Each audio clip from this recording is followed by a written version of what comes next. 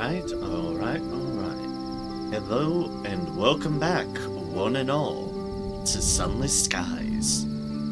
When last we left off, we had tidied up Albion, found Perdurance, and done all we could there for the time being. We tidied up some things in the Reach, just some stuff here and there that we could take care of on our en route, and then, when we had left off entering Eleutheria, learning that we couldn't quite go back the way we came from. But we have gone here, to the main station of Eleutheria, Pan. As it says on here, King's Idle Station, as exuberant as an old pirate den of the Caribbean. Pan Station teems with thieves and merchants, smugglers and evangelicals of inventive new cults. In a grove nearby is the seat of the Cypress King, who has little power. Here is Pan, the dusky heart of Eleutheria. We have some options. You'll note here that to repair in Pan, it is not sovereigns. It is those Eleutherian mysteries we have just gotten our hands on. Engineers can be found among the dockside throngs, but be warned. They are few, of variable skill, and even more variable diligence. And a mystery to repair half the damage to your hull. Yeah, that. Half the damage to your hull, not half your hull, half the damage to your hull. Suffice to say, yeah. Not much to worry about, really. It's not your best repair option.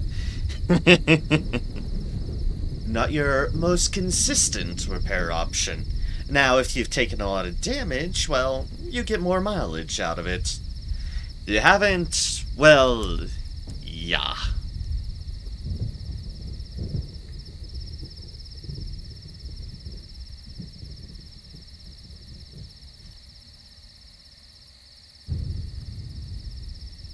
Seeds, jumbled souls. How many do I have of each of those? Not enough seeds is the answer.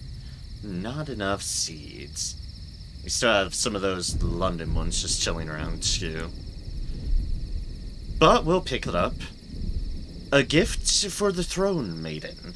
Souls to Caduceus. A frustrated devil waits outside the gates. Barred entry by the Rosebinders. I miss old London. Your people are so much freer with your souls. Have to bring back something to lure. He stops abruptly.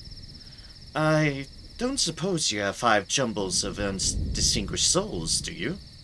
For now, I crave quantity over quality. And Caduceus lies to the southwest of Pan. That's 5 of them, so let's just do that now. 1, 2, 3, 4, 5. We'll dump just all our seeds in at the moment because, well, yeah.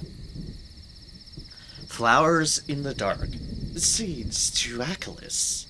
A battle-scarred youth waters a patch of soil. Nothing yet, they say, smiling. When I was a ring-breaker on Achilles, we tried starting a garden in the marsh. Didn't take. Could have been beautiful, though. I'm sure Sigrid would love to try again. 5 sacks of verdant seeds would be a good start. Achilles lies to the northeast of Pan. Hello, Geeky Dolphin.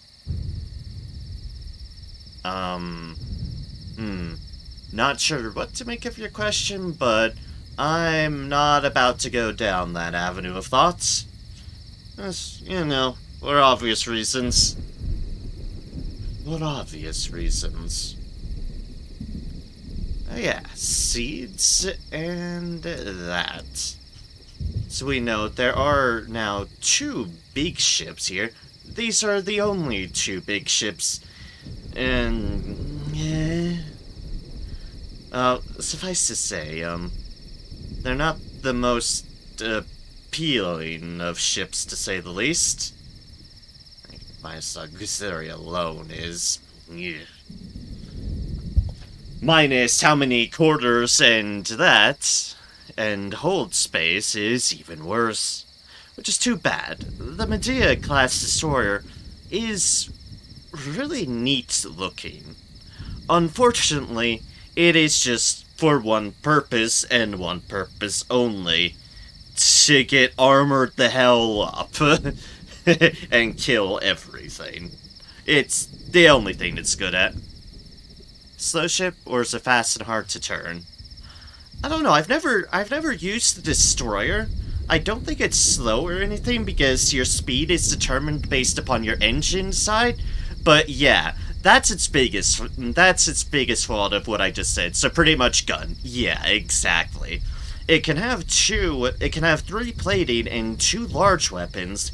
It's the only engine that can have 2 large weapons, and has the most plating amongst everything.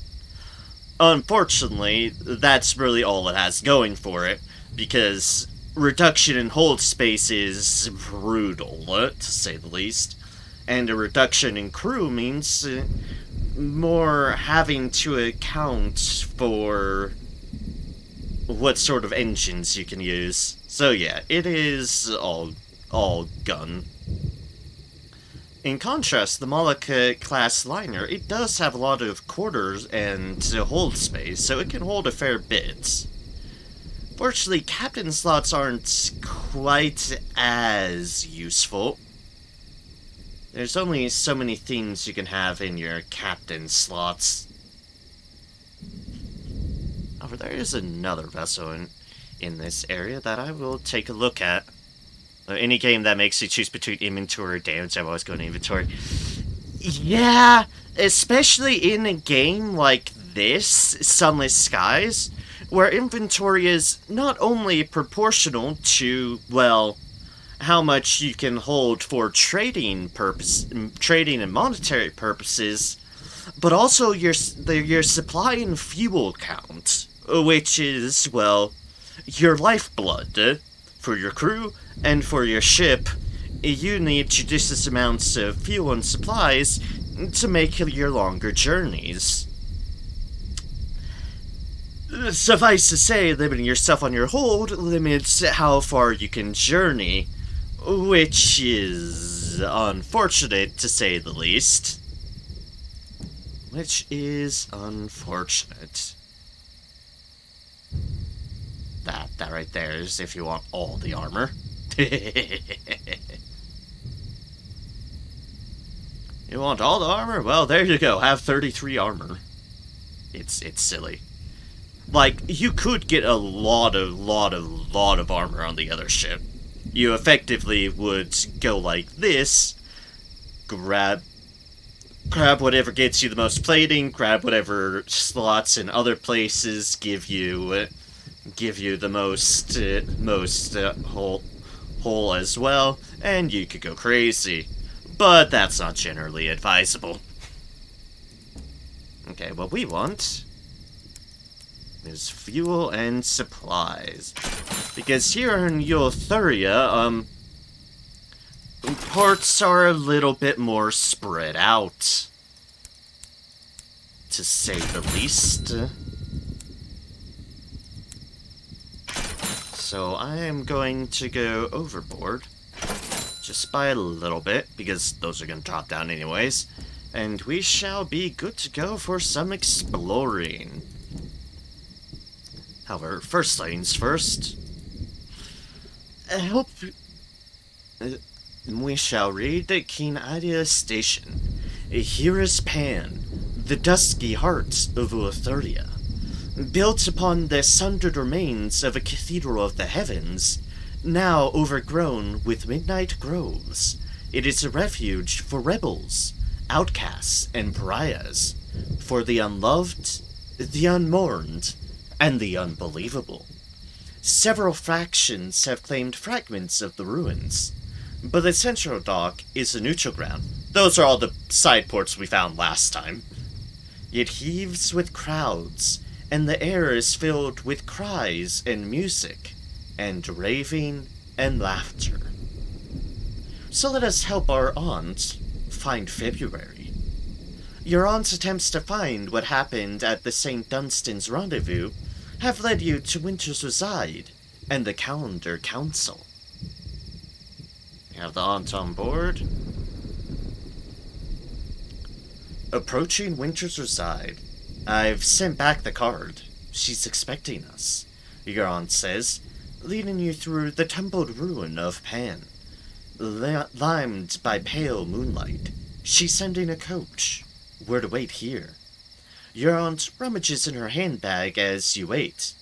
Boiled sweet, she says hopefully. Looks as if it could crack your jaw. Suit yourself. The only sound as you wait is the crunch of the sweet. And then, slowly and silently, a black carriage appears through the mist. The masked driver bids you enter the cabin. Your aunt does not hesitate to get in. Come along, she says impatiently, beckoning you inside. The cruelest month. The sedan leaves you on the crooked street of Winter's Reside, in front of a severe townhouse. The doors open, and the lights are on. A handsome woman awaits in the doorway to greet you. Her smile is wintry, and her eyes pale as new frost. I got your card. I'm willing to talk. Come inside. Talk to February. She attended the St. Dunstan's rendezvous. She must be able to tell you what was discussed. Gathering information. Afraid I can't much help, old thing, February says as she ushers you into her parlor. White moonlight floods its great bay windows. Anything you can tell us, your aunt says, before gasping. Dearing me, almost forgot. She fishes in her enormous handbag and produces the bottle of brandy. For old time's sake. How lovely, February murmurs. I'll fetch some glasses. She leaves the two of you alone. Your aunt immediately starts rummaging under the cushions. She's hiding something. I was very junior at the time. Practically a secretary, February's voice floats through. Your aunt stands up straight as February returns, carrying 3 glasses. Have a drink with your dear aunt. February hands you each a glass of your aunt's brandy. London did approach us about building an unclear bomb. We had an enemy in common, the masters of old London. The Calendar Council helped make them an unclear bomb. We used it to blow up the sun. She shrugs. But that's ancient history. Not sure why you bothered me with all this. Still, shall we raise a toast? To old acquaintances never forgot. Raise your glass. The brandy is amber as the death of a son. Your aunt's eyes are on February. And I'm worried about poison for some reason, and I don't know why. It's just a thought that's come into my head. The poison. The poison. The poison in the brandy. February raises her brandy glass, like a conductor preparing her orchestra, to the end of all tyrannies, to alliances forged for the breaking of chains. Your aunt nods and begins to sip her brandy. Her expression is worrying, hazardous almost. Seeing her drink, February follows suit. Drink. You're safe in your aunt's hands, surely. She is, after all, your aunt. Or feign drinking. Better safe than sorry. That's what I'm leaning towards.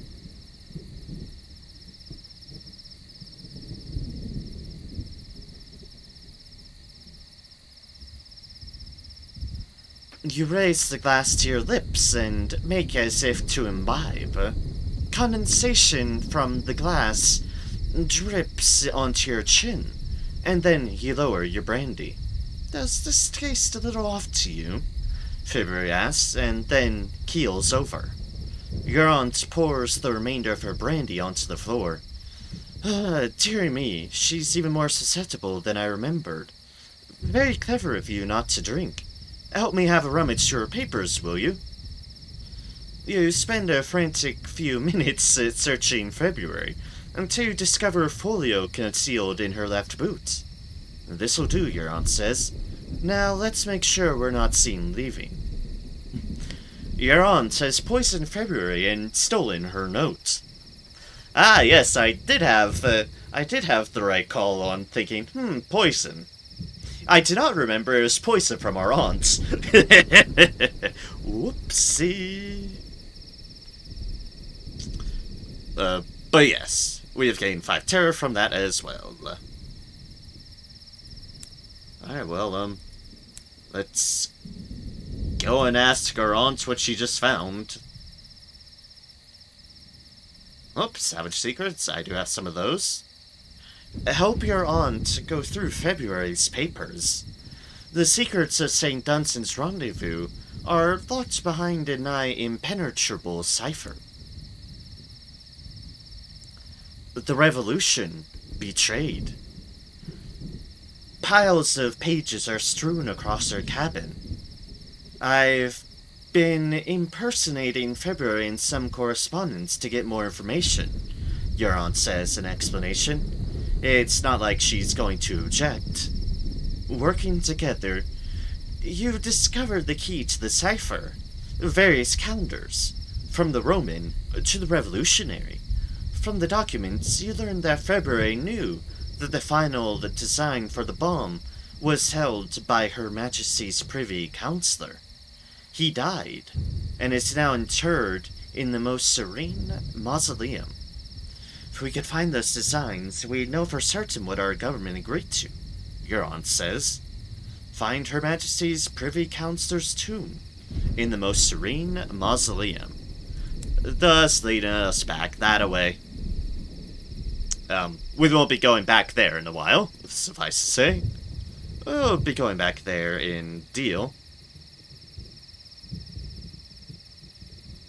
I'm not having any Eleutheria port reports. Consider bringing port reports to the king. Storytelling is forbidden in Payan, and one of the duties of the Cypher's king is to trade mysteries for Skyfarer's stories of other places, before they can be inflicted on the city at large. Better than coin. Though the dockside businesses use sovereigns for convenience, for most other purposes mysteries are more valuable currency in Pan. It is a city of secrets and of initiations. The Cyprus King will trade Eleutherian mysteries for your poor reports. You can trade these for various functions in Pan. I think I might have alternated between Pan and Pawn and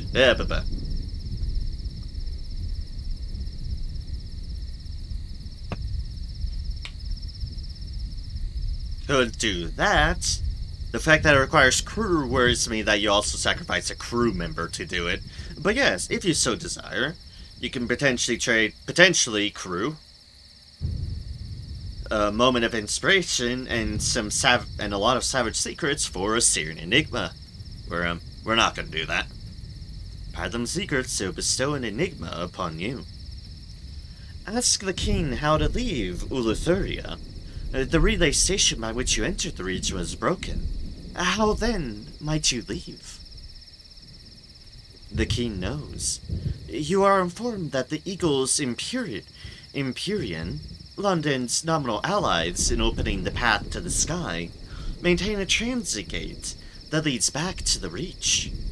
The Empyrean lies somewhere in Eleutheria, beyond the Belt of Midnight. And ambition. Consult the king about the courtesy. The masked citizen has accompanied you.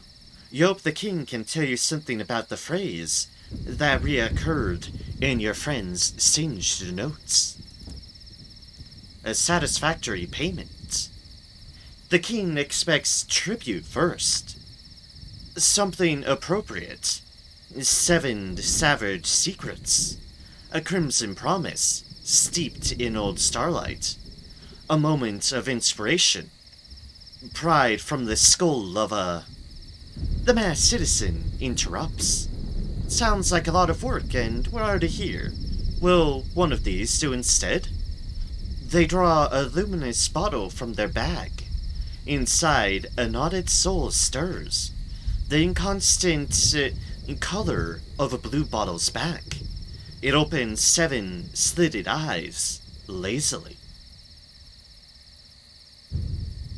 Well, that's a thing. What sort of thing? Probably best not to ask questions in matters involving the number 7. Probably. Goodness, the king says. Yes, please. The hilarious thing about this is that this you could actually see as an appropriate deal because these are all items. Savage Secrets, Crimson Promise, Moment of Inspiration.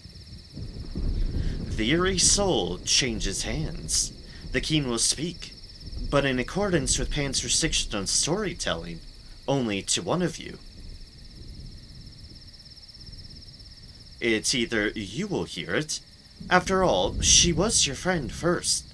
This citizen reluctantly demurs, or the masked citizen will hear it. It was they who paid the price, after all. The citizen squeezes your shoulder gratefully and consults the king. Ooh, he did pay the price. What do we want to do here?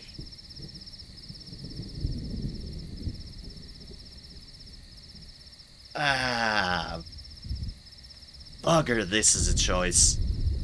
Okay. Either we will hear it, or the masked citizen will hear it. As much as I do, it's like, this is why I'm so divided. Part of me really does want to hear what it is, but a part of me also does respect that he did pay the price. They did pay the price indeed. I'm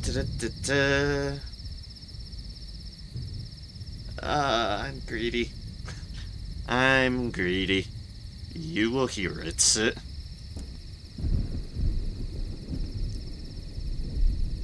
There is a chain of being, the king whispers. At the top, the suns. At, or near, the bottom, humanity. Between those links are countless others. Curators, devils, heart-catchers, flukes, messengers. Some secrets, like the courtesy, are dangerous for those of us lower in the chain even to speak of. You must learn them from something higher. 3 such beings reside in Pan. The second storyteller, the piper, and December. Put your question to one of them. When you pass the information to the masked citizen, they grimace. Then I have a plan. Speak to the masked citizen at King's Idol Station. Gain a savage secret and more terror. Yay! Wait.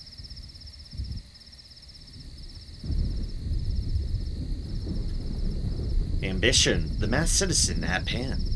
The masked citizen leads you away from the populated areas of Pan's ruins and into a statued grove.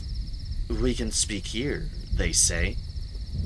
Discuss your next steps. The trees are secluded. The air is dark and warm. From a nearby grove comes an eddy of flutes and drums.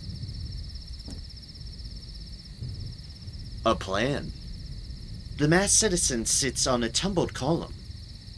Pan is home to many sects and factions. 3 are preeminent: the Brazen Brigade, the Heartcatchers, and Winters reside.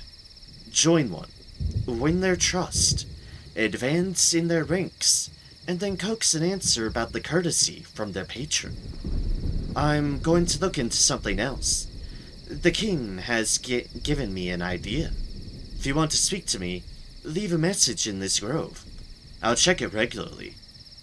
Each of the factions has their own platform at Pan. Choose one faction to advance it. Yes, they do. You can ask why they can't join one of the factions. They seem to know their way around Pan. Just for plot. Spoken for. Because I already have. The Neo-Nocturnals who rule the Forum here. A less important sect, and of no help in our current situation.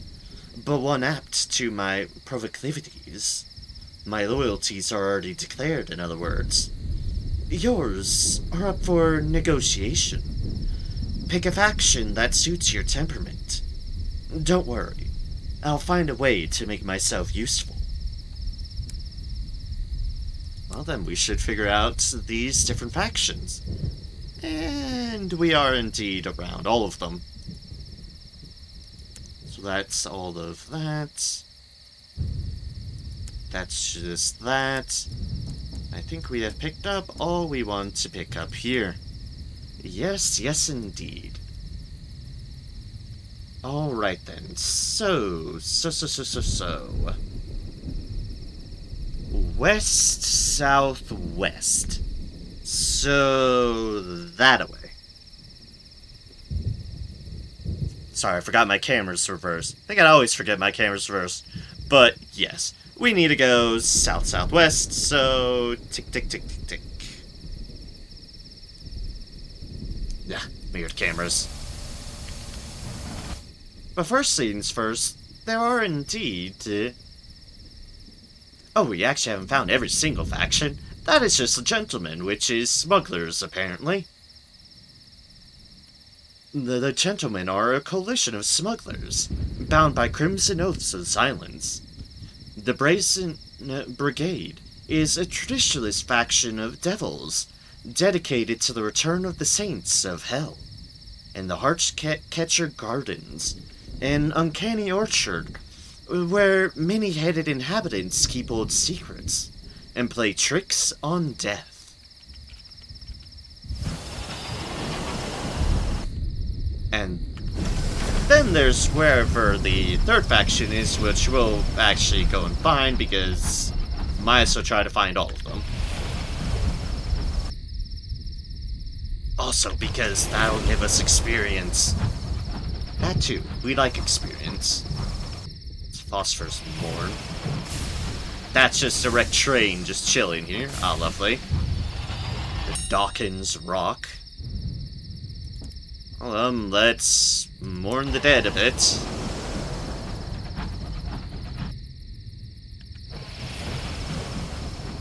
See if we can't find that final faction.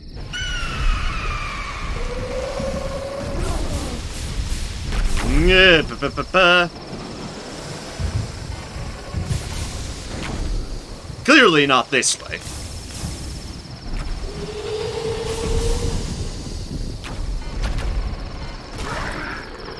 Clearly not this way. This way is full of evil. And scraps of ancient knowledge. That one's new, I think. Or we just didn't choose the last time. Because you could get bronzewood. We get multiple bronzewood because this is a senior scrivener. Once the senior scrivener was an ancient servitor of the stars, feared among even its own kind. Now it is broken, and hangs haphazardly in the sky, like a puppet whose strings have been cut. Covers sheaves of parchment. The spinsters sew them into their coats and wigs, yellowed with age, blotched with mildew, spidered with writing. Who knows what secrets they may hold? Experience and scraps of ancient knowledge. Sure, we'll get some scraps of ancient knowledge. The Libraries of Heaven. Quick work with the hacksaw detaches the cloak, exposing the spine, which bristles with parchment. You gather what you can. Litanies of dead conjugations. Locations of destroyed libraries. Compendiums of the myths of the stars. 2 scraps of ancient knowledge, 250 experience. And as I said, clearly not this way.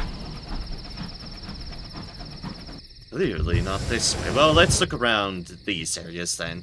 This one and this one are the 2 remaining outskirt buildings. Because they're definitely in one of these outer buildings. Because that's just, well, the nature of them.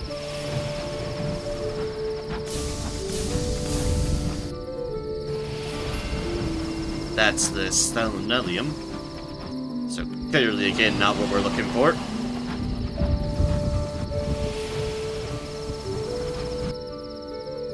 Which means it might well be that building. I'm hoping it's that building. Ah, the nave. Excellent.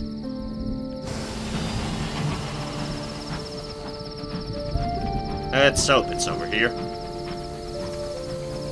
Because otherwise, fuck if I know.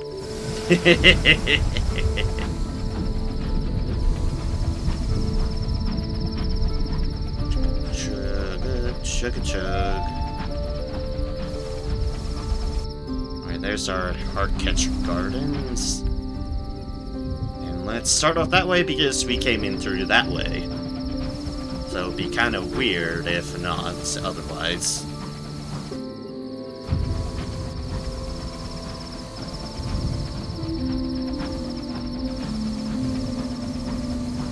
That's just more Heartcatcher's Gardens. Already has the label on it.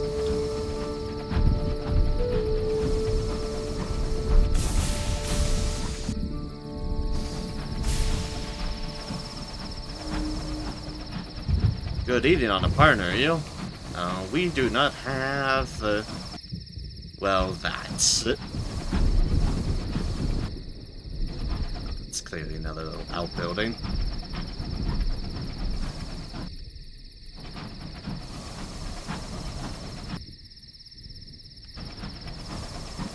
Here? No? No? Really, no?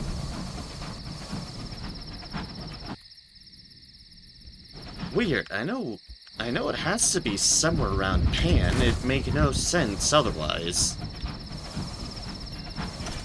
Stainer Square.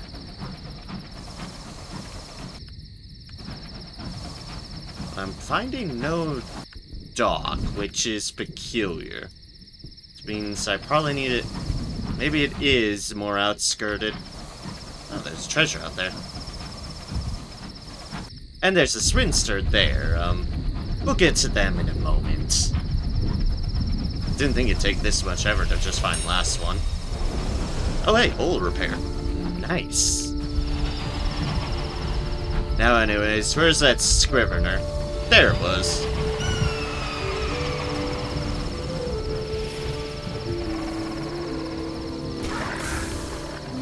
That was just a regular scrivener. Not one of the senior ones. Thus, they just gain experience from that, which means we'll just collect some bronze wood out of it.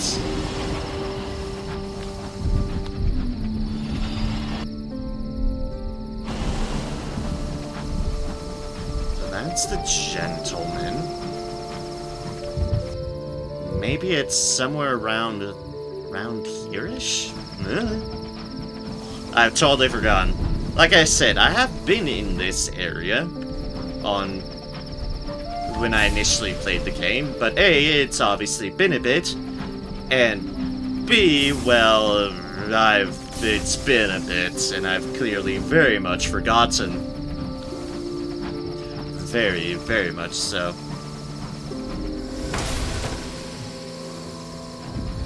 What is that? Alright, fuck it. What is this?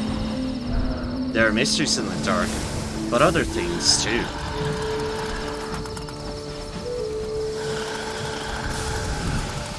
They've gained a mystery, and now something's shooting blades at us?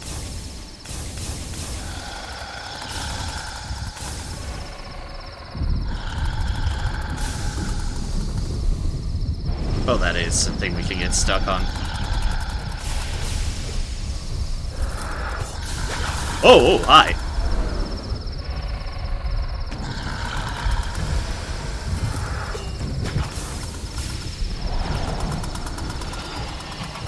Oh, it's only visible in the light. Ooh, funky. I do not remember this thing. Not in the slightest bit, but it is certainly creepy.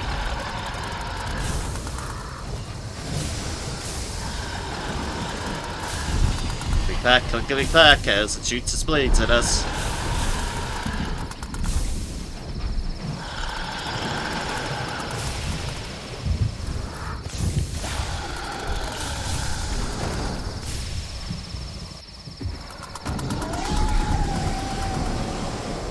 Okay then, that thing was horrifying. An undeparted, defeated. Is it dead? How was it not dead before, with its tatters of flesh and its bared bones? There is, admittedly, rather less of it now, but is that enough? As you watch, parts of it fade from sight. The touch of your lamplight reveals them again. But it is enough to make you wonder if it is there at all. Which is true, the presence or the absence. Burn the remains, expunge it from the sky.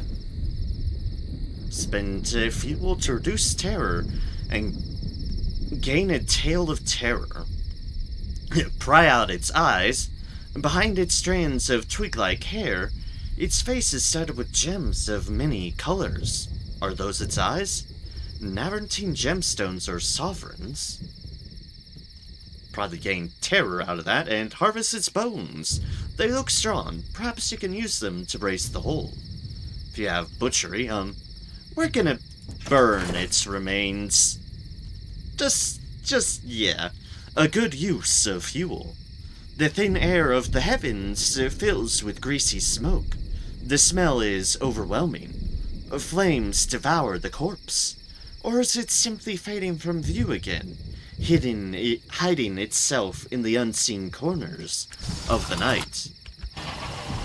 Well, whatever it is, it's fucking on fire. Maybe it is somewhere over there? Oh, well, we'll go around this. If we find nothing here, we'll go back to that. And then probably feel very silly that it was the first place I looked. And then bolt from. Yeah, this doesn't look it. This doesn't look it at all.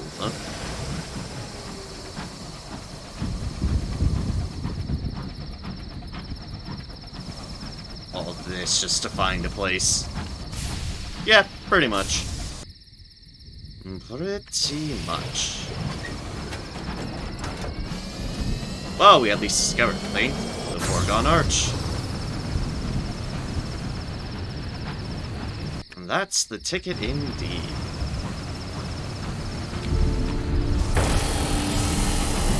Yeah, I saw that coming and couldn't stop myself in time. Oh well. The train already pillaged for things. Ramming into things at full speed. Not the most ideal situation.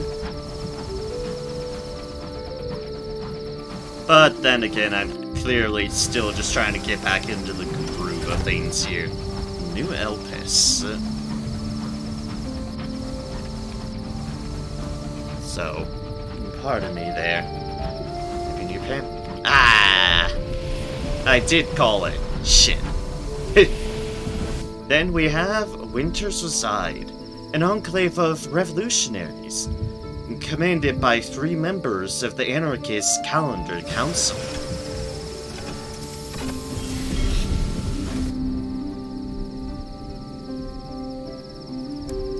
doesn't have shops. Winters reside. A single street cuts through the groves. Its house is an immaculate copy of London architecture. 3 of the revolutionaries governing Calendar Council have often been seen here. February, January, and the ineffable December. There's Corncrake House and a solitary cobbled street. What is Concrave House? The Georgian house is 3 stories high, with silhouettes at every window. Some pace, others gesticulate, others have their heads close, perhaps conspiring. The building is rammed to the gunwales with revolutionaries. Light pours from the open front door. The doorwoman is slight and no real obstacle, but a continuous trickle of revolutionaries passes her. Some burlier than your strongest stoker. She wants to refuse entry, she'd be able to enforce it. Basically, you must become close to the revolutionaries to get in here, clearly.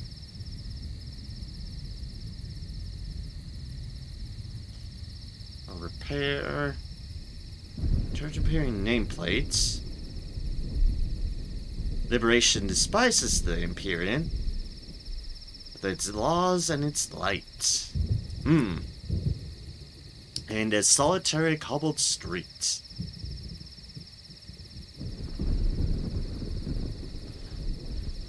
The street nestles amidst the ruins and trees of Pan, one end abutting an overgrown grove. Revolutionaries with secateurs wage continual war, rebuffing vines attempting to claim the cobbles. The Georgian houses are well kept and cleaner than they ever were in London, but now one is lit up. It is the focus of the activity here. Outside of it, revolutionaries trade, compare wounds, and practice tirades. Their home here offers some solace and restoration before the next battle. Exchange Eleutheria mysteries for vision of heavens. Mingle with the revolutionaries. Negotiate for a captivating treasure. The xenophilic youth will act as intermediary. The revolutionaries should trade with him, and so by extension you. Cost a point of hearts and iron, among other things. Were you initiate into Winter's Reside, the price would be less painful. A hint there.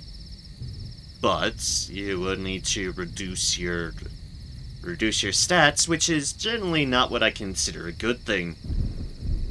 Some gossip. Locked with hole.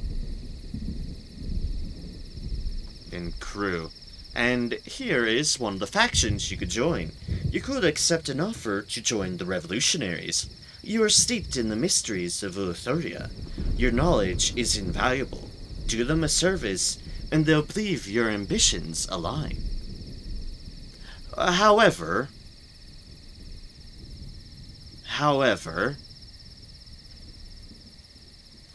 unfortunately for the revolutionaries, my captain is a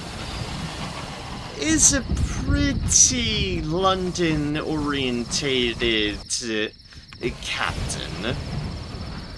So the revolutionaries are not something that one could remark as appealing. But I am showing off all the ports anyways because, yeah, doesn't hurt. Doesn't hurt to show things off in that respect. Because basically, once we choose one, all the others are off limits to us, so... I still talk the talk. This is the Brazen Brigade. This clot of sable groves is home to the devils of the Brazen Brigade. At its heart stands the adamant idol, whose arrhythmic piping determines the current hour in Pan. The Brazen Brigade are its interpreters. They promise they are utterly impartial. The Temple of Almost Time. One ruin rises above the rest, dismal in its desolation. It commands the grove. From its broken windows, the adamant idol can be seen, like the moon viewed from a tower. The commanders and knights of the Brazen Brigade reside within. Here, their solemnest rituals and their dearest venerations are performed. Here's the idol, spying on the leaders.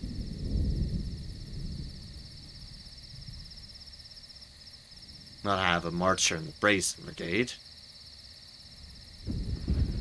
Rest are not welcome here. Cryptic benefactor, condemned experiments.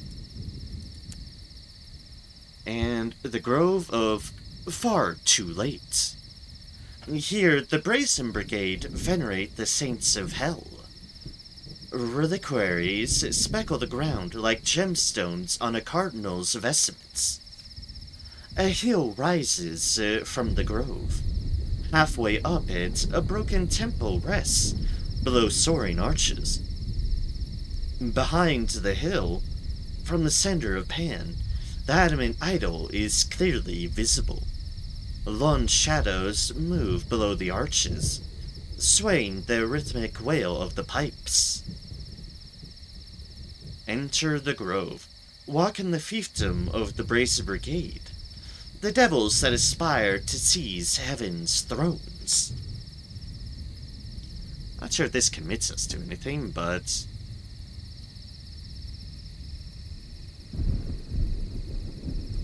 the carved faces of thou hast taken, and shalt not render again. The carved faces of saints peer down at you from arches and columns. Some have expressions of serenity, their many mouths gently smiling. Other, more ecstatic saints are contorted in sanctified rapture. Curious Delante waves you to join him by a sunken arch. You're just in time. Thereabouts, he's cut off by the sound of horns. A troop of devils thunder past. A single devil in a suit is their quarry. They pursue him to the boundary of the grove, where he disappears in the mists. They hate the Republicans of their kin, the Delante whispers. They will not suffer equality here. Basically, there are two factions of hell. There is the old aristocracy, and there are the newer Republicans, the ones who performed a revolution against the royalty of hell, and then claimed it for the equality of all. These Republicans, well, they like to twist the laws, to say the least. We have a law furnace on our train. Yeah. So, these of the Brazen Brigade and their saints align more in proxy towards the aristocracy, I believe. They certainly, as is noted here, do not like the Republicans. Those of the Republic are a different matter entirely. Can exchange mysteries with the Curious Delante. Hardest tolerated by the Brigade for his sympathies with their splendor. He likes to be of help to newcomers to the Brigade. He's interested in sharing stories with Eleutheria. That's to gain savage secrets. You could join the Brigade. Could there be a place for you here? Amongst the ranks of these renegade devils, pining for all their slaughtered saints. The Order of the Piper welcomes mortal souls.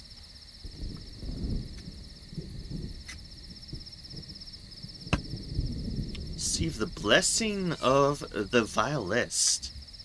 Ritual in an old vault. A rite to one of the Brigade called the Wailing Saint. Saint Isabel Est, a royal saint of the old aristocracy. There you go. Trade crew, a benefactor, glass, and mysteries for a royal dispensation. No. Unfortunately, devils, especially those of the aristocracy, predominantly, also aren't quite in our favor.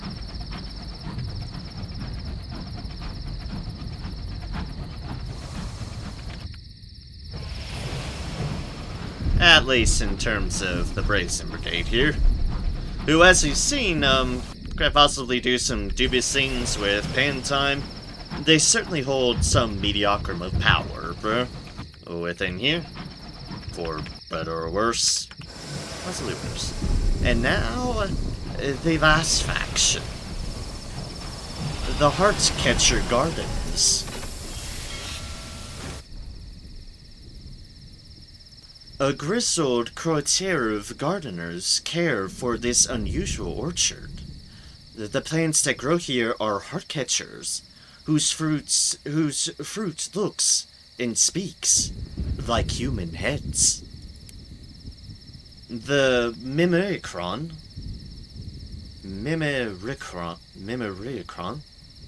something like that. The inner gardens are surrounded by a hedge as thick as a fortress wall, knotted with thorns and strangled with vines. Behind it are the grove homes of the Heartcatchers, steeped in Eleutheria's midnight and frequented only by their favored servants.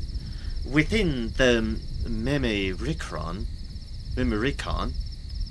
the Heartcatchers are big as trees and clustered with mature heads. Each plant is a council of intellects, debating the secrets of the skies. Dozen heads, great-haired, and embittered peer from among the leaves. Will you be allowed in the garden? Probably not. However, the nurseries, a series of finely manicured indigo lawns cover this corner of Pan. Peculiar plants grow in the beds, tangled as rose bushes and budding with fruit. The fruit is lumpen. Perfectly formed facial features are growing on it. This one has a frantic, staring eye. This one is growing an ear. This one keens pitiably through tiny, trembling lips. Silent gardeners, whose broad-brimmed... Oh, pardon me there. Let's see, second... Second time. Yeah, there we go. There's the second time. Oh, pardon me, pardon me.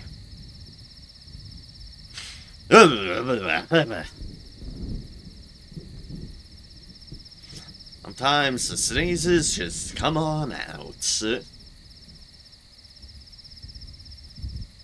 Anyways, where was I? Silent gardeners, whose broad-brimmed hats are hung with veils to hide their faces, tend devotedly to the plants. Speak to a green-fingered old warhorse. He removes his hat. The face beneath is scarred and bleak, a soldier's face. He must occupy a senior position, for the other gardeners nod their heads as they pass him. Beneath his overalls he wears a rat-skin suit, ragged from the plant's playful thorns. There's a deadness to his gaze. Ask about the petitioners. A number of desperate-looking people are lined at the hedgerow gate to the inner gardens. A death in a bottle. The Heartcatchers know many secrets, he says. Among them is a method to capture death and seal it away so that it can't trouble you. If you fear a particular end, like drowning, say, or freezing, the Heartcatchers could hide it away. He takes a cage of squirming mice from his pocket, fishes one out, and drops it into the thorny vines of the closest plant. The vines constrict. The mouse squeaks. The plant shivers. It's no guarantee of immortality, of course. 1,000 deaths await in the skies. Ask him about himself. Judging from his military bearing, he was not always a gardener. Past lives? No. Once I was a soldier, and a commander of soldiers. I was good at it, as such things are measured. Now I keep the gardens, tend the heart catchers, and pray that I have no further effect on the world at all. Another gardener passes you, carrying a bucket. Kneeling by a bed full of budding heart catchers, they tip the bucket over. The contents ooze redly onto the soil. Ask about the heart catchers. Learn more about these peculiar plants. Scholars and counselors. They are a species native to the heavens, he observes. Here in the nurseries, we help the younger specimens grow to maturity before transferring them to the inner gardens, the Mimyricon. He indicates some colleagues who are digging up the largest plant in the garden and wrestling it onto a cart where it tries, affectionately, to throttle them. It's trying to throttle them, but lovingly. You note its fruits, which are now big enough to resemble the faces of bawling cherubs.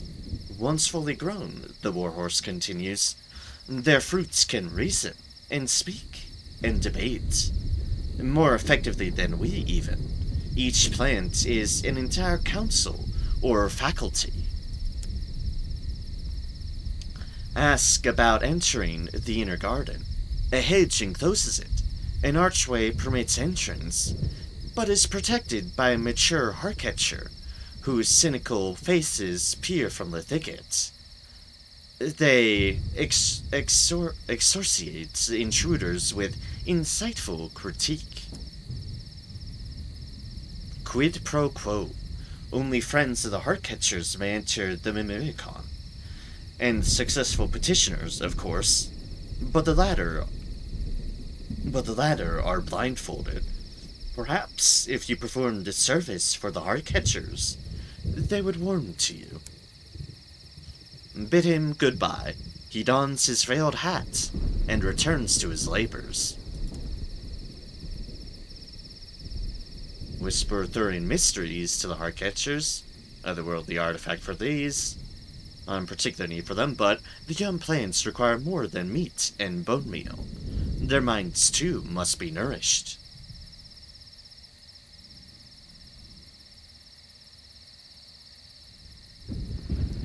Acquire death. The heartcatchers capture deaths. Perhaps you could acquire one. Perhaps you could arrange for it to be altered. Perhaps it could become a death for someone of your choosing. Acquire a crimson promise, which may be useful in certain stories. We have some crimson promises already. And prove your value to the heartcatchers. You could, if you choose, and if you are prepared to dedicate yourself solely to them, ally with the heartcatchers. But you would have to prove your value. Ally with the heartcatchers. Be warned that if you do, you will not be able to ally with the Brazen Brigade, or Winter's Reside. Friend to the heartcatchers. When you do not have, rather. Not allied with the Winter's Reside, you have not allied with the Brazen Brigade. Not affiliated with any of them either. We need one more Eleutheria mystery. So we shall acquire one. But, as one might guess, this is the one that kind of aligns better with this character. And Well, I don't really remember it exactly. I have done it before. But it does align better for the character I have in mind. Specialist Rem here. That's more appropriate aligns with them than anything else. Around here, at least. Between revolutionaries and other business. Take over, thank you. So I'm gonna drop off this bronze wood, restock, and ooh, there's a thing there. Ooh, there's an officer there. Ooh.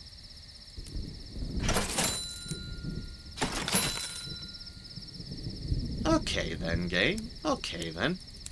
Also 129, let's just go overboard. Recruits a feline eccentric. A woman sits at the station side in oil-stained overalls. A woman sits at the station side in oil-stained overalls. 3 overfed, baleful cats lounge near her. I'm looking for work, she says, climbing to her feet. The cats observe you with naked hostility. I'm afraid they're part of the package, he says, indicating them. Officers require a sign-on fee. You always have room for a good engineer, even one with cats. The feline eccentric is a chief engineer who increases mirrors by 6, hearts by 2, and affiliation villainy by 1. I don't think I've ever had them. Let's fix that. A new officer. As she climbs aboard, she pats your locomotive spoiler fondly. Hello, my girl. She makes her way towards her new cabin. The cats tangle around her feet, almost tripping her. Right, so we have another chief engineer. Which is amusing because we also have rats in our chief engineers as well. Also, we have our own cats. We are not stroking said cats. It is a bad idea. Alright, let's see here. The feline eccentric. She has a cabin, but usually sleeps on a spare mattress in the engine room. There, she can hear the rhythm and rumble of the engine, and wake when it hiccups. Her cats have all found favorite places among the machinery and pipework. Could ask about a second minute. She'd been more pensive than usual today. She almost seems distracted. Has, of course, had no impact on her duties.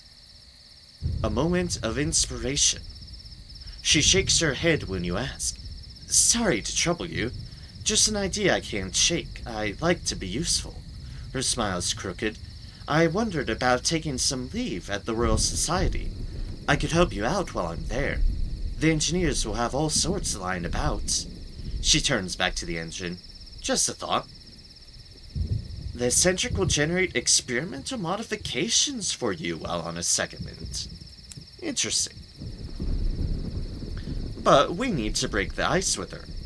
You could break the ice with an offer of approved reading. When she's not tinkering with the engine, she likes to read. Perhaps she'd like to pick through some of the material in the hold? Ministry-approved literature, or break the ice with an offer of illicit reading material. The Ministry would not approve of these books, but perhaps the eccentric will. You've seen her reading, when she can find time away from the engines, and when her cats allow her. And your engine has to be in a good state of repair. Chunk of illicit literature. We don't have any of that. Do we have ministry-approved literature sitting around? Yes, we do. Excellent. With an offer of approved reading material. Throtted. She smiles. Thanks, Capt. A cat hisses furiously at you from its perch on the overhead piping. Stop it, Asmodee, the eccentric scolds. Thanks, Captain, she continues. I brought some books with me, but I've all read...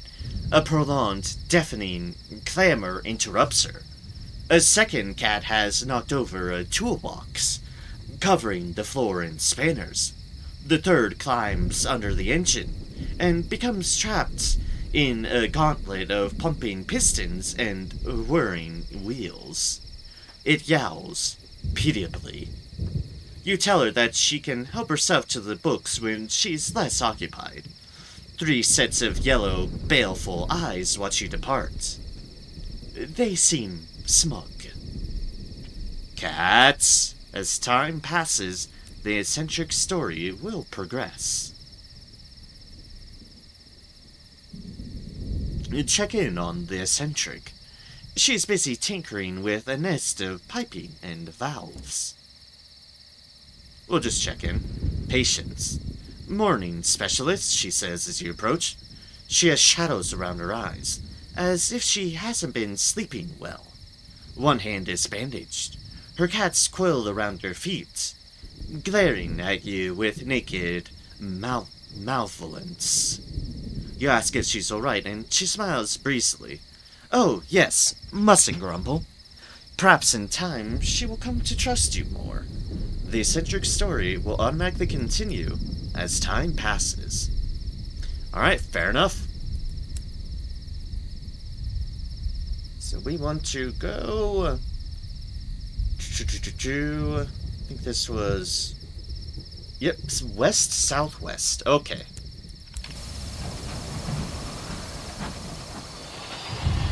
Turn around and let's, well, explore around. So,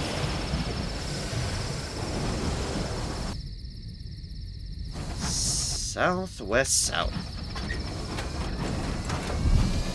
I'll take a gander of a risk, and conductor's happy about that. The conductor is very happy about that.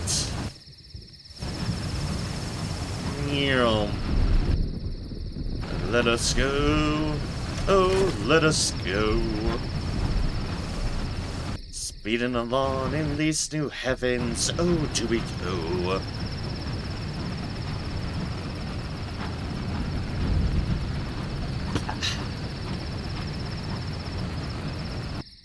And let us explore, well, everywhere else, to say the least. West-southwest. So, west is that way. West-southwest is probably, I don't know, somewhere this way. Let's see. And I'll run into anything. Paranoid. Paranoid for good reason. Though I was paranoid about that instead of the other thing, but let's go just go off on their own merry way. Apparently, they're just fucking gone. Broken arches, sundered stones. You are ringed by ruin. Hey, wait a second. No, that Scrivener decided to come back.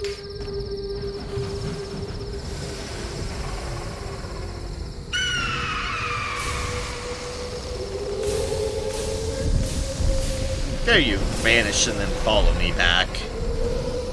Dare I say, as I smash you with the biggest weapon I've got.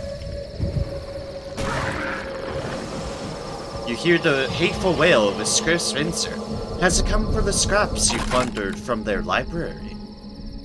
I didn't plunder any of their libraries, thank you. I plundered them. The spinster itself, I'd fucking do it again if I found another senior one. Anyways.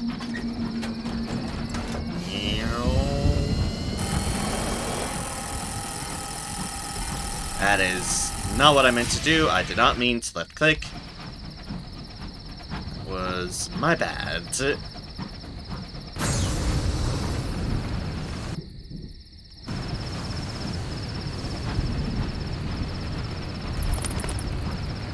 Godspeed, Matt.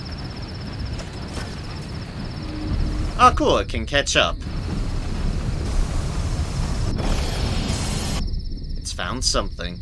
Your scout has discovered something.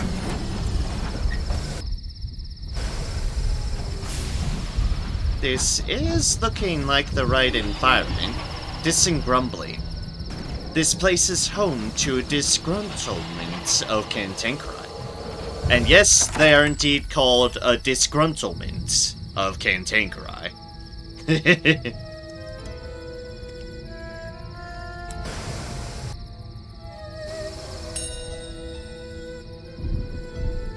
gain the Hermit into your crew. We don't want to do that.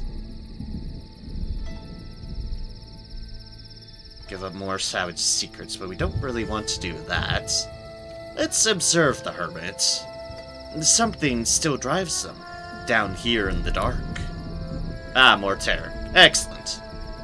What remains in darkness.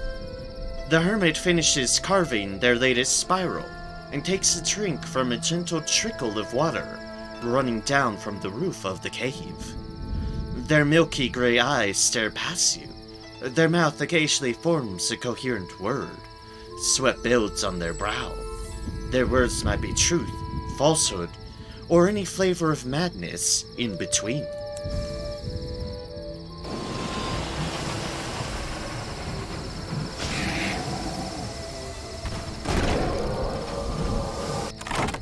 Alright, Cantankerite number 2. Gain a little bit more experience. Not that Cantankerite give much. Ow. Black Brigade argues over how to pronounce Caduceus. None of them get it right. Don't worry, I'm probably not getting it right either, but Caduceus is indeed right here. Unless our terror is reduced by a fraction. Oh, I'm doing horrible at getting into this board. Why am I doing so horrible at getting into this board? I don't know is the answer. I've lost all ability to drive correctly. The Dome of the Rose. Worry about that in a moment. First things first. Prophet. The Thorn Maiden accepts your offering and tells you where to place them. Silver mirrors surround the hoard, multiplying your reflections into infinity. Some of your reflections are slower to react than others. And... oh. And there happened to be selling, 5 souls. Gee, okay then, sure. Trade with the devils. Ah, there's immaculate souls. They sell 2 things. Pre-human souls of exceptional quality, and supplies. Mostly blind, pale fish from the caves beneath the Caduceus. Well, the Dome of the Rose. A temple at the top of a mountain, reached by a long pilgrim road. Inside it, statues of devils, bearing instruments, march towards the throne. The smell of roses lingers. A temple garlanded with incarnating flowers and wreathed with thorns sits at the apex of Caduceus. Yeah, okay. It is drowsy with the scent of roses, though you can see none. Poets, artists, and musicians lounge in groups on the marble floor. A woman, crowned in thorns, sits on a white throne. She drums her fingers on the arm.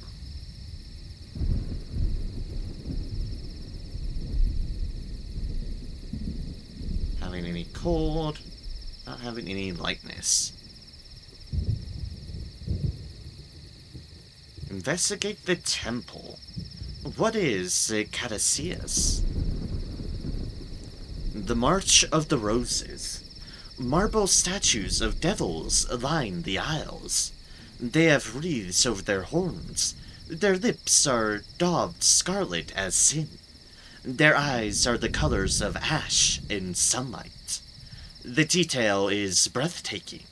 Their lyres and lutes, flutes and fiddles, drums and dulcimers are so perfectly carved that, but for the material, they could be real. Frescoes depict a troupe of musicians marching towards a slender mirror. Pipers, flautists, drummers, all. Statues of serpents coil over the musicians. Thorn bushes, bereft of roses, encircle the chamber. The plants are tended by devils in crimson masks. These devils are the rose binders of Caduceus. Within this space bound by the bushes, the Bohemians make their art, all of it on the subject of roses.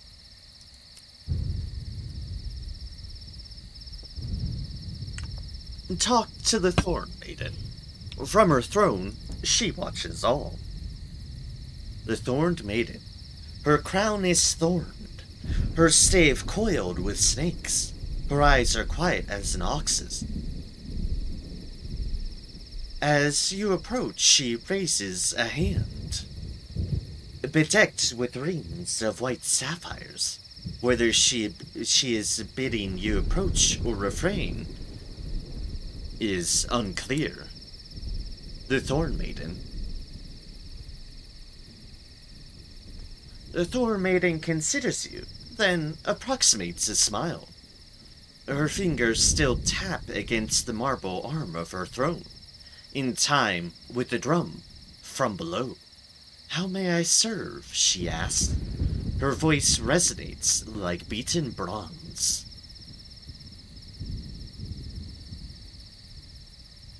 Ask about Caduceus. If anyone knows about this place, it's her. A refuge of sorts. Her voice is hollow, is without any effect. The intonation is hollow. I, for some reason, mind skipped there.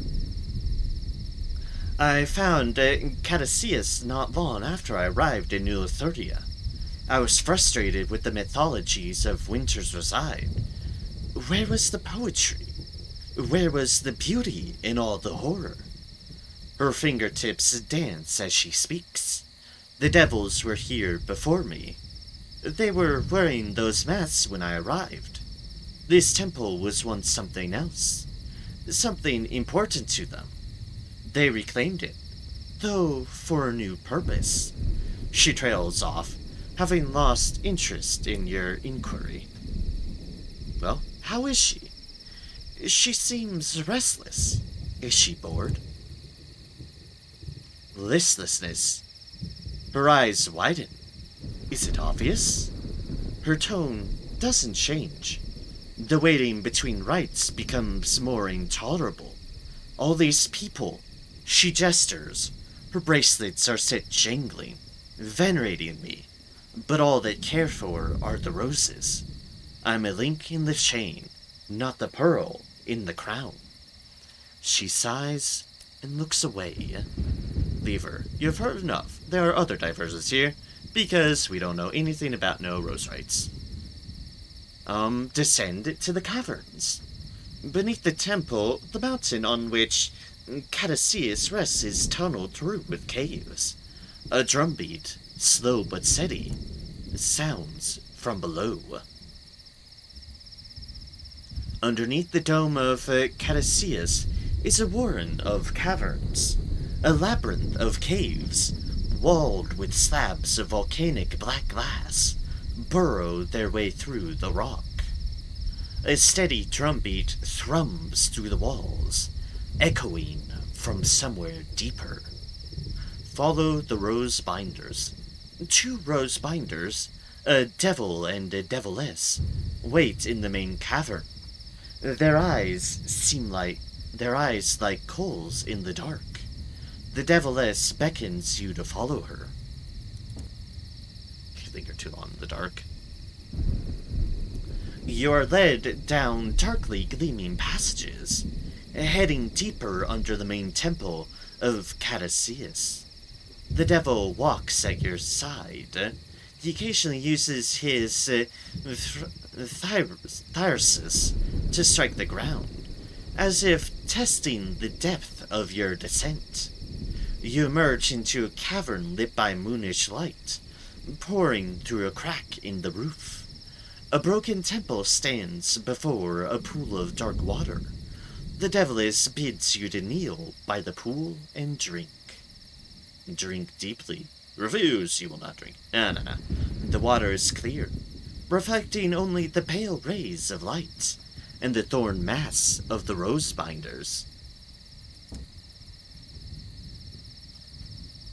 As you kneel, the Devilis places a red cloth around your eyes. The devil touches your forehead with the thyrsus as he pushes you towards the water. You feel the water lapping against your chin, your mouth, your tongue. It tastes rich as wine, velvet, smooth, and wild. The drumbeat here, with your ears pressed against the rock, is louder. It grows louder still, insistent, and incessant. The cavern vibrates with it. The Devilis pulls you from the water. The drummer deems you worthy. She smiles, bright as a new moon. You may participate in the mysteries of our arboretum. You have been admitted into the mysteries of Caduceus. Underneath the dome of Caduceus is a warren of caverns.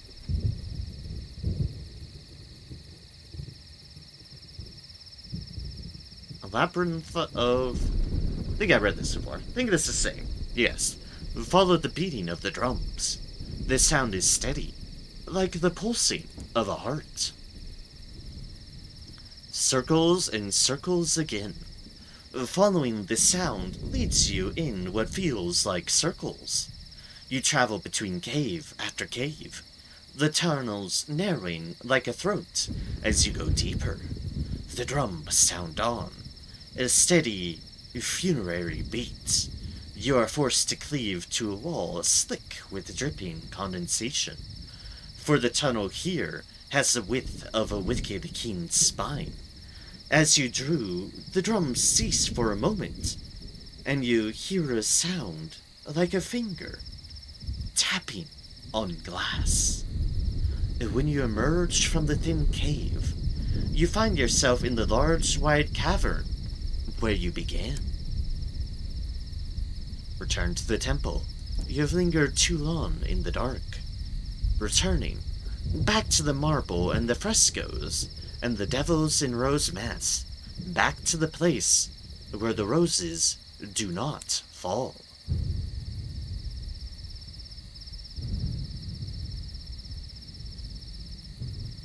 Write a port report. There we go. Port reports. Also, we have a bunch of different options here.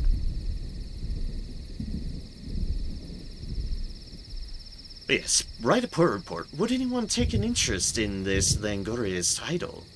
They are said to be mysteries to Caduceus. A place where the roses fall. An isolated temple, approached by a winding pilgrim road. Roses fall about the ruins on the temple approach, but none within the temple walls. Here, devils and roses rose mass tend flowery shrubs. Poets and musicians write rhapsodies on roses that never appear. A woman known as the Thorn Maiden presides over it, while in the caverns below the temple, drums sound in the dark. Poets whisper to you of rites performed by the Thorn Maiden, of sunlight somehow brought into Eleutheria, of revels done when the roses fall. Have a port report for Caduceus. An option for Bohemians, and we could actually get that. If we say switch to them and them.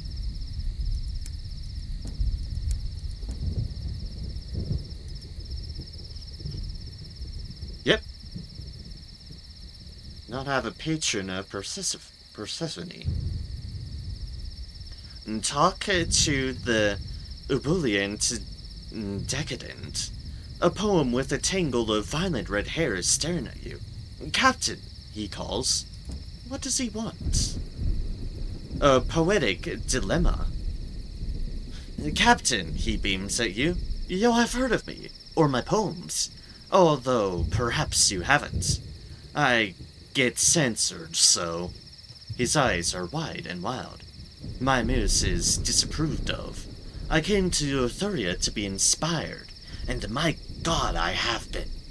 I have written the panegyrics to our dark star, odes to the maiden who presides here, but I cannot get published in London.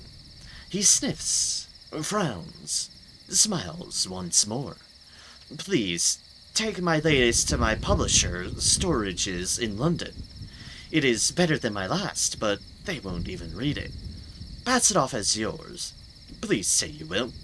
He pushes a sheaf of yellowing pages into your hand. Thank you.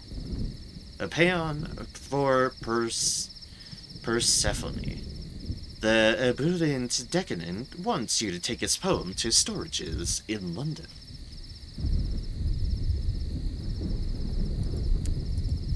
Okay, let's get back to our normal officer setup, and also... yeah, I thought so. There's a thing here. Ask him about the memories of Caduceus. About his memories of Caduceus. He must have passed through there at one time. He looks distant. After the well of the wolf, he says, the devils could no longer remain in the sight of the judgments. Not if we intended to live. We escaped through Caduceus into Parabola. Aha, I had my suspicions. You know, by the mirrors and the snakes. The place that is not, and from there onward. We were a people in exile, not strong enough to take a place and hold it for our own. Not weak enough to be welcomed as refugees. It was an intolerable time, and I take no pleasure in remembering it. So, a little bit of extra lore about those things.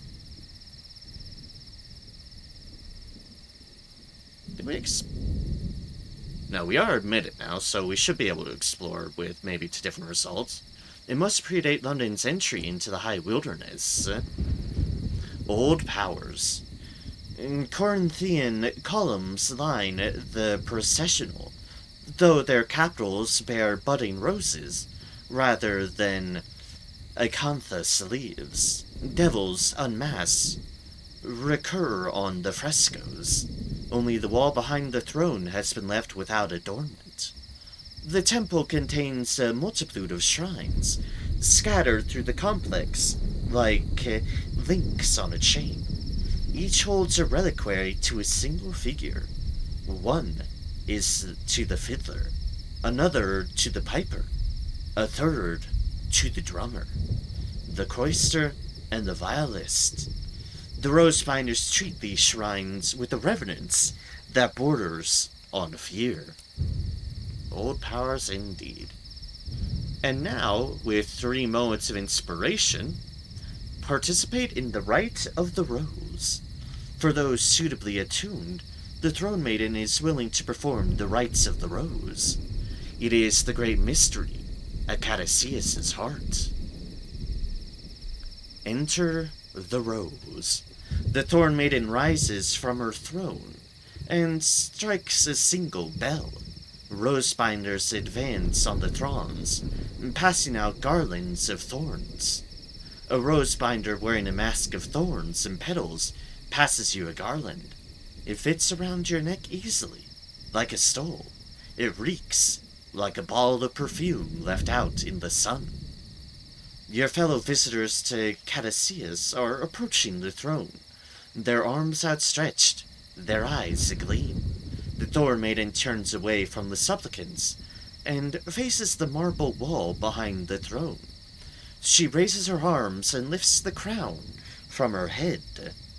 The rest is lost in a crest of sudden sunlight that crashes over the temple like a golden wave. roses are in full bloom.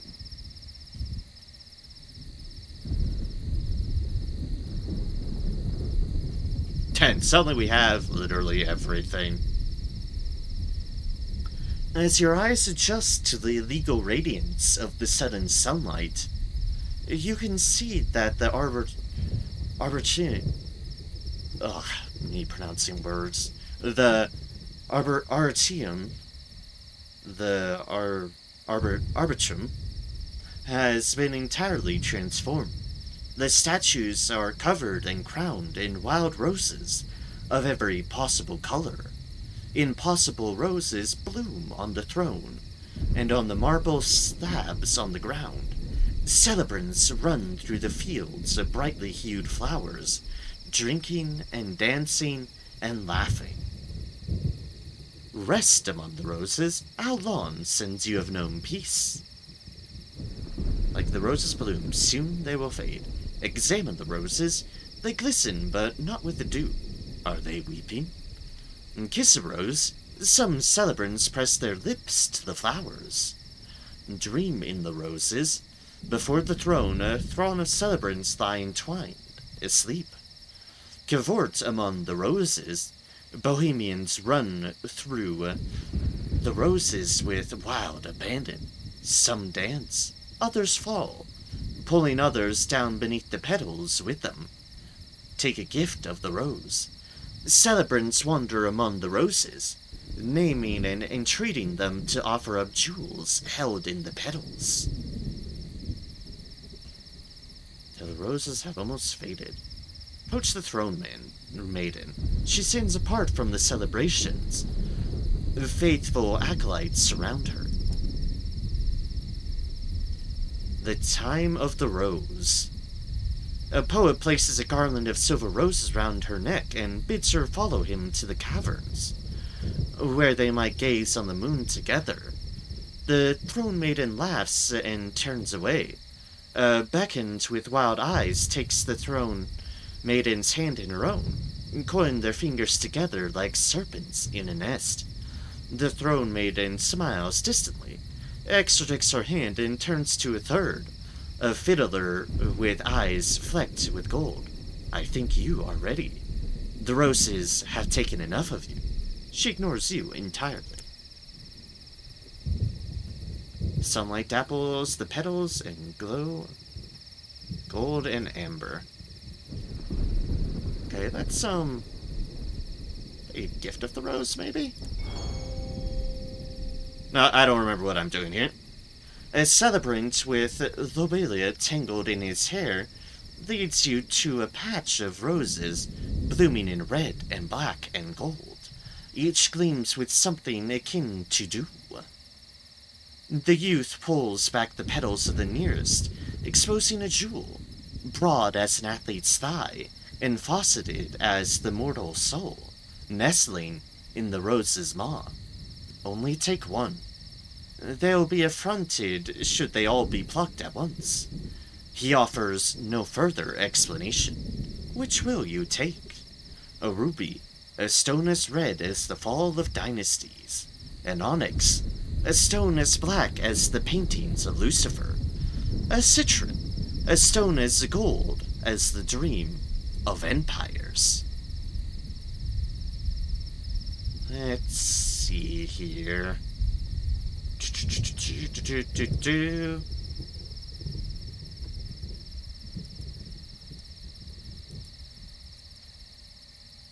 Let us see here. Which one of these do I want? Not sure if...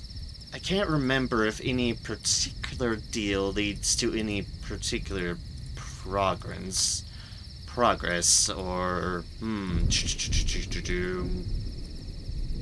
Let me see here.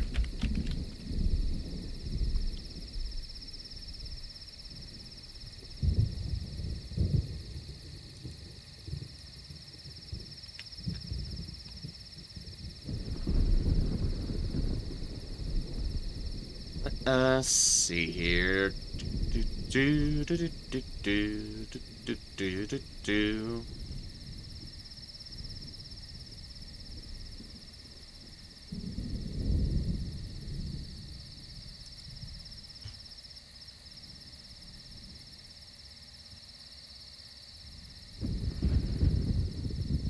Let's see here.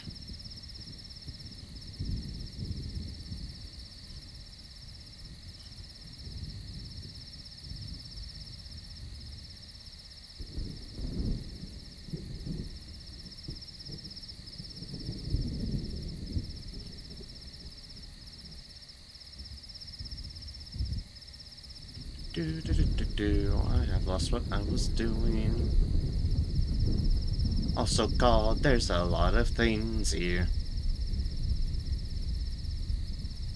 There's a lot of things.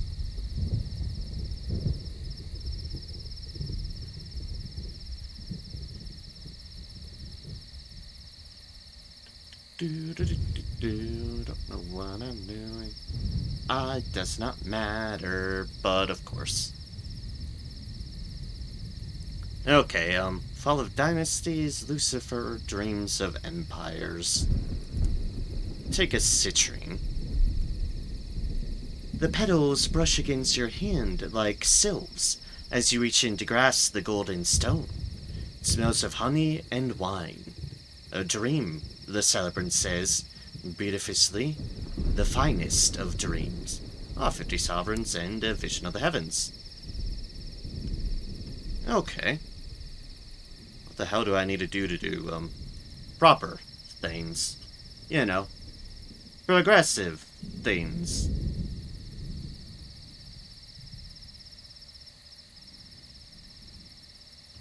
The answer begs investigating. If there's anything, we might just have to be passing time, which would not fully surprise me either.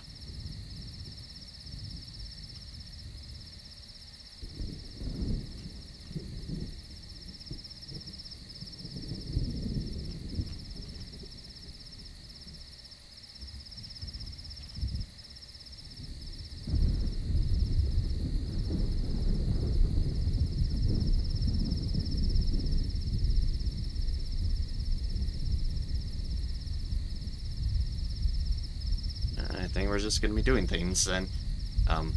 Not the overdue deals, but yeah. I think we have to participate in that, so... right then. I'll examine the roses. They glisten with dew, but are they weeping? Indulge, imbibe. You carefully peel open a great azure rose, blooming on the head of a statue. A wash of perfume spills out, heady as Benedictine wine. Within, the rose is wet with dew and nectar. Its stigma weeps silver tears. They are saline to the taste, but smell of wild honey. Perfume scents wave from opening flowers. Dew drips from roses, sweetening with rot. You have about half your time left before the roses fade entirely. Another vision of the heavens. Guess we're just running off to the time limit at the moment. Which, I mean, fair enough. Fair enough. Da da da da.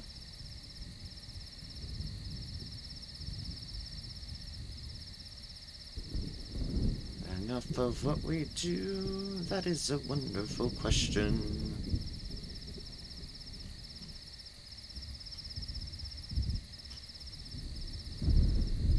Okay, yeah, there are options that are right in particular things, so we don't want to accidentally do the wrong things.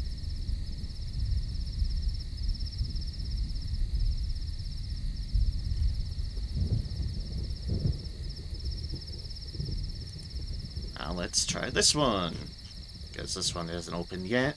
Almost faded. Guess a rose, it's guaranteed. Some celebrants press their lips to the flowers. Sweetness as bitter as tears. You bend to a rose the shade of a smoldering sun. The scent is of burning jasmine. The color drew your eye in. Your tongue follows. The taste is as the ashes of Savonarola raining down on Florence. Drops of nectar wash down your throat. like stolen sips of wine. Despite the bitterness, you feel a yearning inside your stomach. It is as though you swallowed the longings of a sun. It passes in moment. An emerald rose wilts in the failing light.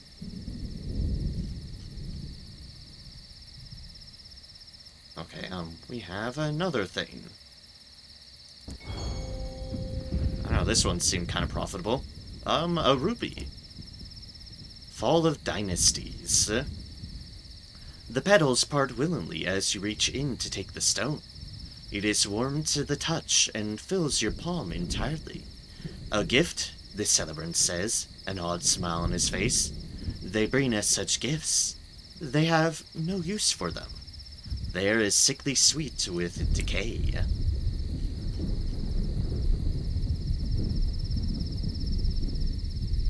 Can we risk again?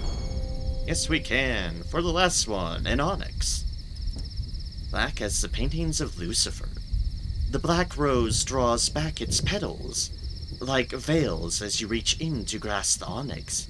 It is cold to the touch and stains your palm. A promise, the celebrant says, a hungry smile on his face. They promise such wonderful things, as long as we return. The roses fail fast. Petals fall in a continuous stream.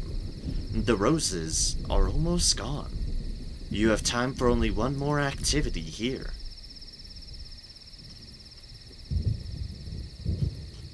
Which means this is unlocked.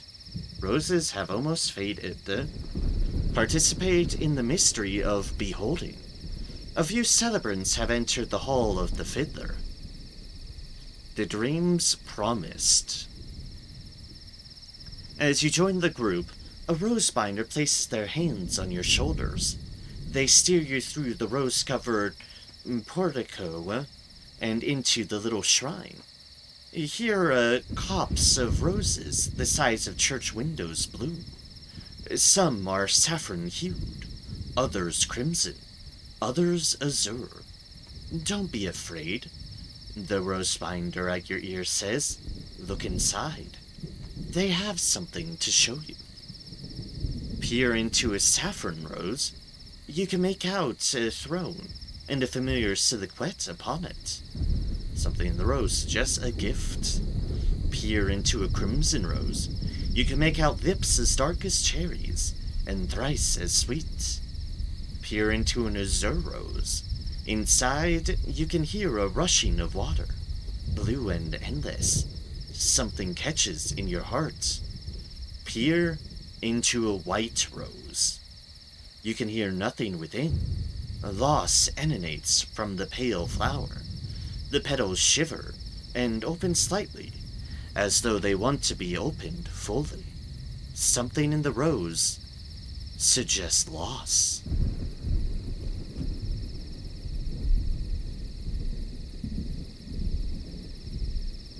I think that's the one we want. When the roses have taken enough from you, she said, after all. The flower unfurls to show you a vision of yourself alone. No crew, no engine, just you and the mirror, facing each other. The mirror begins to devour you. Your reflection shivers as pieces of your flesh slicken and shiver the glass, running down the mirror in rivets of blood. A rose binder pulls you away. A cupbearer of the rose. You have given something to the roses. The light fails. The roses sticken, wither, and are gone. And we've gained 10 terror. Yay! Wait.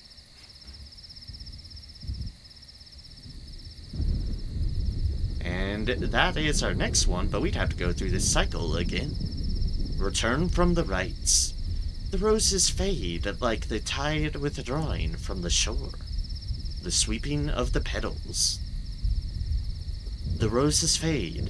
The sunlight washes away, leaving only a memory of radiance.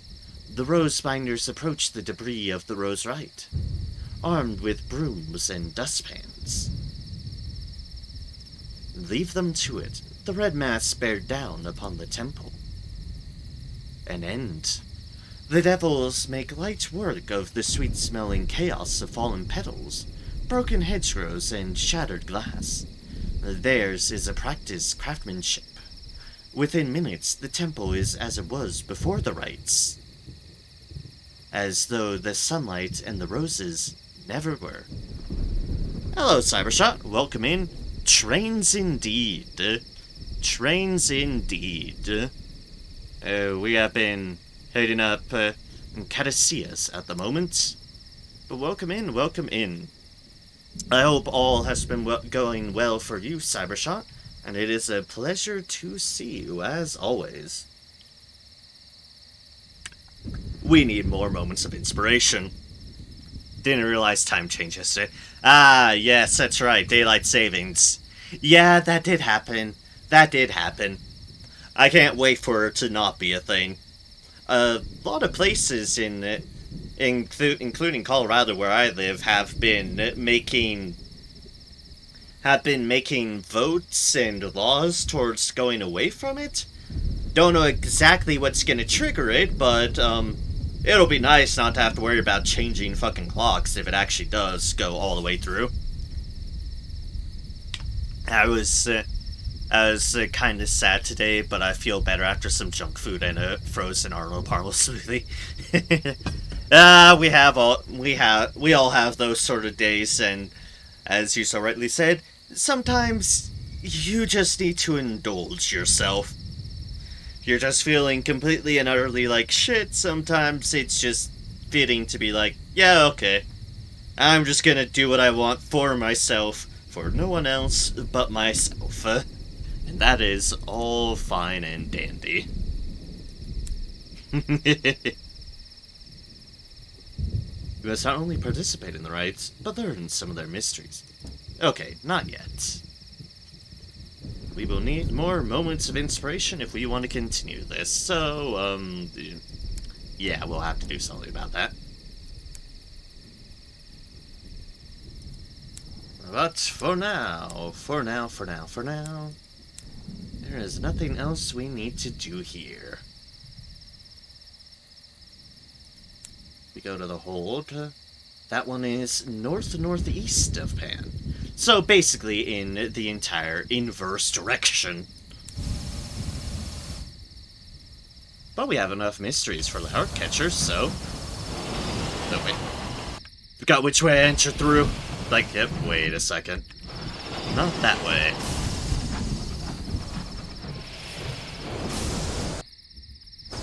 But yeah, we're in the fun stuff of a new area, plenty to do, explore, and see. And me trusting that I could go under that bridge because I was slightly worried.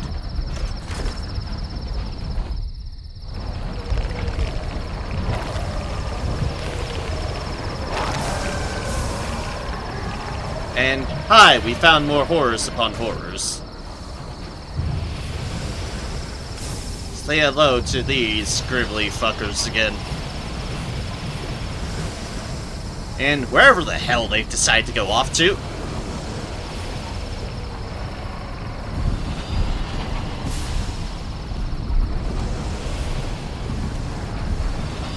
Ooh, did I actually hit that guy? Also, who is that guy? Oh, I saw something, Captain. Griever defeated. Very excited for Thursday's Dragoness? Yes. Yes, I am. So I know today's training day, yeah. I am excited for Thursday's Dragoness. We will be going heavy into the Dragoness. Without a doubt. Without a doubt. I am fully eager on delving into those shenanigans. Very much so. I am probably going to be in that nest for a good chunk of the stream, probably. Knowing A, violent missions, and me probably having to go back there in a number of times. At least twice. Like how your mood went from very angry to very happy last time you were streaming. I probably wasn't as livid as I sometimes am, but yeah, I was indeed very happy to see dragons. I'm unabashedly a sucker for dragons. No two ways to cut it. I like dragons.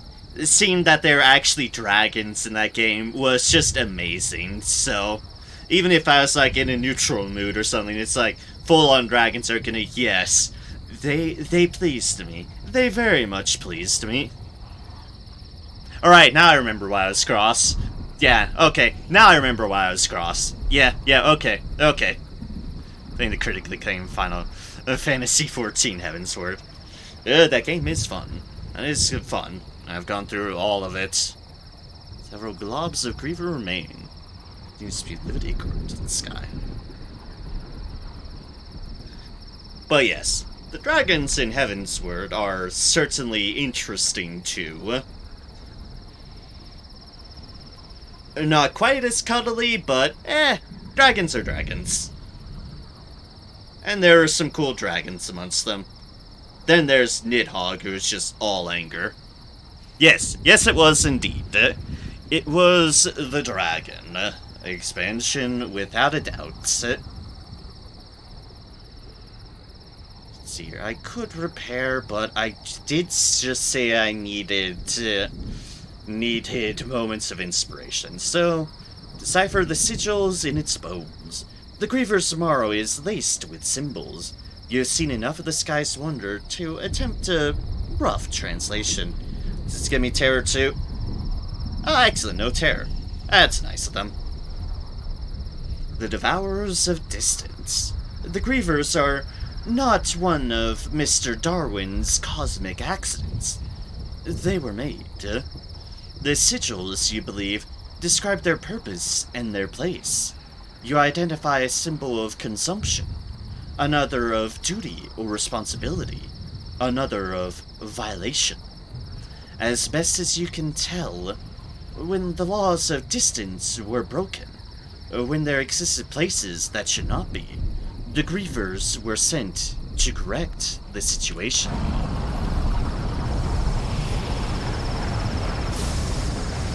Alright, into the mall. Give me secrets. There are mysteries to be learned in the dark.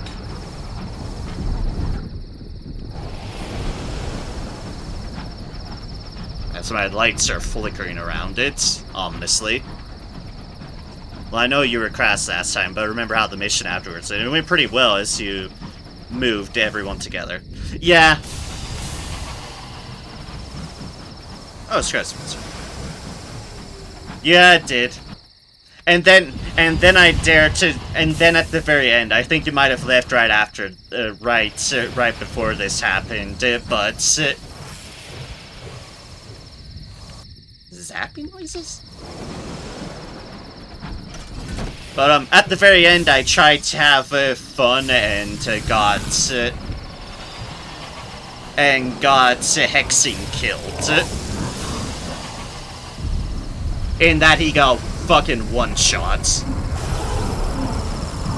But no, it's a case of, I dared to try to have fun by using his override, his dash overdrive sort of deal. And I died horribly as a result. And all I could think is, ah yes, how dare I have fun.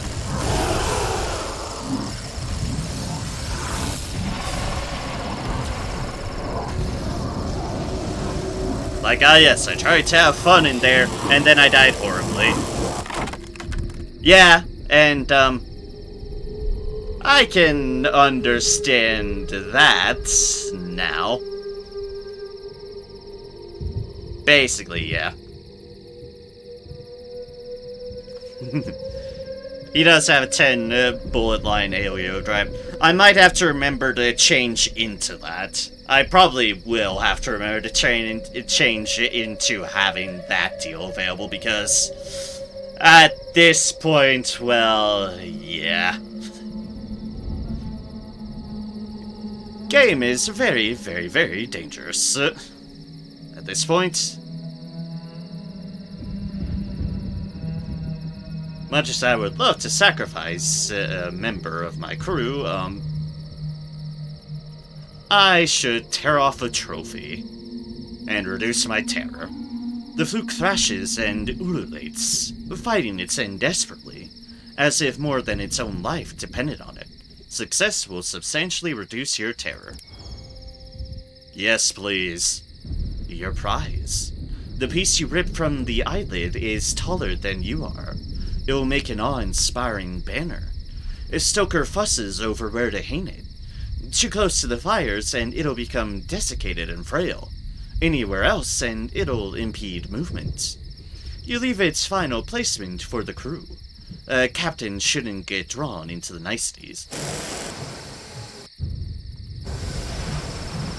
So yeah, something to probably remind me of if I do forget come Thursday, yeah.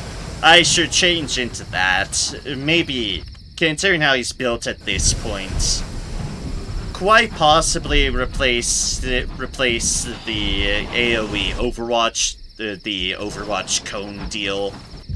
Probably replace that for the shot one, so I have something to do. Hi, Fluke. Oh, that actually hit. Whoops. I was thinking I'd explode off to the side. I didn't.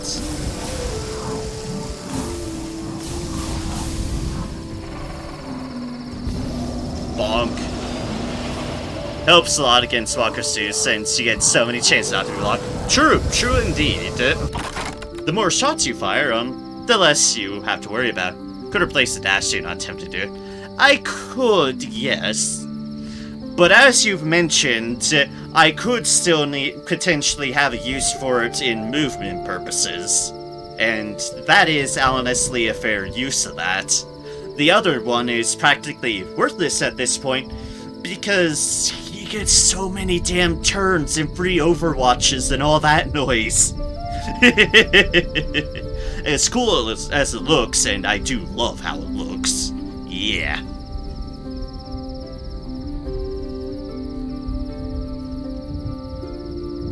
But as Harvest Souls, Scornfluke defeated.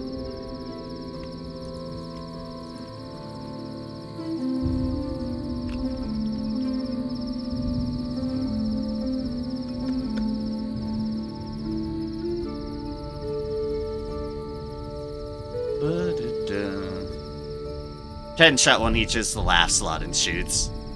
Yeah, even though it has the best animation, it is a really cool animation. But more Daka would indeed come in very handy. Because, well, more Daka. All the Daka. Bang, shabang, la la la la la la la. All the shooting. All of it.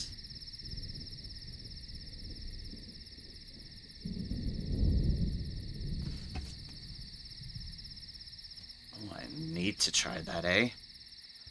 Okay then. Less than 24 bumps it up to that. Alright then. Also, that one is just what's written on the tin. Yeah, fair enough.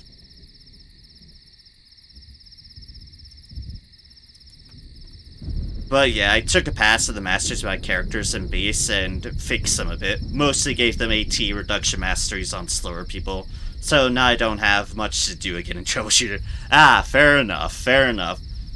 Especially while the AI is still super good at guessing where I am when hiding. They are surprisingly good, yeah.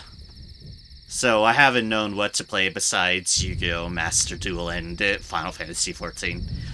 Yeah, fair. Sometimes I definitely do have that kind of choice hesitation. In my case, it's like, I have tons of things I want to do. A number of them are bound into streaming schedule stuff. So, like, stuff, it's either the streaming stuff I am doing, and thus at least I just have to wait a little bit, or the stuff I have planned for streaming and, well, need to wait until a slot opens up. I do have some games that are kind of coming up that soon that'll be kind of some good off-stream games for me that I'll be going heavy into. Then there's Darktide, and when Darktide releases, I'm just going to be streaming and off-streaming that game a lot. So much Darktide. Come to expect it, there will be part Darktide once I can play Darktide, and a number of it will be streamed on my normal streaming times. Or, well, streaming days, at least. Tried Deep Rock Galactic when it was free this weekend, but that's about it. Deep Rock Galactic is very fun. Although, probably more fun with friends, but yeah. No idea what Darktide is? Warhammer 40k Darktide. It's basically from the developers who have done the Vermintide games. It's basically a horde genre game based around, in this case, the 40k universe of Nurgle stuff. Basically, god of chaos, god of decay, and that sort of business. So it's gonna be a really fun horde-based game. Yeah, Vermintide was free, I think, one of them. Yeah, Vermintide 2 is free.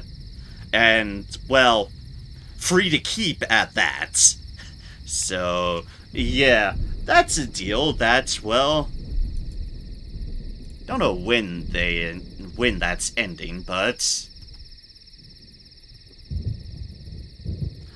ends at November 7th at 10 a.m. So, yeah, they want for anyone who's around here and doesn't have Vermintide 2, I mean, it's free to keep until the morning that's about to come. So, if you want to pick it up, just pick it up. It's free.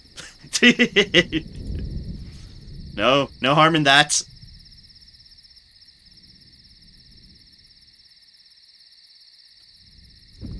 Success will grant a Syrian enigma. Your terror increase. You will lose one crew member. Commune with the Scornflute. Convince your crew to impale themselves on spines. Commingle your choirs. I failed. Damn. Lost a crew for nothing, then. Betrayed? Most of your crew find urgent jobs that cannot be abandoned. Only one steps forward. A stoker who has long been striving for promotion. The two of you pull on your sky suits and work your way across to the fluke. It jerks in its death throes. A spine slashes the abdomen of your stoker. Blood pours out and dissipates into the sky. A glowing viscosity is slurped from her body into the spine. On your return, your crew work in silence. They acknowledge you only as far as discipline demands. Ah, shoot. I'm gonna probably need to recruit some more members. It's fine, no one needs to hear about this. I was hoping it was on the good end of 50-50, but I should learn by now, this game despises me at times.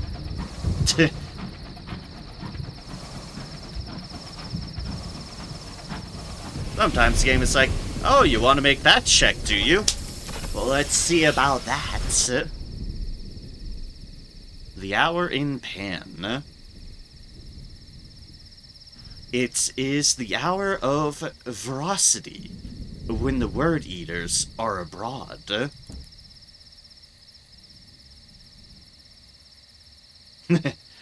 Twice, Eleutheria has been turned upside down by storytellers.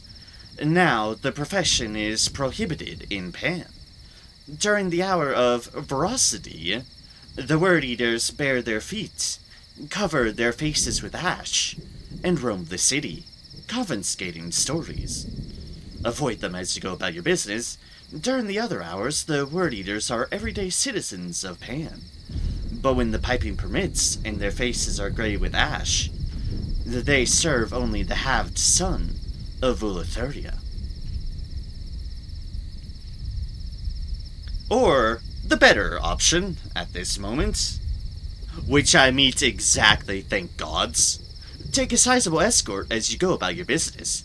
A dozen hard-faced crew ought to do it. Display of force. No one's gonna fuck with us here. A numerical advantage. Your crew ring you about, forming a deterrence of fists and fierce expressions. The word eaters slink away, casting covetous glances at you. Skyfarers are fat with stories. And that's why we needed to protect ourselves. Alright, so now, let us go and join the faction of plants with talking heads. Yay! Ally with the Heartcatchers. We have 4 secrets for them. And let us go. If an egg under a mountain, on an island, behind the wind. The green-fingered old warhorse hands you a box containing 3 carefully packed clay jars. Each jar contains a death. Petitioners pay very well for us to capture death that they fear, or have had foretold, and ensure that it won't trouble them. Unfortunately, deaths are clever little blighters, always slipping free and cropping up where least expected. The best we can do, once we've caught them, is to hide them as inconveniently as possible. Take these and find hiding places for them during your travels, and hide each in a different way. Leave no pattern, leave no trail. Look for ways to dispose safely of the deaths while you are traveling the sky. Return when all 3 are disposed of. You've been given 3 deaths to hide in different ways as you explore the sky. Return to the Heartcatchers when the deed is done. Death didn't ally with these guys. I mean, they are kind of... they are interesting in a lot of respects. And along with being interesting, they're not anti-London and the like revolutionaries, and they are not the former aristocracy of hell. So, these guys are a little bit of, and I say this shockingly, being, well, these are people who tend to plants that look and speak like human heads that are fed in don't question it ways, are still one of the tamer factions. Especially considering I'm playing my character as a very pro-London character. So we have some deaths to hide. Deaths to hide, deaths to please. First things first, we duck back into here. Into Pan. But yeah, they're interesting at least. I'm sure the others are interesting as well, but I do kind of know a fair bit about the revolutionaries already from other mediums.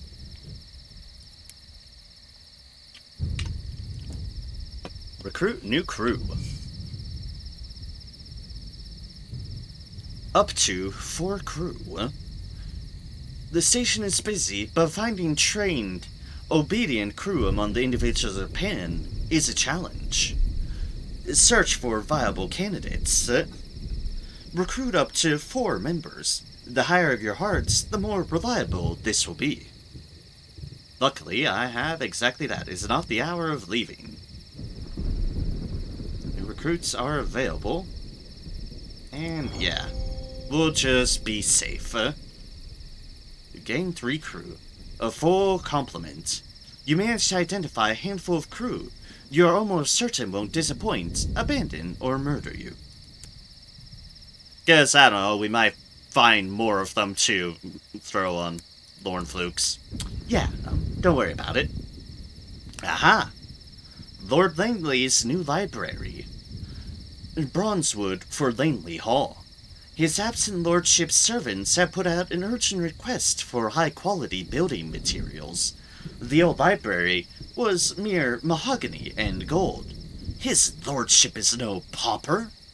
3 consignments of bronzewood should suffice. Langley Hall lies to the west-northwest of Pan. Okay, west-northwest.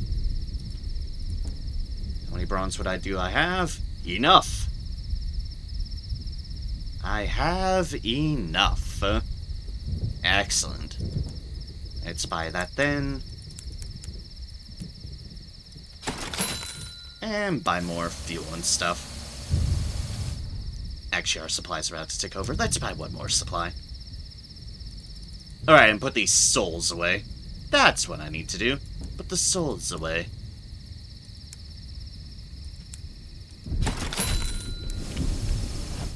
Alright, so west-northwest should be, I don't know, somewhere in this zone. I know. Big-ass fucking zone. It's fine, it's fine. We'll manage. Anyways, full speed ahead.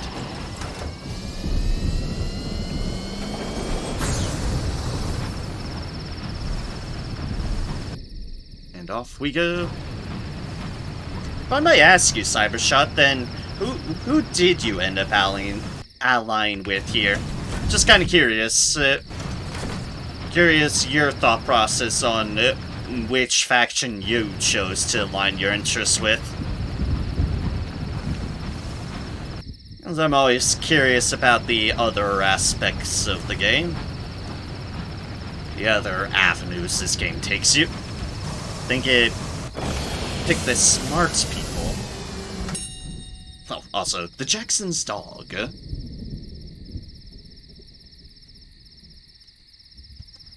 Code hider in here. This is a really bad check, so we'll just trip for repairs. Goes repairs. Think I picked the smart people, but it ended up being a kind of either boring or too complicated advance, so I didn't advance it much. Fair enough. Not sure which are considered the smart people, but obviously there's either Prison Brigade or the Revolutionaries. Maybe the Revolutionaries would consider themselves smart people. Not that I'm the biggest fan of the concept of the liberation, but something is scratching at the exterior hatch. They had smart hats and faces. Yeah, that does sound like the Revolutionaries. That does sound like them. It doesn't sound like the Brazen Brigade, which are your more military-ish folks, so, yeah, that does sound like the Revolutionaries, for sure, yeah. So I think you're right in guessing, yeah, that you think it was the Revolutionaries. It sounds right. It sounds right. Also, something is scratching our exterior hatch, because nothing could go wrong with that. An alarmed junior signaler summons you to an exterior hatch. A persistent scratching noise is coming from the other side. You look out the nearest window, but can't get a good view. There is only the velvet sky, a gleam with frosty stars. Open the hatch, but be ready. Make one of the crew open the hatch, while you take a discreet step back. Ah yes, I love the confidence of the middle option. Yeah, you open it. Or nail the hatch closed. Nothing good lies thereout.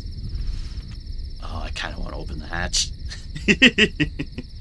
I kind of want to open the hatch, and I know that's probably a capital A, capital B, capital I horrible idea. Why did I say A? Why did I say A? I have no clue. I really don't know.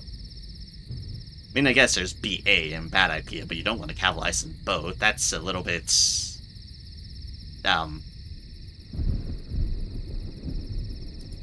Yeah, sure, we'll open the hatch. Why not? Why not? Open it, but be ready.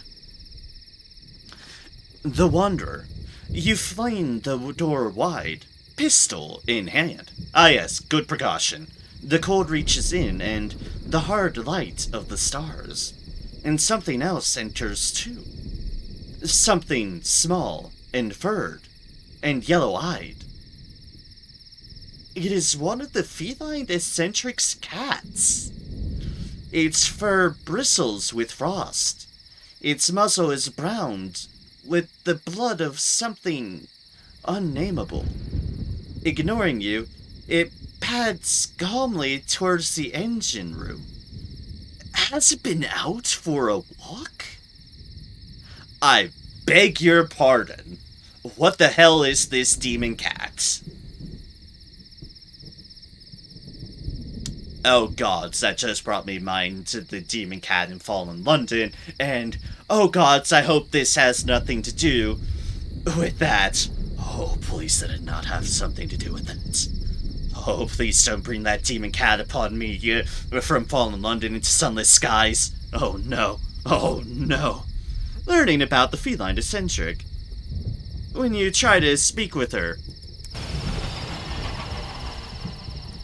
Ma'am, why are your cats the devil? Ma'am?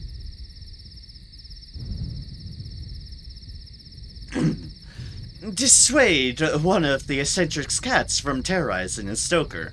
I'll note, I've never had this officer before. This is all new to me. This is very much all new to me, the feline eccentric storyline. And I'm worried now.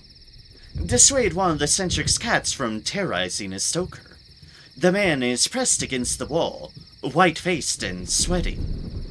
The cat sits in front of him, its back to you. It stares at the stoker. Though from here you can't see why this terrifies him. I can only but imagine. It's, dissuade it. Get it away, the stoker pleads. It's weighing my soul. Judging it like I was one of the dead. He tries to raise his hands to shield his gaze. But the life seems to have gone out of them. They flop limply back to his sides. The cat is statue still. Keep your distance. That cat is not right. That cat's not right. Frighten the cat away. Clap your hands, shout at it, stamp your feet. That sort of thing. Yes, please stop terrorizing my stoker. I possibly just got them. The cat's head whips round to face you. You stumble back. Instead of eyes, two writhing sigils of savage fire blaze in its face. It blinks.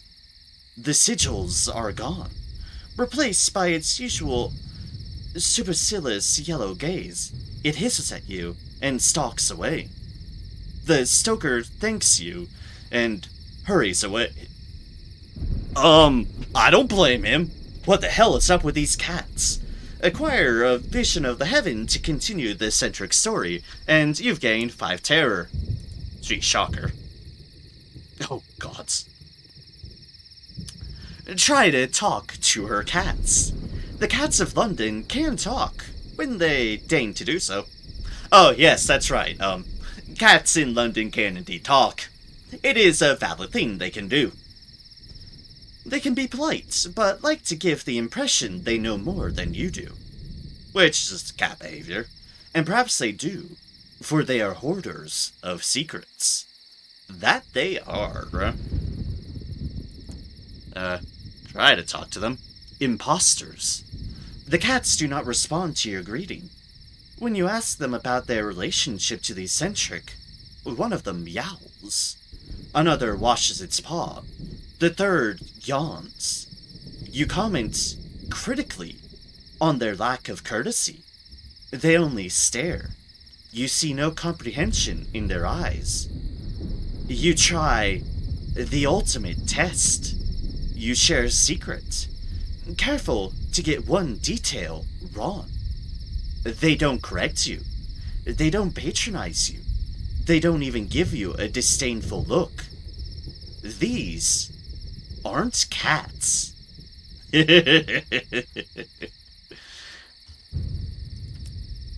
These are not cats, and oh gods, if that isn't kind of terrifying. Then what the hell are they?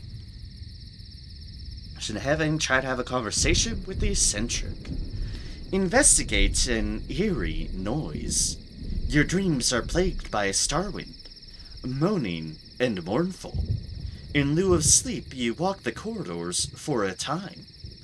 A mysterious noise is coming from the engine room. The Midnight Patriarchs.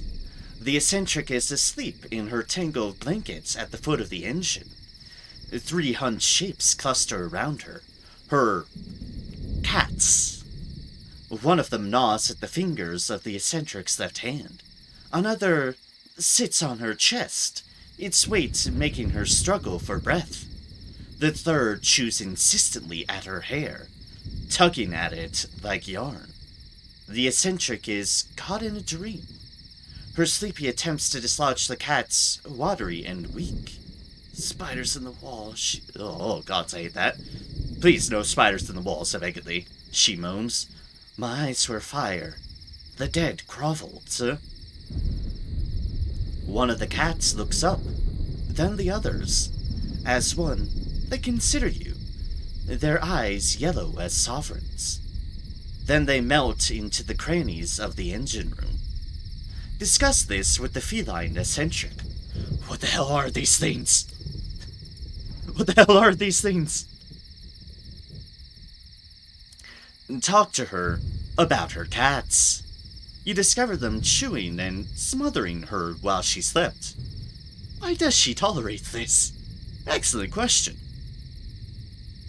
The prison without walls. Her black cat, Belith, climbs up her leg with its claws and sprawls about her shoulders. Because they're mine. Or I'm theirs. I'm not sure there's a difference. Look, I don't want to make a fuss. Best to just leave it alone.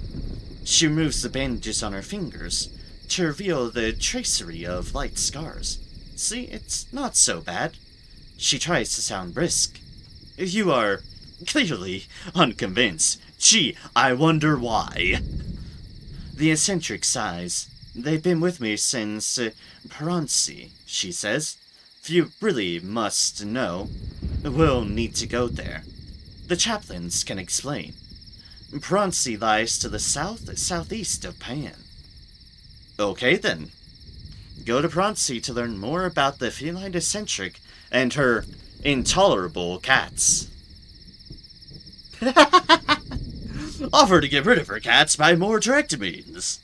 I'm not gonna click this probably because this sounds like a horrible idea, but considering what we just saw with the cats taking a stroll out fucking side and trying to judge people's souls, what is there, for example, to prevent you simply throwing them into a well?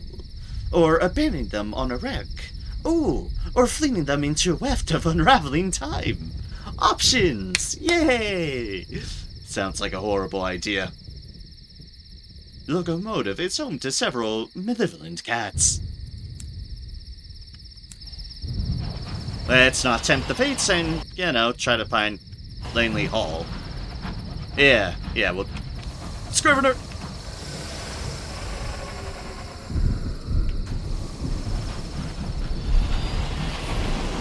Where are you going, Scrivener? Where are you going?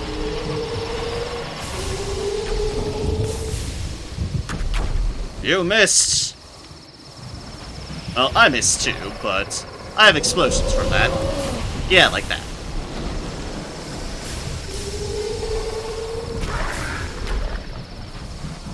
Alright. But seriously, those cats are terrifying.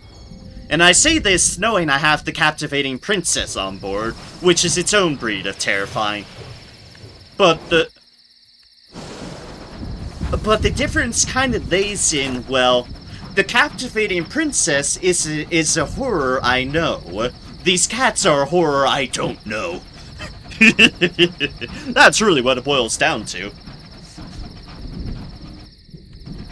You hear the hateful wail of a scribe spinster. Again, I have not plundered a library. I plundered the senior scrivener themselves. See, my back can't find the place.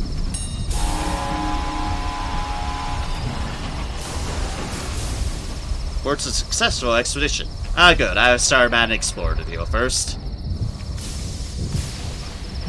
just literally lingering in the fog. Oh, what?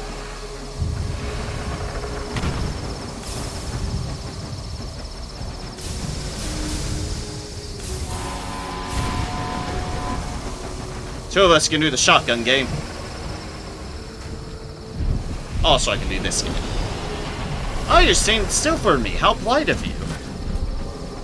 Oh, thank you. It's appreciated. Personally odored barrel. What's in the barrel? It's Coke. The fuel sort of Coke. Not to confuse with other sorts of Coke. It's definitely not a soft drink beverage. Another deal here. Fuck it, I'm gonna repair fully.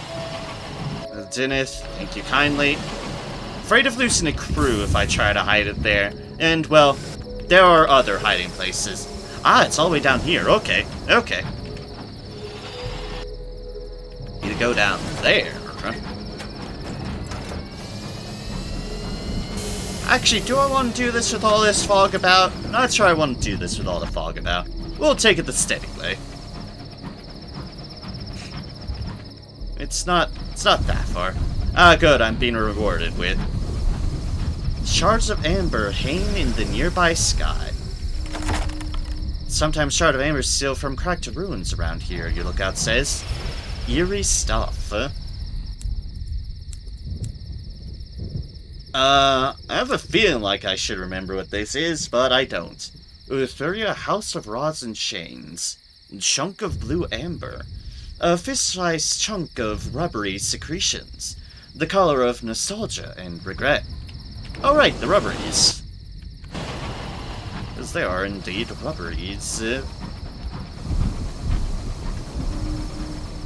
Shattered waystones mark a site where Eleutheria's roads once met.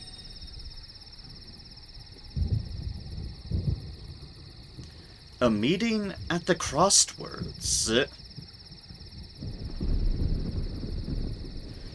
The crossroads. A figure waits by the signpost. In silhouette, it resembles a woman in a long skirt. Up close, you hear the clatter of children, wrapped in layers of veils and shawls that smell of harsh antiseptic. A measurer, the stories go. Few of them have happy endings. The figure introduces itself as Mistress Poppyseed and offers charity of a sort. A measured charity, to be exact. There's no reading the expression behind the veil. Accept a gift of foreknowledge. You are blind, it'll help you see. You will gain an Eleutherian mystery, an unlicensed chart, and a little bit more. You could refuse. No favor ever came without a price. Feeling that's a worrisome thing. Accept a gift of sustenance. You gain 3 supplies, a mystery, and a little bit more. And a gift of resilience. The hull is bruised. It is about to buckle. Pair a crew to 3/4 of its maximum. And the crew must be fed.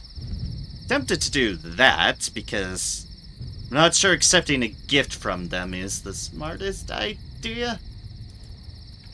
I mean, I've done some foolish ideas, but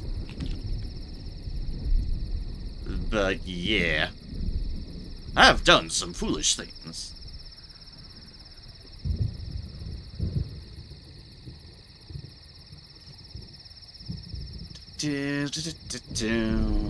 Let's see here.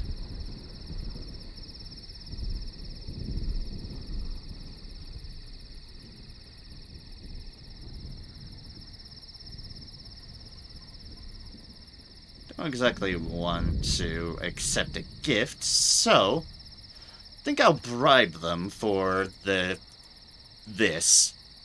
Because this seems like a safe action. Because we won't be in their debt, we are paying them. For some reason I feel like if we just accept a gift, well, yeah. Because few of them have happy endings. And it's a measured charity. for one tempting. But we can bribe the measure to dispose of a death in a jar. That queuing up as White Mage Expert is still less than 5-minute queue at 2:45 a.m. Even though it's 12 and 4 minutes for DPS. Yeah, healer queues will always be quick. Without a doubt. Without a doubt whatsoever. For one, and there's definitely a comfort in that consistency. They stalk the old paths and routes of Eleutheria, and must know countless hiding places. Of course, they do nothing for free. Well, one otherworldly artifact is not a bad trade. A transaction. The measure reaches out to gloved, stiff-fingered hands that clink bonily against the jar. In exchange for a curious artifact in your possession, it promises to place the jar at the far end of certain invisible distances, where none but its kind ever go. You have 2 more deaths to dispose of. Okay, so that's what that marker was going, which means I need to go up further. Probably. But this was the thing, at least.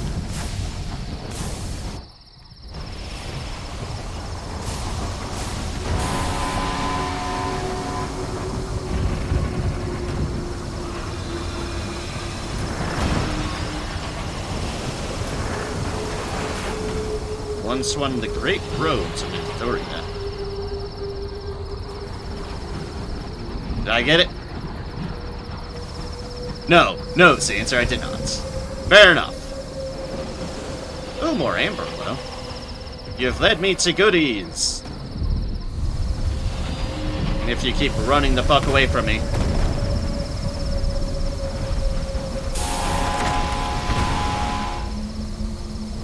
I got green amber. There's a grave deal over there.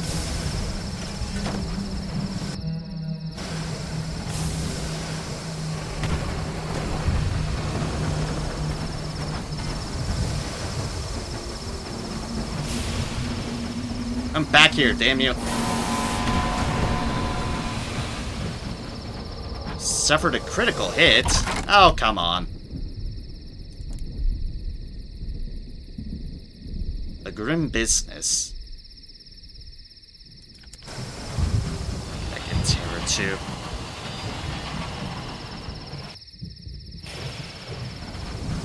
I didn't even get damaged for much. God damn it. Damn you, game! Damn you! I'm gonna go ahead. This is not gonna end well. The terrors are unfortunate as well.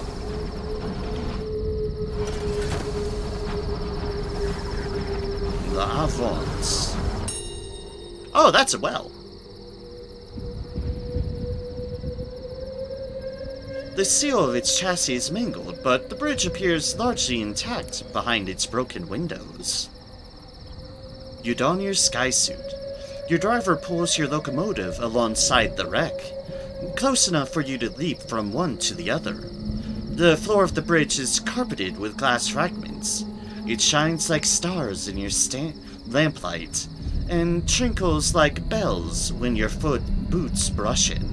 A sky chest, nailed to the floor at the back of the bridge, yields to your efforts. Cash curiosity, a solid crate. Stamped and carefully sealed, heavy as a dead man's weight. Ah, unseasoned hours. Okay then. I saw something, Captain. Whoa, there's a well we found. Is that it?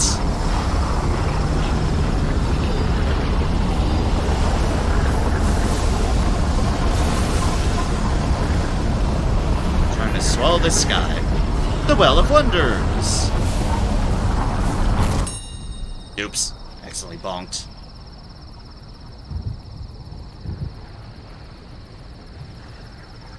Approach the Well of Wonders. The air is thick as treacle. Rocks rattle against the hole, thrown by the well winds. From deep In the darkness comes a sound, the tortured whine of damp violins and rusted horns. The universe tuning its instruments. Lose your well-rights or performing the rite of raving. Let's just depart the place. Full steam ahead, you return to more familiar stars. Less noisy stars too, for that matter. Bête noire.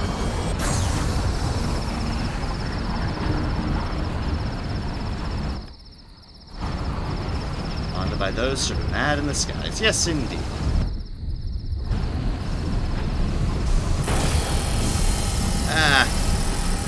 Realized at the last moment. Wait, that's probably it. That's probably gonna hurt. I was right.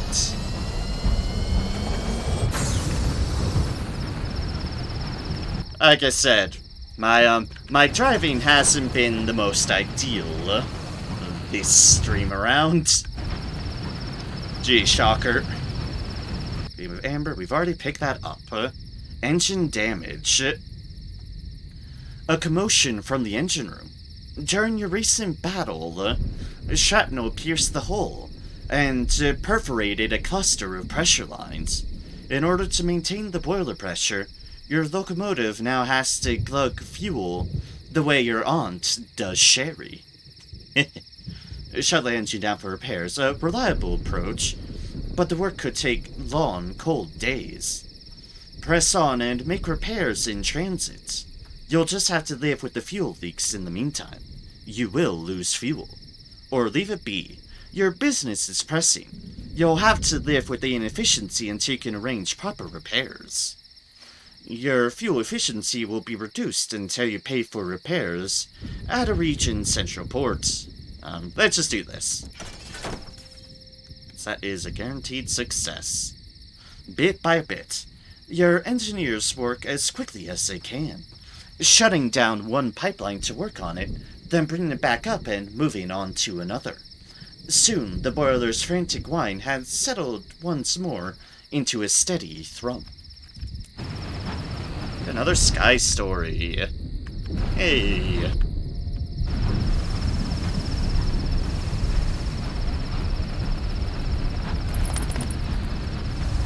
Enter the Bertus, a field of freedom and gloom. Reports a dozen findings. Extinguishers plagued through eruptions of clotted night.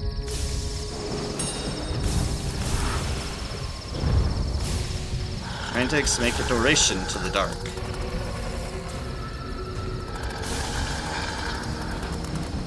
Oh, so we have something horrible haunting us again.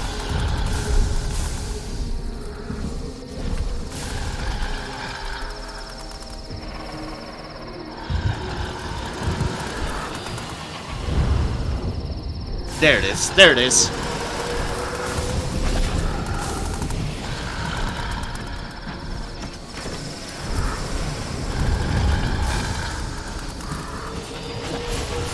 Yep.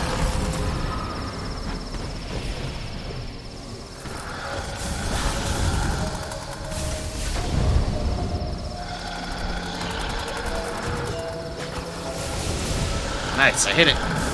Now I'm in the fog.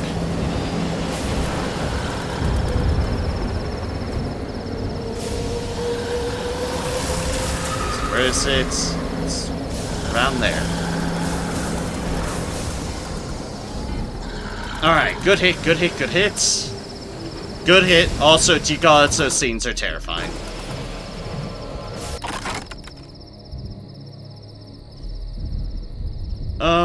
Yeah, let's reduce our terror by a little bit. And burn the remains. And on the plus side, we did actually find something up there. I don't know if it's a port or something, because my bat has decided not to elaborate, but it should be fine. Field of freedom and gloom. It's something is what matters. It's something.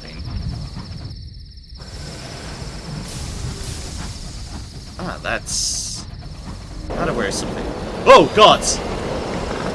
The Candlewind howls. Light is not welcome here. Oh, gods, what is this? Whatever it is, it's eating my supplies, and I do not like. Wait, you're not a port. You're full of horrors. Oh, gods, I'm surrounded by everything. Ooh, that's a thing, though. Oh, fuck off, burrower below. Now's not the time. Now is not the time, burrower below.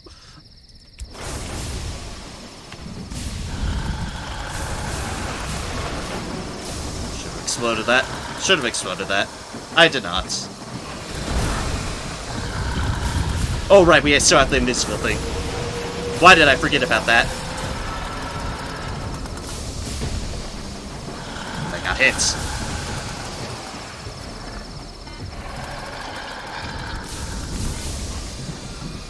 Well, the horror beyond horrors is also shooting at this guy, and why? Thing is literally just keeping pace with me, and I'm finding it really annoying at the moment.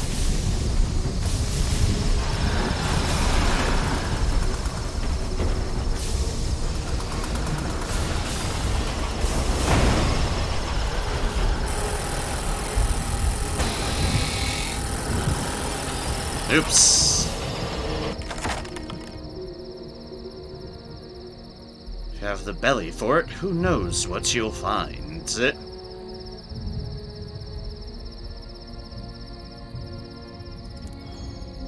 Well, let's plunder it. And we've got terror and a plaque from a Dowser engine, and an otherworldly artifact, and an Eleutheria mystery. Which, I think we've read this one before, so... Where's the horrifying thing?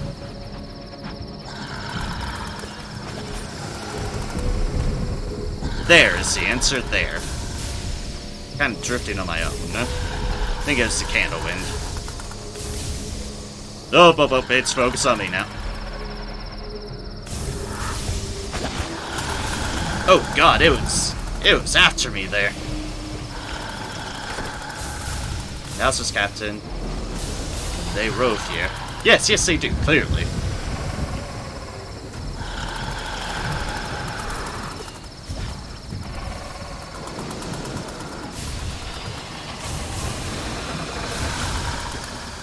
Finding multiple things at once is not the most ideal. Especially when one is just a creaking, terrifying thing.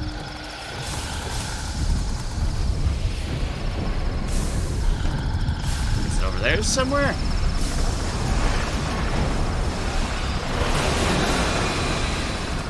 I'll take some parting shots at the Dowser because it's literally right here.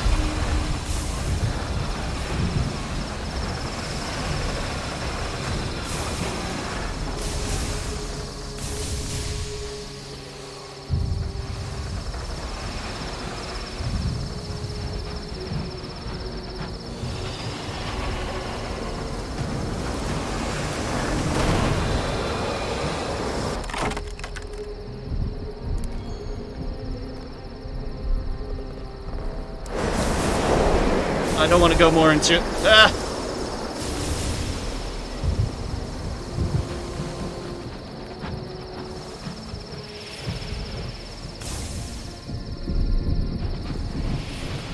Horror vanish.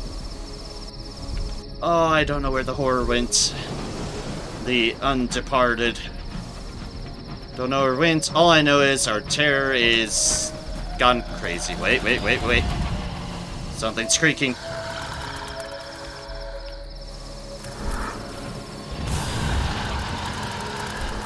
Down there? Oh yeah, down there. Very much down there. Boom. Good hit.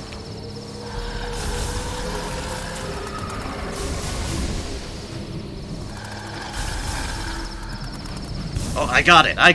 Alright.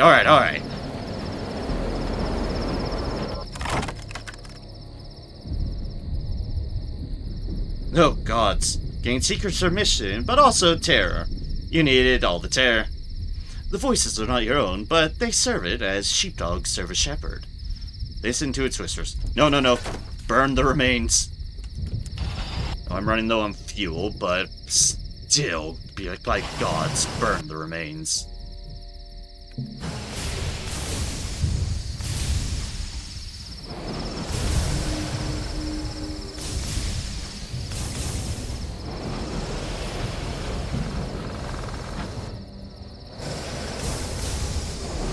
Can I get the deals from it?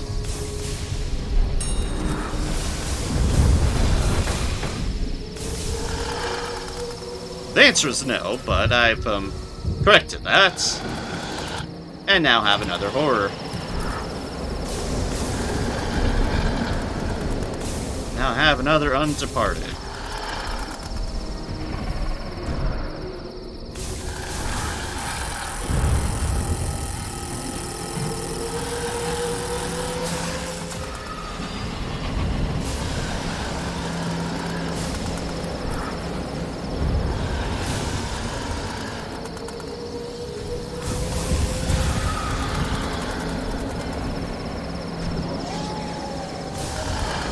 Alright, another one down for the count. Paradise size? Hells no, we are reducing our terror by a little bit more again. And now we're gonna figure out what the hell this thing is. Because, oh dear gods, I burnt up a lot of fuel and time and effort clearing the way to whatever rests here. Gleaming hulk in the dark, a wreck of the type you've never seen before. Wreck of the Behringer. Approaching the Behringer. A vast wreck, larger than any other locomotive you've seen. Armor rattles in the wind. An Albion flag flies, tattered almost beyond recognition. The hull is cracked like an egg. A charred and tangled engine exposed to the air. The Behringer reads the nameplate, though some wag has appended a question mark. As you approach, you see figures scrambling behind guardrails. Revolutionary slogans graffitied across every rusted surface. The Behringer is still very much occupied. Board the Behringer. A dozen figures in heavy cloaks hang from the side of the wreck, waving joyously as your engine docks. A masked welcome. You step into the Behringer's halls, to a swelling crowd and a babble of cheery greetings. Everyone is wearing a mask. The crowd parts. A woman glides to your side. Her scarlet leather jacket gleams with buckles and vestigial straps. Her face is hidden behind a mask in the shape of a screeching bat's face.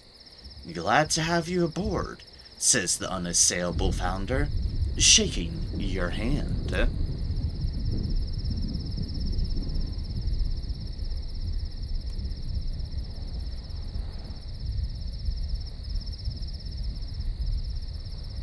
Speak to the okay. A masked welcome. The unassailable founder's bat mask is impassive. She gestures to a wall of masks behind her. Choose. Speak to the unassailable founder. Before you don a mask, you have questions. Who is she? How did the Behringer end up here? When you don't have any of these,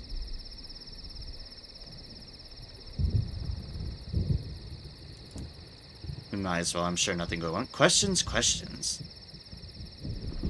How did a London dreadnought end up wrecked in Eleutheria, crowded with devotees of the Liberation Knights? The founder waves a gloved finger disapprovingly. Can't go prowling my secrets just anyone, can I? Join our community. Put your trust in us, and I'll extend some trust in return. Let's see here. Choose the mask of the aspirant, a sculpted silver rose, blank, eyeless, mouthless. The aspirant listens, says the founder, and blossoms. This mask gives opportunities to listen to lectures. Choose the mask of the supplicant. The supplicant's job is to talk, says the founder, fastening the mask of a hideously toothed anglerfish over your face, and perhaps entice. This mask gives opportunities to deliver lectures. Choose the mask of the scintillate. A woman's face wreathed in glorious flames. The scintillate learns through experimentation, says the founder, putting aside a concern for the safety of others or themselves. This mask gives opportunities to conduct experiments. Choose the mask of the recalcitrant. A snarling face halfway between bulldog and gargoyle. A difficult role, cautions the founder. A squabbler. Recommended for those who spend time as an aspirant. This mask gives opportunities to debate. Or leave the Berenger, the Arnicus gather at the railings to wave you goodbye. Let us choose the mask of the aspirant. Let us listen.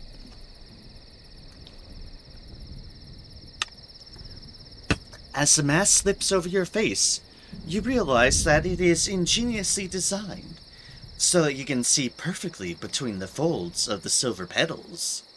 The aspirant's role is to absorb, says the founder. Go to the library and read a book, or go to the forum and enjoy yourself. Stay quiet. Grow. You are now wearing the rose mask of the aspirant, a teeming wreck. The Berenger's rusting innards have been hollowed. The walls and floors of a dozen interlocking corridors have been methodically stripped away, casting a vast, hive-like atrium draped with ladders and crisscrossed with rope bridges. Anarchists bustle back and forth between a circle of iron doors below. The largest are labeled laboratories, forum, and hall of debate. Your fellow aspirants are, by far, the most common among the masked figures. Dozens of silver-faced anarchists mill back and forth between the libraries and the forum, silent except for the occasional polite cough. Head to the forum. A stream of aspirants, supplicants, and recalcitrants are barreling through the double doors. Approach the unassailable founder, strike up a conversation, or perhaps swap your mask. And leave the Berenger. You hook your mask by the door on the way out. There are also two deals if we had the masks, which is make your way to the laboratories. A crude orange mask symbol has been painted above the door. Next to it, someone has scrawled, "Danger! Science occurs within." And the Hall of Debate. Recalcitrants barge in like ants invading a rival nest. Some wit has painted over the door, "Abandon the slippery slope, all ye who enter here." Well, let's head to the forum. Our job right now is to absorb. The forum greets you with a cacophony of competing voices and the acrid stench of gunpowder. This was once the Dreadnought's vast storage room, and now munition crates have been stacked and shoved together to create a semicircle of stages. Hopefully, no one lights a cigarette. The stages are occupied by supplicants, voices raised. Tell a story from your child. You're wearing the wrong mask, but surely they wouldn't mind if you deliver an impromptu talk. No. We fit our roles. Attend a lecture. You flit between supplicants. One is tripping over his words, another reaching her conclusion. Finally, you find a speaker whose words are intriguing. Put your way through crowds of flowers indeed. Today's lecture. The first lecture to entice you is that given by a diminutive old woman, speaking in a dry whisper to only 3 aspirants. But you catch the phrase, coils of shattering ice, 1,000 feet high. The other lecture you come across is being delivered by a lithe, confident figure of indeterminate gender. They are expounding on their topic at such length that you have trouble deciphering what they're talking about. Finally, you identify the topic, a certain Mr. Barleycorn. Pog, I got enough tomes for my fertility weapon. Nice. I've gotten distracted by other games, but I really need to do all the new Hildy stuff. I really do need to do all the new Hildy stuff. There's something I need to do. Eventually. Eventually. Didn't want to do it. It's very ridiculous. Yeah, that's what Hildy is all about. I am perfectly caught up with all the past Overbrand stuff. I just need to do the new stuff. New weapons only cost 1,500 of the not weekly tomes. Is not bad. I think I probably need a little bit more of that, like 500 or so, something, but that shouldn't be too bad to get up. And there's 615 item though. Not bad. Not bad in that respect. And again, that's usually how those relic-ish weapons go. Just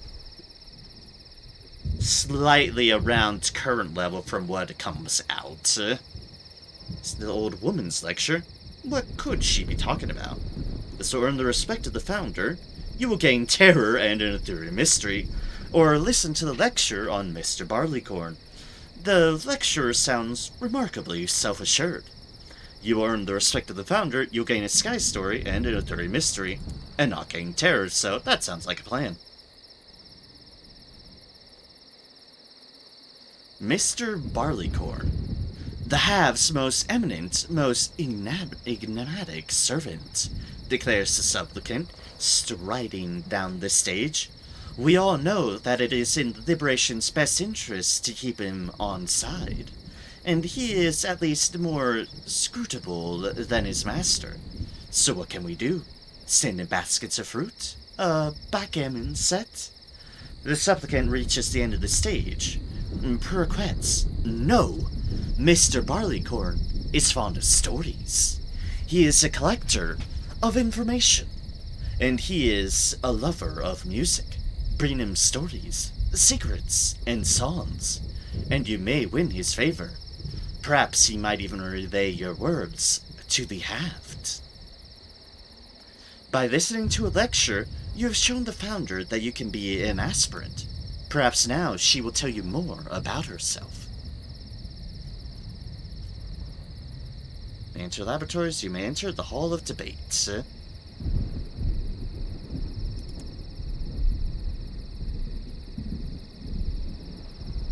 I have Secret of the Burninger, and you have Founder's Respect, Aspirant.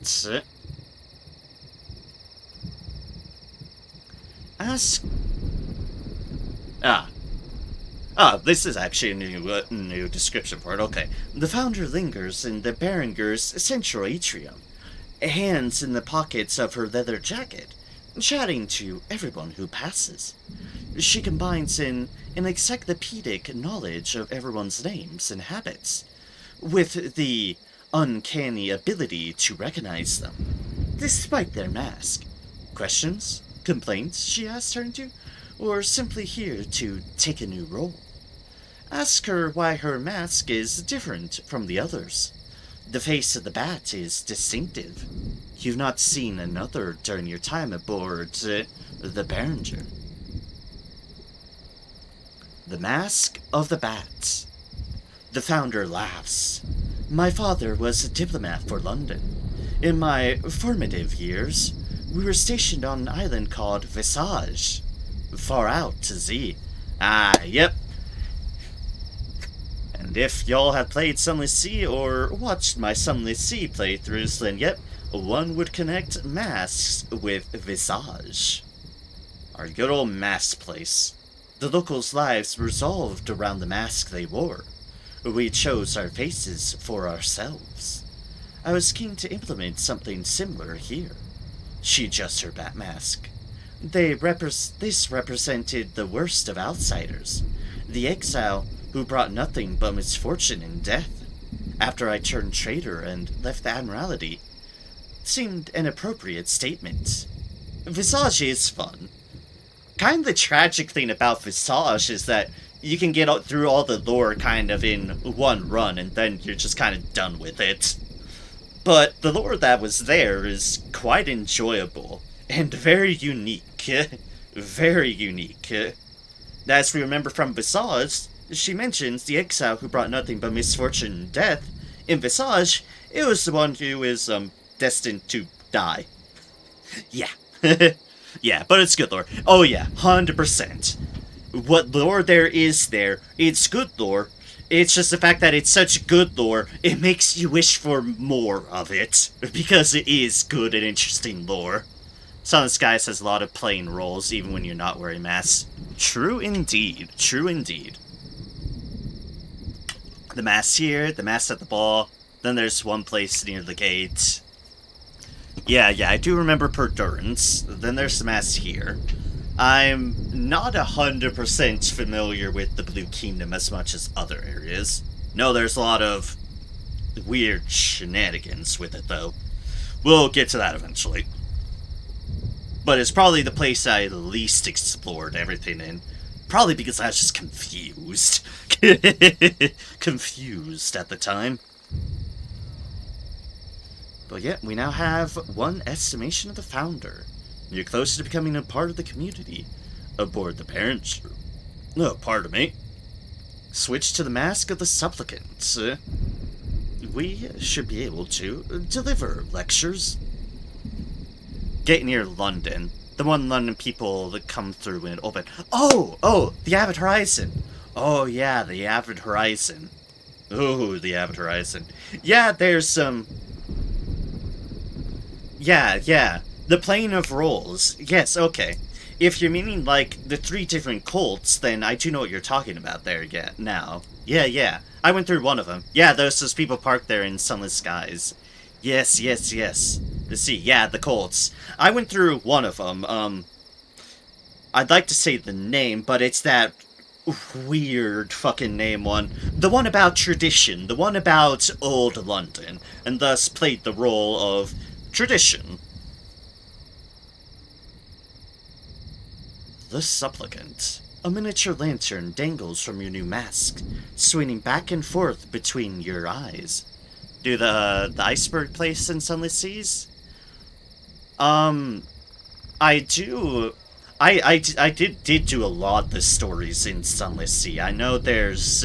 I know I did the Avid Horizon missions there, and also its particular ending on just one of my quick runs set towards the end, going through the Avid Horizon. Then there's the other places, what was it? Codex, and... not Wisdom. Wisdom's an entirely different place. The other one. I definitely did do a number of places there. Iceberg Place, the one that requires a lot of stats to navigate through the maze. Oh, right. Frostfound. The Ice Citadel of Frostfound. I did go in there all the way to the point of getting the tireless mechanics, the secret. The one the tireless mechanics hid their secret in. I went as far as going into there to do. Don't think I fully went through it because I've never gotten... The one ending I didn't get, and I didn't do on stream because it does take a lot of work, and I did want to move on to Sunless Skies by that point, was the one...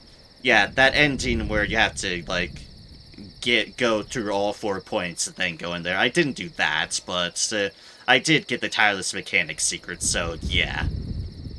And that's... Frostfound is a interesting place and just how weird it is.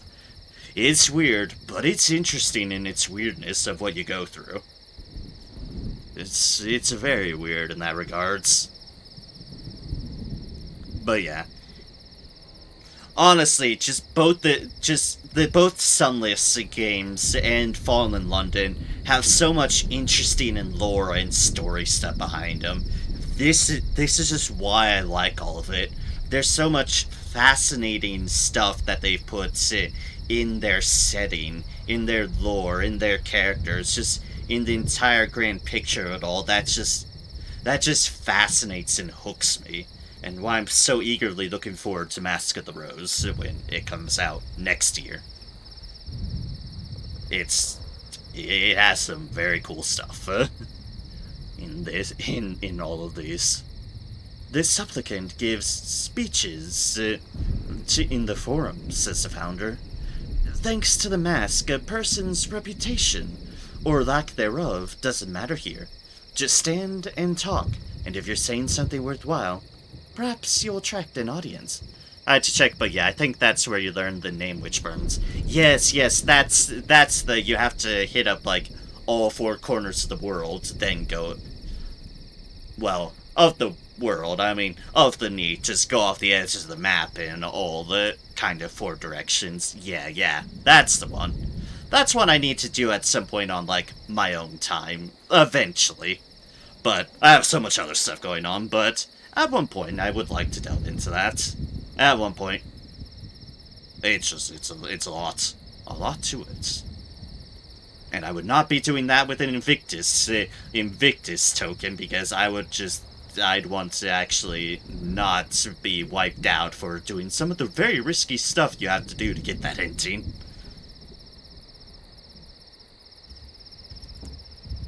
Right, back to the forum.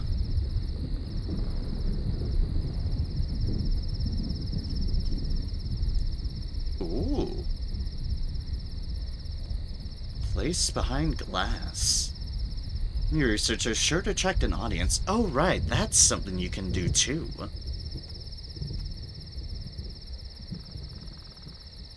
It's like we could do it with secrets, or we could do it with experiment. Okay, I might see if we can do that. Alright. Back up. Back up! Let's change our mass to the one of science. The scintillate.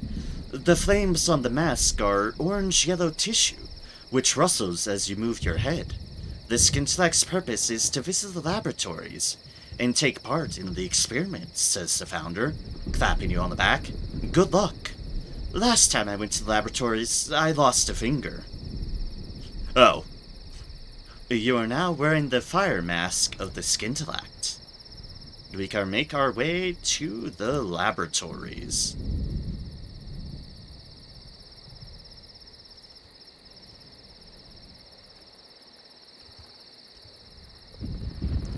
74%. The Liberation have kept most of the Behringer's laboratories intact. Every functioning laboratory has a sign-up sheet tacked to its door, begging for volunteers. Skintillax flit back and forth carrying clipboards, calipers, vapor-spewing flasks. There is no shortage of work to be done, and few brave enough to do it. Take part in an experiment as a guinea pig. You approach a laboratory and begin to write your name on the sign-up sheet. Before you reach the third letter, you're yanked inside. Conduct your own experiment. Recruiting Skintillax as volunteers. It is a chance to push the boundaries of knowledge without risking your own crew. Or, conduct your own experiment, recruiting volunteers from your crew. Surely, some brave souls among your crew will leap at the prospect of risking their lives for science? Let's see here, which is what I need to do for what I'm looking to do? That is an excellent question. Size.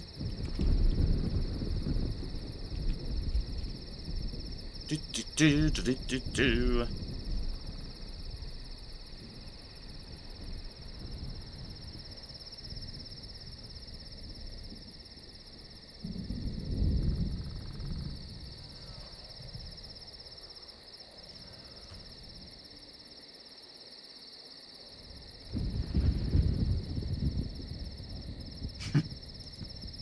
That and that.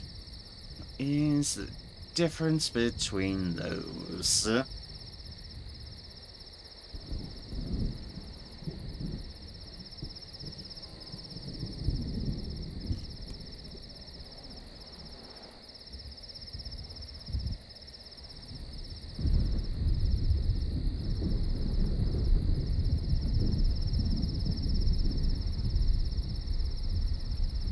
I might need something for that. Okay, then.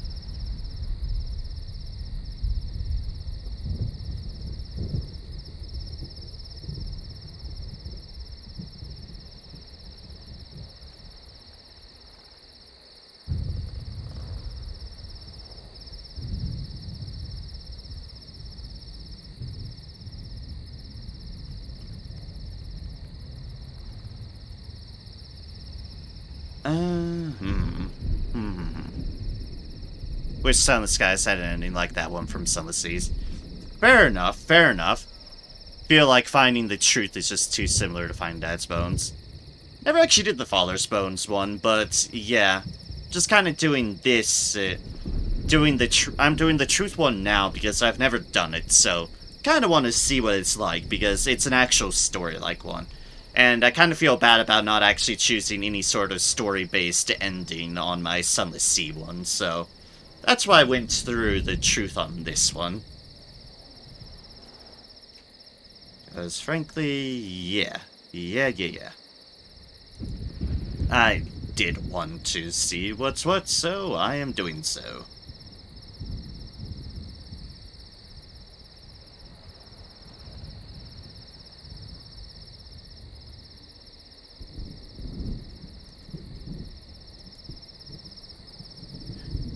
Existential find the truth or some of the other endings are in this game. The Sunless Sea one is just interesting. Yeah, fair enough, fair enough. I won't be able to make a judgment until I actually reach the end of the truth, because I don't know what it is, and I don't want to find out until I find it. But I do want to see what it is, because it's definitely the prominent story one for sure. Alright, we'll try to do this. Oh, thank goodness, we actually succeeded. An unappealing proposition. Here, drink this. It's perfectly safe. A Skintalak presses a fizzing tube into your hands, then immediately runs for cover. You examine the liquid. The smell alone could strip the skin from a cat. Nevertheless, you drink. How odd, says the Skintalak after a lengthy pause. I thought colors unfold from his open mouth like a kaleidoscope, a chrysanthemum.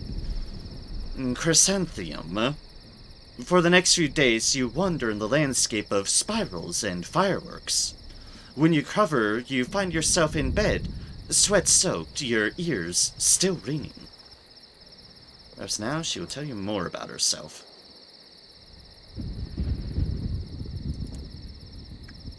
Alright, well, that's a way to do that. Ask about the mark on her neck. The Founder's hands moves automatically to cover it up. For a moment, you could have sworn it was an eye, nestled between neck and collarbone. An uneasy admission. Before we reached the wilderness, I was an admiral in London's fleet. While patrolling the undersea, we came across something under the water. A scar or an eye or something. I dived to investigate.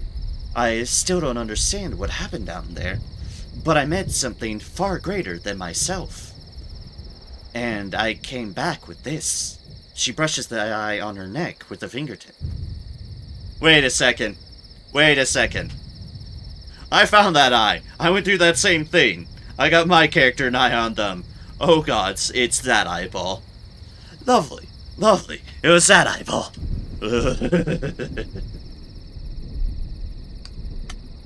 Years later, in the wilderness, I took charge of London's greatest dreadnought, still in early experimental stages.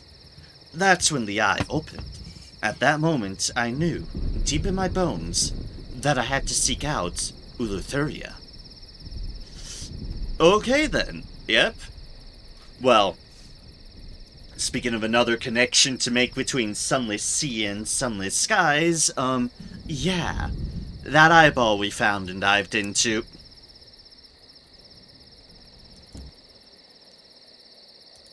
Alright, fish mask of the supplicant. Head to the forums. We'll just do the mystery one.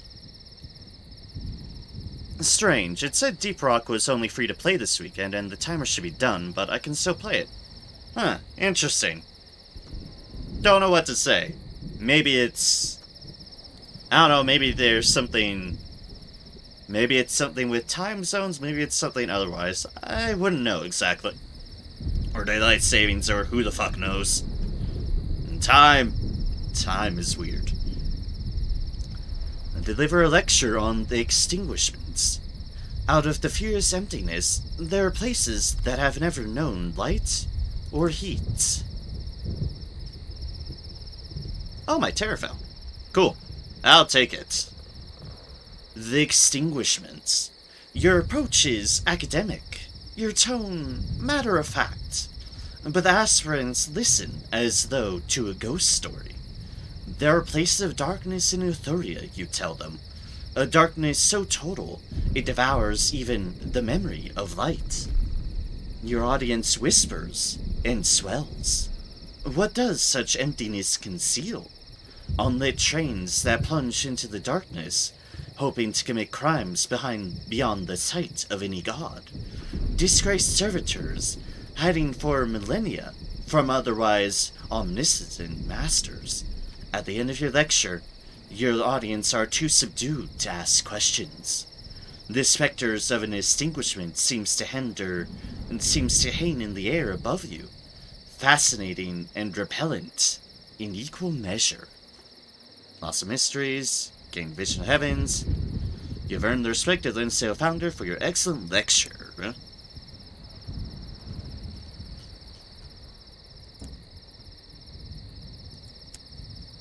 Our retreat. Let us approach the unassailable founder again. Ask how the Behringer ended up in Eleutheria. It's clearly a huge and impressive locomotive of Albion origin. Why is it stranded in Eleutheria and stuffed with anarchists? The history of the Behringer. The Behringer was a dreadnought developed in secret to guard against star madness, says the founder. On its maiden voyage, I stole it. It was easy enough. I was the admiral placed in charge of the bloody thing.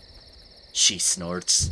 While we patrolled a quiet corner of Albion, I convinced my crews of the merits of the liberation. After mostly bloodless mutiny, we embarked on a pilgrimage to Eleutheria. We planned to pledge ourselves to the service of the halved. Her mouth tightens. It didn't work out. Close to becoming apart. And now for the final one. The Mask of the Recalcitrant. The Recalcitrant. The mask is oddly uncomfortable, digging into your skin and cutting off the blood to your ears. You peer out through a wall of gruesome veins. Go to the forum or the debating halls and raise hell, says the founder. Ask impertinent questions. Hit close to home. The mask allows you to speak loudly and truthfully without losing friends. The Hall of Debate.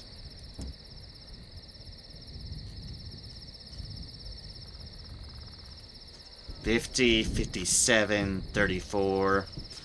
Oof, I have bad chances on these ones.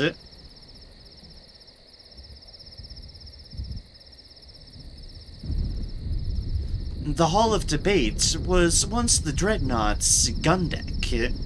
A row of gargantuan cannons still point out at empty sky. Recalcitrants swarm under the artillery, shouting, stamping, roaring. The main debates take place on a raised platform. Would-be rhetoricians take center stage, declare their argument, and await challengers. 3 recalcitrants state their position. Which will you dispute? The liberation of knights is justified. An uncontroversial position, at least aboard the Behringer. If you challenge this, the audience won't be on your side. The Behringer is a waste of time and should be destroyed. Recalcitrant rolls forward on his wheelchair and states his position cheerfully. Despite the roars of outrage, the audience will be on your side. On a wheelchair? Not the first contrarian I know who was on a wheelchair.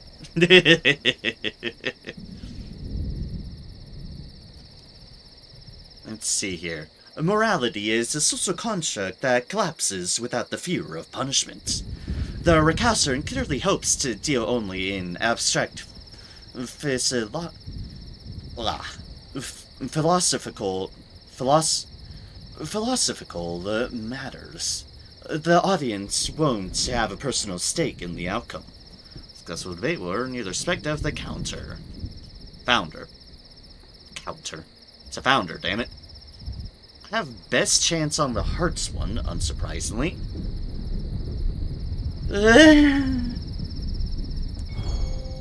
We succeeded. Hells yeah. A storming debate.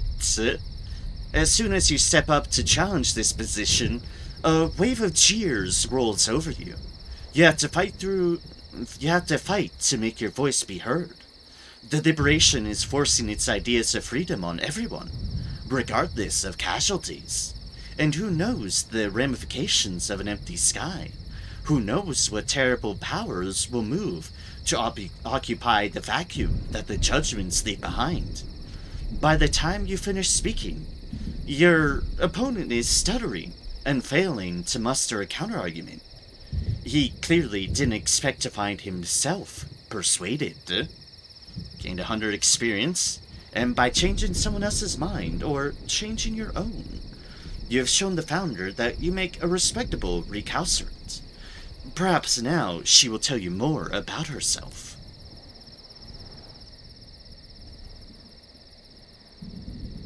What can we do in the forum as this?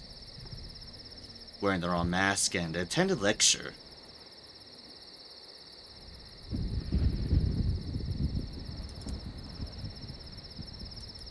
We don't have to worry about that. We will be doing this instead. Ask how she recognizes everyone, despite their masks. Every mask is just one among hundreds. The founder's talent. I grew up on Visage, says the founder. I don't need a face. I can hear your voice. See the curve of your back, the way you walk. I can recognize a member of this community just by the pattern of acne on the back of their neck. When I was first establishing the community here, I learned quickly that true anonymity can turn people into monsters.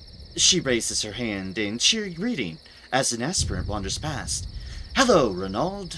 You see, the fact that I know who they are keeps the community honest. It's good to remind them occasionally.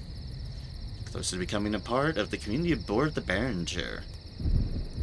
4 estimations of the founder.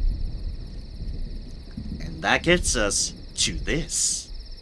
Ask what she's not telling you. You're a well-established part of the community aboard the Behringer now, and you've heard rumors. What is the founder hiding? Fucklot of XP, that's what she's hiding. Dear gods. The secret of the Behringer. The founder beckons. You follow her to the Behringer's charred engine room. Freezing winds swirl through the crack in the hull. After I stole this dreadnought from the Empire, I went to the Halved to pledge my allegiance. She pauses, but the Halved would not accept me. I was devastated.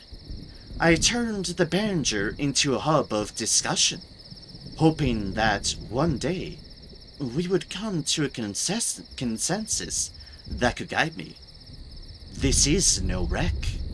She rubs at the charred boiler with a gloved finger, smudging black dust away to reveal gleaming iron beneath. That's all illusion. The hole can be fixed in a day. The rust was applied by paintbrush. The Behringer is ready for war.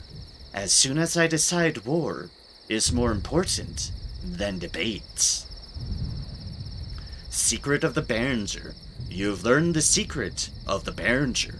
3 savage secrets, 5,000 experience, dear gods, a 5th estimation of the founder, and a crimson promise.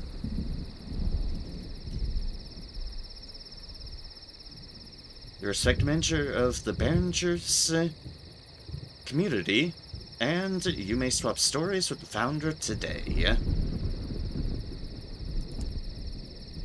I'll switch to the skin black because that's the amusing one for me. And then approach the unassailable founder, and swap stories with the unassailable founder. She greets you with a hand claps warmly on your shoulder. Armchairs and antidotes. You follow the founder through a nearby hatch. She leads you up to a cubbyhole, where the habitual din of the Behringer is muted, and 2 battle-scarred armchairs await you. Between them, a well-stocked drinks cabinet. The 2 of you sit and chat long into the evening. You tell her about patches of darkness, wefts of time, brushes with monsters and madness. She shares hair-raising tales of her perilous escape to Eleutheria, and rumors about some of the more outrageous vagabonds and oddballs who have recently passed through the Behringer. Terror Fallen, Sky Story, Saloon Stewed Gossip.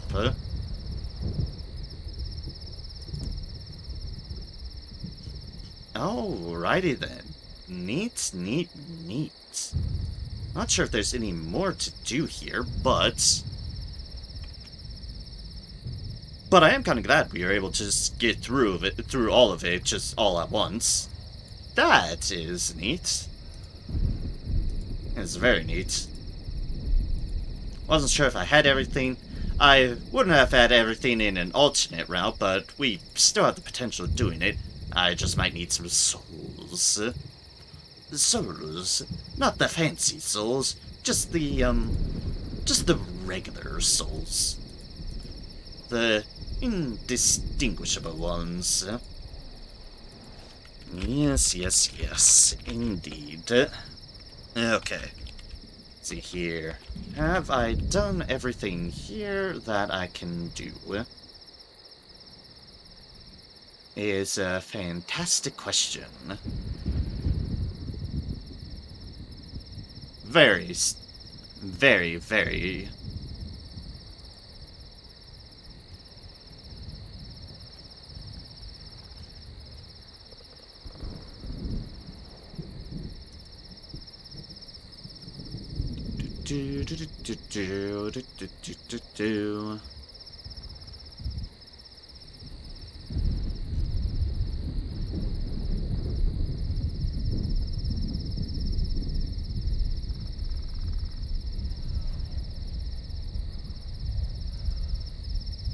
Okay then.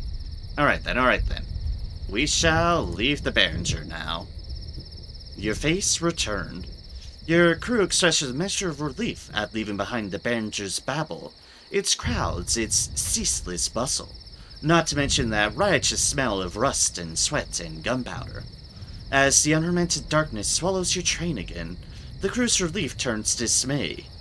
Maybe the Behringer wasn't so bad, they say. Maybe you could turn around. Well, we know where the Behringer is, which is good. Which is very good.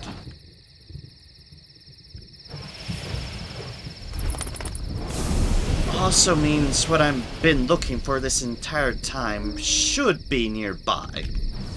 Hopefully. First things first. What faucets do we have available?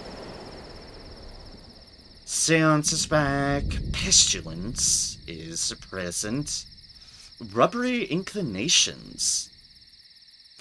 The rubbery men are the least fortunate of London's citizens. Squid-faced, mournful, incomprehensible, despised. What are the options here?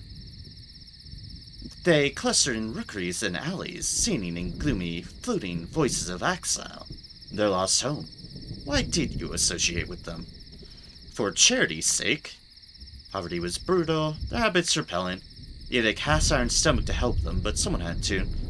To learn their shapely arts. Ah, the shapely arts. It is said the rubbery men can eat flesh, knit cartilage, and bend bones. They have not always looked like this. True indeed, true indeed.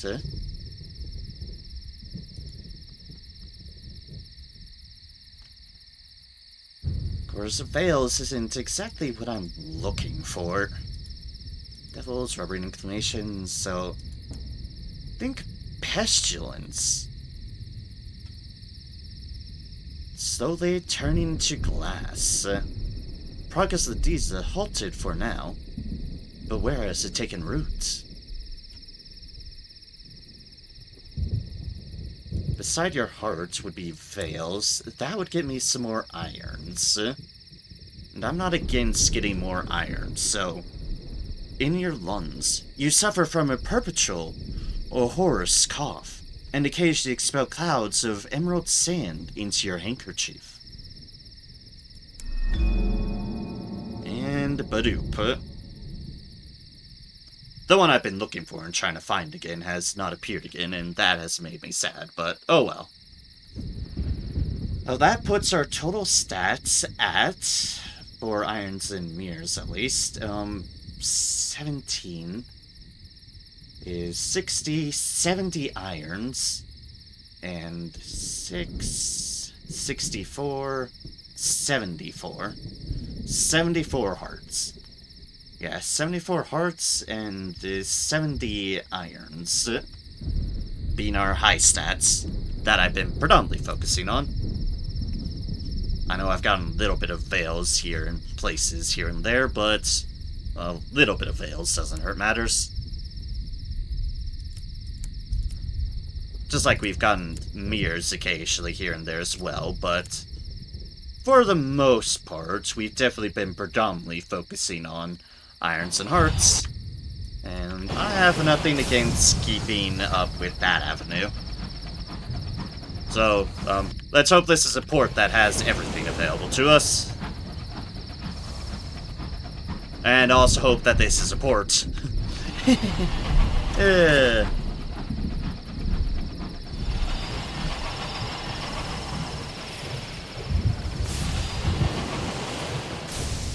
This is not a port. This is a library.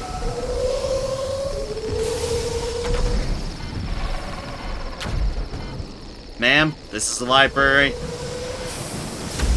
Oh wait, you know that. Miniature Lost Library, holding tattered manuscripts.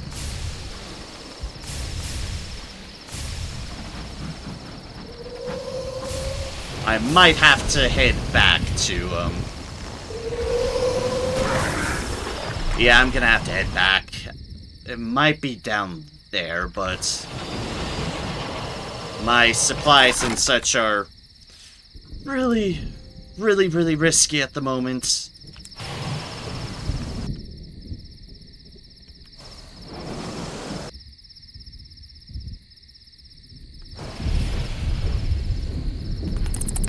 We'll take one more risk at the bat.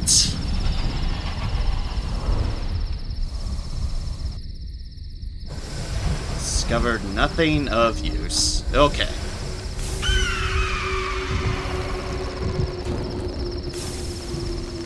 The Roost, an archipelago of silent ruins.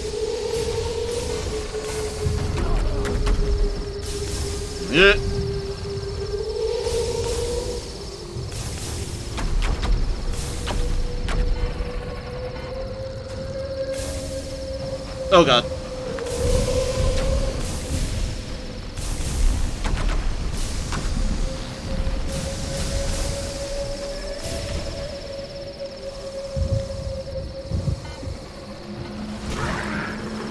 Okay.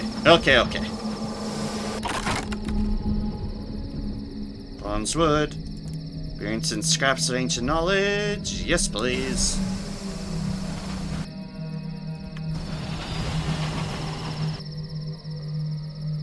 Okay, yeah. We need to get back to Pan. We need to get back to Pan urgently. I might be willing to risk ludicrous speeds. Chaos in the galley as sentient cats bounce off the walls, to the contentment of the crew. Alright, we need to get back to Pan. We need to get back to Pan.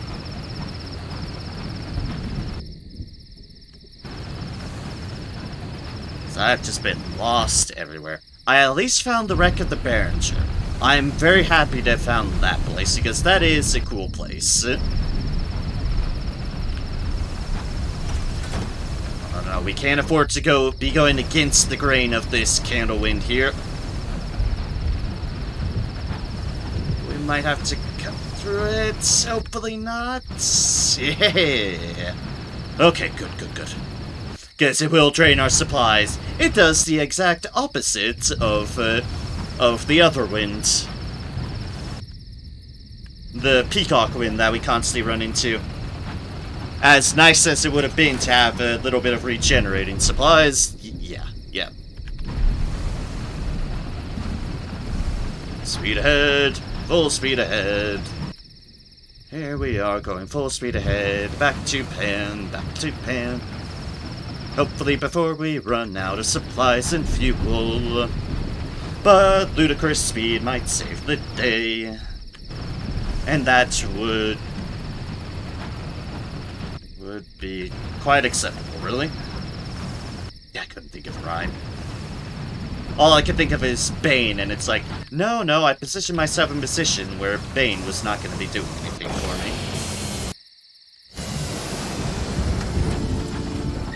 me. Wreck, broken, and bent. Hoping that was something we could cash in on. It's not. C'est la vie. Bargainer's Bridge.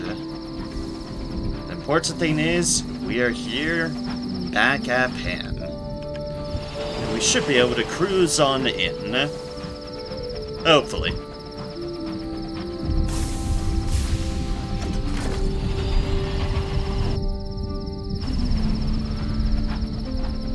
And I think going ludicrous speed was a solid call on that respect. Very solid call. We shall cruise in just barely. But just barely is enough. It is the hour of leaving, when thoughts turn to far-off places. To the stars. Sometimes the idol's piping is rhythmic and stirring. This is the hour of leaving, when wanderlust sweeps the city like a sudden plague. Recruiting crew at Pan is temporarily more effective. Huh, neat. Too bad we can't take advantage of that, but neat.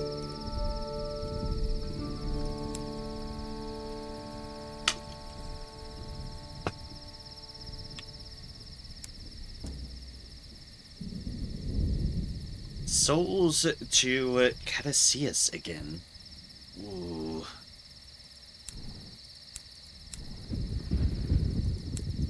Souls to Caduceus again.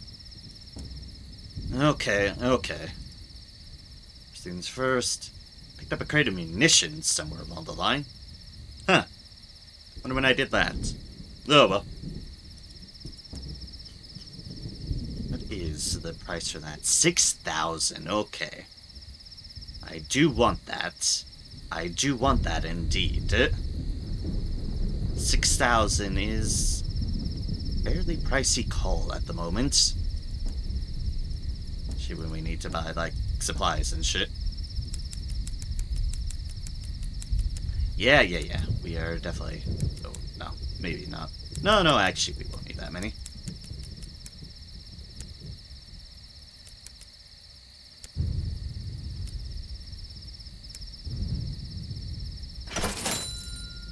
That's... like that, sure. Gives us with 2 slots, and the ability to hopefully find what we are looking for.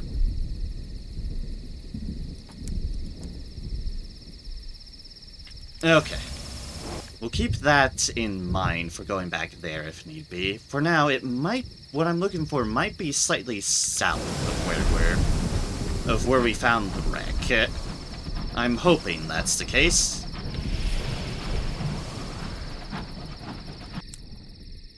I actually have extra bronze wood, but that's fine. It's not too bad of a thing.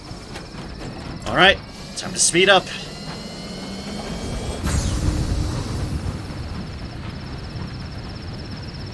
This cat's giving us a filthy look again, but that's alright.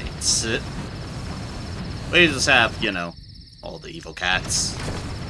Just all of them.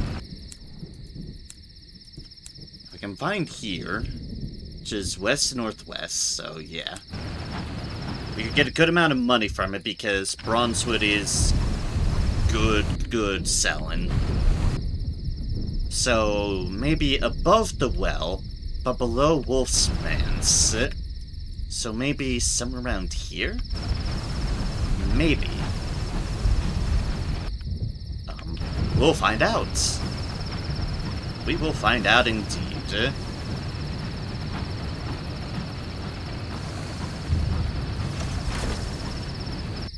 So we just chug along at full speed. These are ruins of Perturbia, haunted by those driven mad in the skies. Oh, hi. Those driven mad by the skies? Hello, welcome, all, one and all. I'll be leaving now, thanks. Off my ass.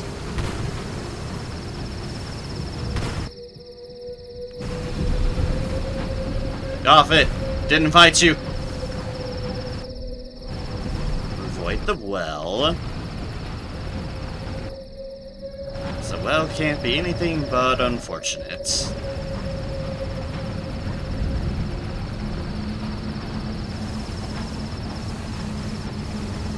Speaking of unfortunate things, hello there, extinguishment. Bucket. Oh wait, I can't collect things like that. Right.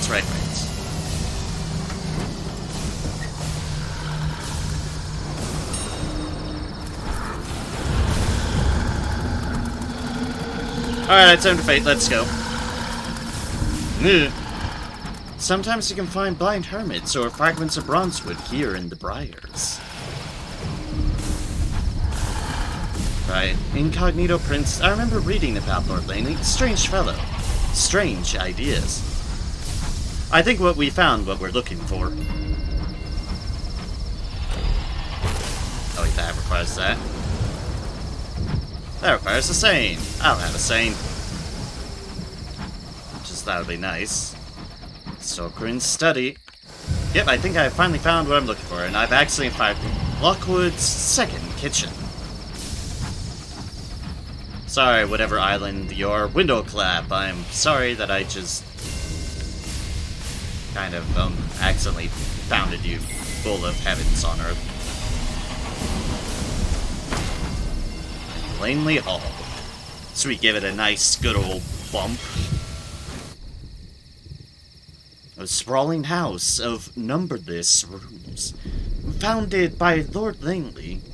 It is a refuge for those willing to brave the dark of Eleutheria. Outside it stands the last lamppost, the furthest flung beacon of London life. First things first, 885 of the good stuff. Bargains available is more bronzewood. A scrap merchant is selling off plating from a wrecked locomotive. A plaque on one of the larger plates reads, Guinevere. Her lights failed, the scrap mechanic explains. So she crashed. One of Eleutheria's little tricks. 405 for 3 pieces of bronze wood. No, that's efficient, but... yep, both fuel and supplies are here. And rolls of thirsty bombazine. Okay, found a place where we can finally get that. Pay the check-in fee and you can take whichever coat you like. It's unlikely anyone will mind. Provisions are also available should, for some reason, you wish to leave.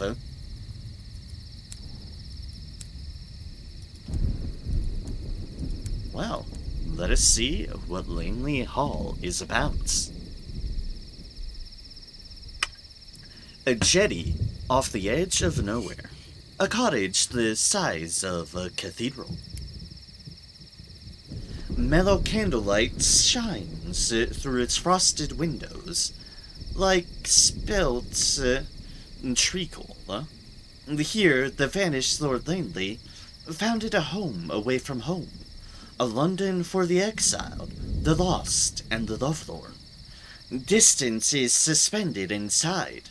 No one has ever claimed to have charted the entirety of the limitless hall. Enter Langley Hall. All are welcome here, provided that they are welcoming of all here. Welcome, traveler. A man in a faded postal uniform greets you at the end of a battered jetty. Army? He carries a shuttered lamp in one hand. It lights the deep amber hue of the last lamppost. Hello, hello, a new guest? This way, please. Let's get you somewhere warm. He produces a set of keys and strides towards the oak-paneled front door of the house. He knocks thrice, and then unlocks the door. This way. The sound of laughter spills out. Inside, an endless house party is in full swing. Guests who enter Langley Hall rarely leave. The hollowed hallway. This hall is the oldest part of Langley's project.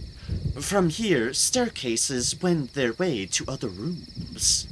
Halls, landings, and wings of the cottage. Guests sit on stairs, seen from the banisters, or promenade along the hall in search of friends. The closest door to the entrance is wide open, revealing a cloakroom the size of a village green. Fire crackles in 7 hearths. Someone has set up a bar. You could leave Langley Hall at this time, but we just arrived here. We do not have to stay in a while. Compile a port report. Langley Hall is widely considered to be a folly and a fool's paradise. Have those who say such visited? Good tidings. Langley Hall is a labyrinth of well-intentioned jollity. Parties snake from the front door to the back kitchen, by way of 1,000 bedrooms, bathrooms, billiard rooms, and ballrooms. The wine flows like water, and the hour is always hazily too late. Those that come here rarely leave, and those that do rarely do so for long. They have made a home of Langley Hall, or at least Langley Hall has made for them a home. Report for Langley Hall, and sign the guest book. Unlocked, we do not have welcomed home. Just a little formality, the post office says apologetically. Don't worry, we don't have many here. A place here.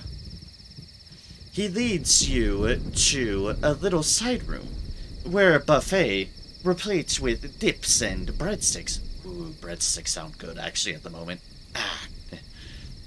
I don't have breadsticks. Has been laid out. He produces a huge leather volume from under a table and moves some hummus so that he can set it down. The spine indicates that this is Volume 3, Tell us how you'd like to be addressed. Whatever you like. Who you really are. Or who you want to be. He hands you the pen. Remain as you are. Langley Hall will accept you all the same. Or you can change what you're called by here. You could change yourself to Madame, Sir, Citizen, My Lord, My Lady, Captain, Specialist, which is what we are, Doctor, Professor, Officer, Archivist, Principal, Administrator, Secretary, Intendant, Nurse, Comrade, Brother, Sister, Reverend. We will remain as you are. Langley Hall will accept you all the same. The post officer nods, blots the ink, and closes the book. Very good, Specialist.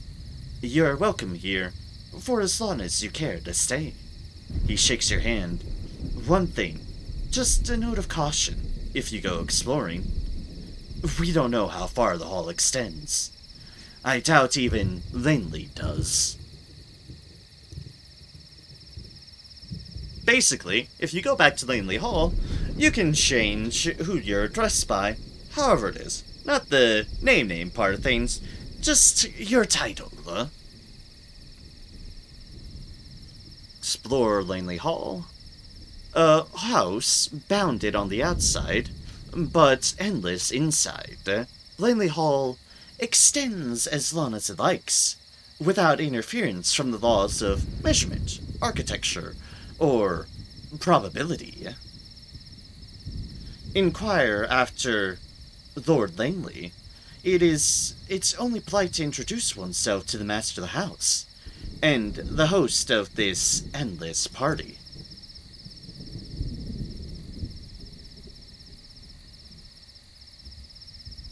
The post officer looks deeply uncomfortable. Not sure how to say. His lordship's business. This is his party, see? He found the house and wanted guests. Invited those of us who, for one reason or another, weren't suited for what London had become. New London made him sick to his stomach, he said. The post officer runs a hand through his hair. I won't betray his hospitality. But I'll tell you what I know if you agree that, if you find him, you'll respect his wishes. That's what this place is about. Respecting each other. You'd rather not commit to a promise, would you? Nah, we'll accept to a promise of respecting each other. Except, you'll respect the intentions of Langley Hall. Or say you will, at any rate. The postal officer bites his lower lip. It's a topic of choice here. Where's Langley? Have you seen Langley? He sighs. Anyone who says they know the answer is lying.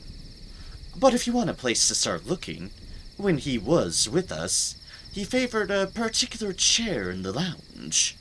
An old friend of his is still in the yellow drawing room, and he was on good terms with the cook. He considers for a moment. What if he doesn't want to be found? What if, wherever he is, he doesn't want to come back? Looking for Lord Langley.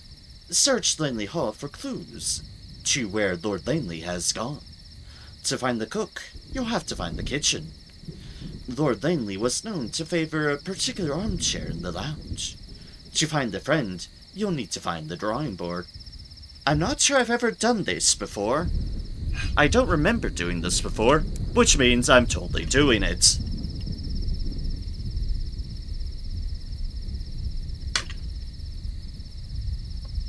Explore Langley Hall. We'll see what this does here.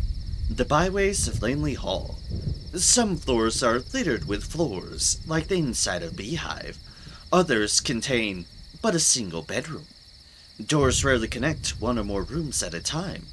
Lord Langley having apparently preferred his guests get some exercise when moving from their bedrooms to the library in search of a nightcap.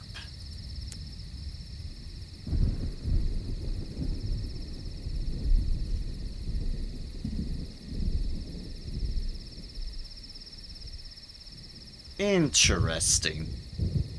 Langley Hall stretches on for lifetimes. To find anything in the labyrinth, you'll need to go exploring. Going from floor to floor, or even from room to room, one is often confronted with the staircase. These can vary between 3 and 300 stairs, and there's no guarantee that on descending one, you won't immediately be confronted with one going up. Embark on an expedition into Langley Hall, you'll need to keep your crew in line, an irons check and 3 supplies. Embark on an expedition into Langley Hall, keeping morale up will be vital. Your crew must trust you. Send out an expedition into Langley Hall. There are many, many staircases, but you have a large and hardy crew. Exchange an unlicensed chart for help with your map of Langley Hall. An amiable cartographer has made a mission of mapping all of Eleutheria. He resides in Langley Hall, where he started his venture. This will gain at 15 staircase spelunking. Exchange a moment of inspiration for help with your map of Langley Hall. A sardonic music hall singer has been here for years. She knows her way around the place and will assist you in exchange for help with a song. Oh, a sardonic music hall singer. That's a familiar name. And then there is a bunch of different things. Holy moly. Holy moly indeed. Intrude upon the bathroom. You need a lot of spelunking. Climb up the solarium. Peek inside the upstairs laundry cupboard. Knock for admittance to the yellow drawing room. Enter the little lounge. Open the kitchen door. Intrude upon the bathroom. Climb up to the solarium. Knock for admittance to the study. You'll need to find the way. Turn the hallway. You've wandered enough. Yeah, let's go back here.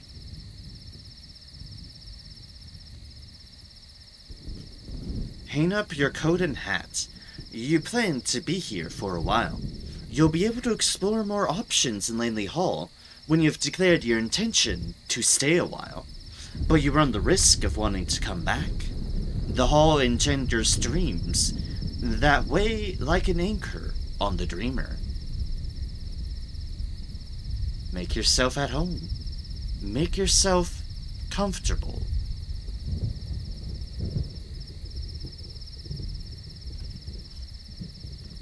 Let's see, does it make like our checks quicker to explore it, or... I want to make sure I'm not choosing out things, because if we want to explore, then we'll want some more supplies. You know, because supplies. Supplies.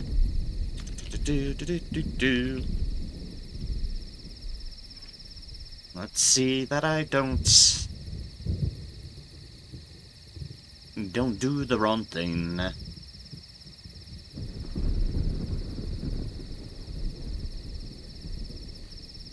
That's a different deal. Hollowed hallway.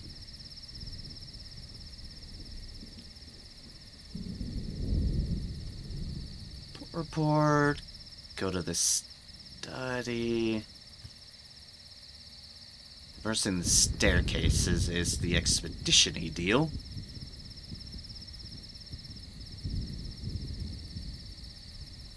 Hang up your hat and coats. You're lingering for a time. What does that do? Fair question.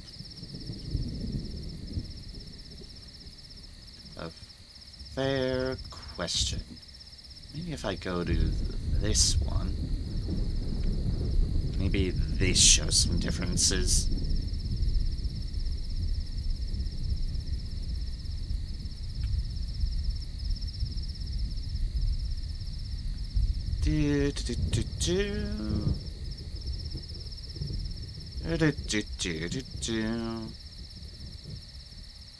Just trying to make sure that I've got things right, and yeah, I think I want to do this first. Yes. Want to do those first because I can stock up on some supplies, and that would be a good thing. And that would be a very good thing. Eleutheria. Okay, so we just need to get enough for like 60 or so. I have a large crew. But that one has a crew loss chance on failure. We do not want that.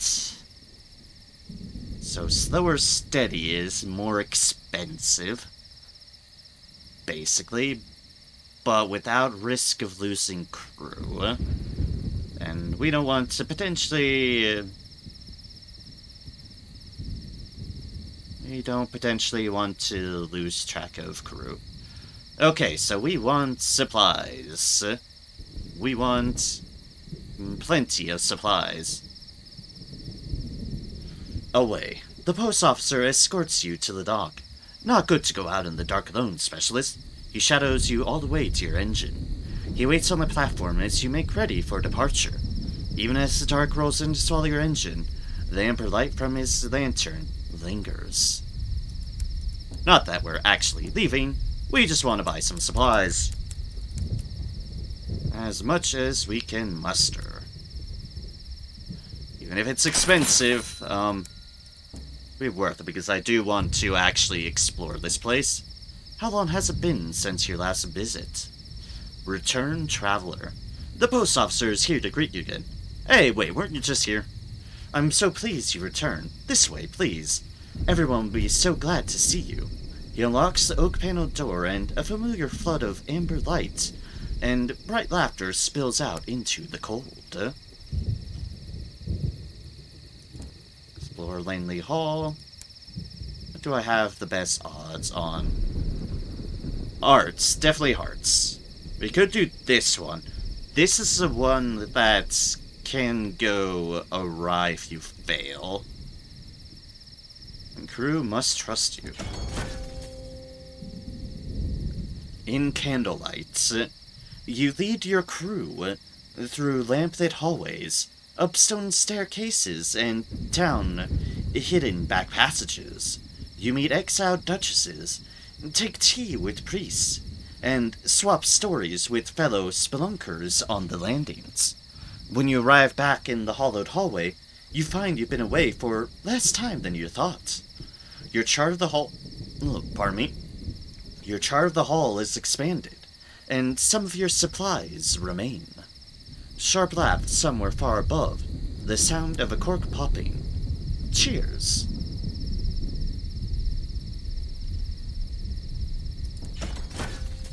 Success.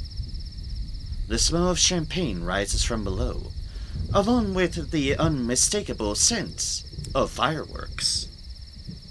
Yep, even fireworks are here. Going up by 20 at the moment. If things succeed properly, that is how we will hope it'll keep. We cannot guarantee it'll hope to keep as such. The smell? Oh, that's the same. Alright, fair enough. Success again. The smell of good hot pots rises tantalizingly through the stairwells. Ooh, damn it, it's making me hungry. What am I at right now? I'm at 40. Oh, we might need to go up to 80, actually, for the furthest option. Ah, okay then. Fair enough. Success, success, success. I like successes. Failures are unfortunate. In dusty chamber lost. You make progress through the dusty stairwells and forgotten chambers of Langley Hall. If they were ever known at all. You meet very few other souls on the landings. The hallways run on endlessly, and your crew begin to explain of hunger and claustrophobia. You make your way back, your charts of the hall slightly expanded. we're at 55 now.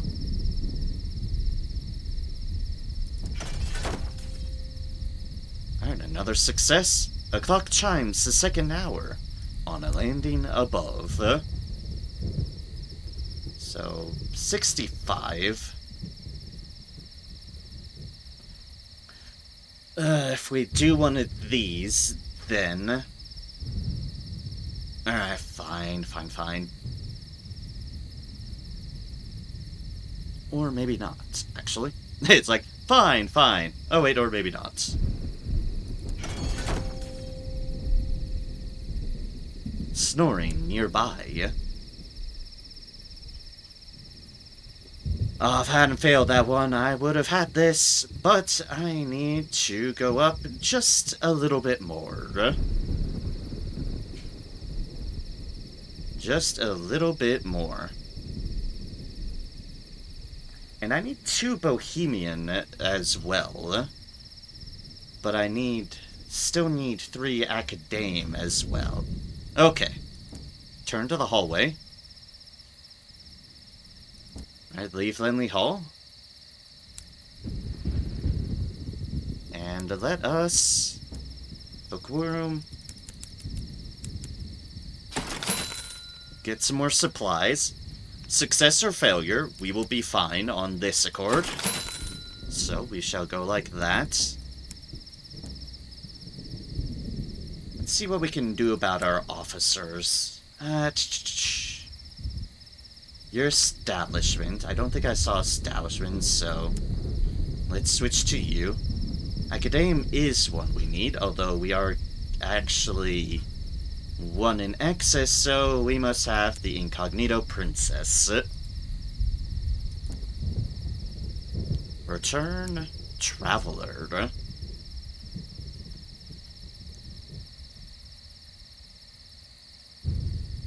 Alright, let us hang up your coat and hat. You plan to be here for a while. Lingering in Langley Hall, a jovial doctor in a top waistcoat manages the cloakroom.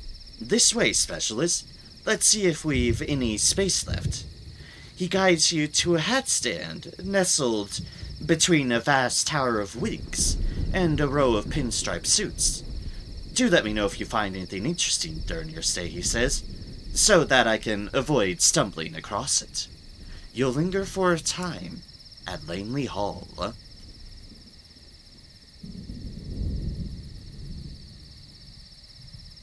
Time to move it on. Time to get your things and move on. That's if you're gonna leave. And that says now, you'll want to recover your things from the cloakroom before you leave. Alright. Explore Langley Hall. And let us, first things first. Alright, we need to explore. That's right. And we have less chance of success, that's fine. We only need 5 anyways. Moments above, whispers in the moonlit gloom. Okay, now we have access to everything. And it just costs us a lot of money. That's fine. We have our staircase spelunking. Open the kitchen door. Ribaldry can be heard from within. The smell of hot pot wafts tantalizingly towards you. A find. Your explorations have borne fruit. You found the kitchen. You can practically taste the pepper in the air. Having found the kitchen, you'll always be able to return from the hollowed hallway. Which is nice. You're assailed with the wave of warmth and the aroma of bacon cooking on the cavernous stove. Oh, bacon. It seems that the real party is in here. Champagne corks pop. Someone is playing a viola. Cards are slapped onto the wooden deck. A dozen flushed faces turn towards you, all beaming. Have yourself dealt in. This game looks complex. Time to play cards. 250 sovereigns. And for staying a while. Help with the cooking. is a hearts check, supplies, and staying for a while. A party runs on its stomach. Ah, bugger and biscuit. I need hearts, and I need a caged catch. Okay then. Talk to the notorious slur. She disarms would-be suitors with bon mots that stay just on this side of good taste. Turn to the hallway, somewhere that doesn't smell of courtage. Okay, so we need a caged catch. I should break out my notes because I'm not sure if this stuff is recorded, but I will make sure. I will make sure. So let's see here. Langley Hall. Kitchen is caged catch, hearts check.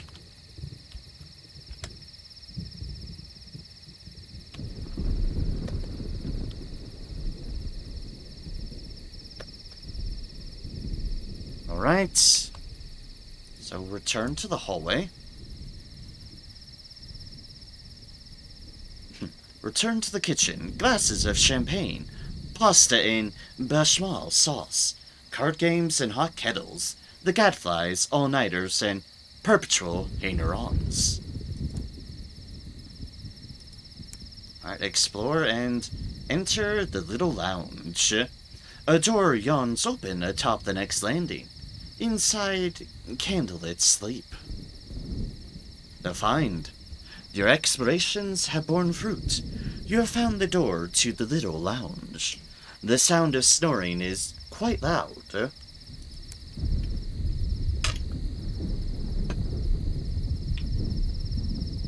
The lamps are low, giving the room a warm amber glow. The wood paneling is dark. The western cotting is decorated with sleeping cats. A fire, orange as a harvest moon, blazes in the hearth. Guests slumber on the enormous sofas, or else whisper to each other from the armchairs. Wherever you look, there are glasses of mulled wine. Attempt to leave. Cannot linger here forever. Rest. This will cost you a crew member. Ugh. Share your story. Lives used to be, and search Lord Langley's chair. It sits unoccupied, far from the fire. Gathers dust and curious glances. It's his favorite place to sit. And well, do I lose anything if I fail this? Is an excellent question. Answer, probably. Let us see here.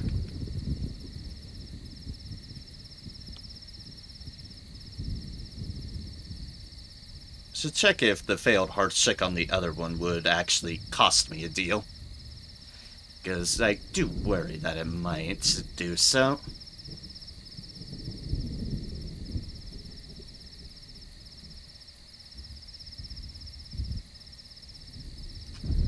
Okay.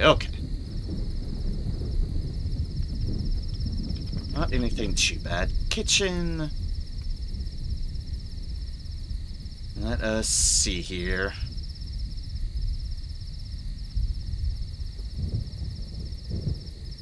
Oh, yep. If I fail it, I would lose it. So I should probably bring excess.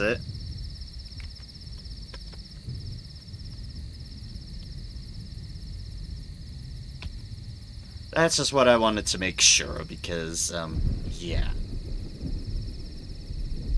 44% chance. Godspeed.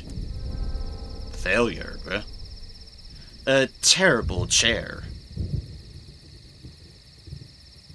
It would be best were your investigation not scrutinized. You wait for the opportune moment, when enough of the guests are drowsing, wine-sodden, and languid, to creep to the chair. It is a high-backed velvet horror that resembles a bat turned inside out. It creaks damnably if you so much as brush against it. It requires a sturdy hand and limitless concentration to fish around the crevices. You find coinage, crumbs, and dust.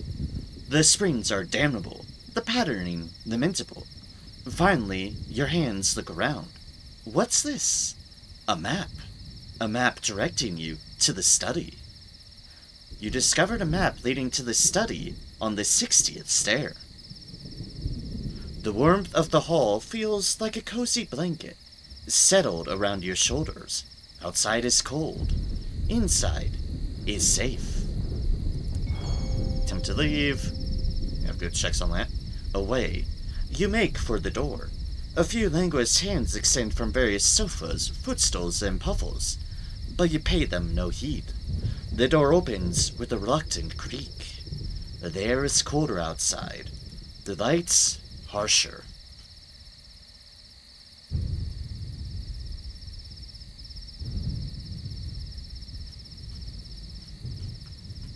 Don't need any of those.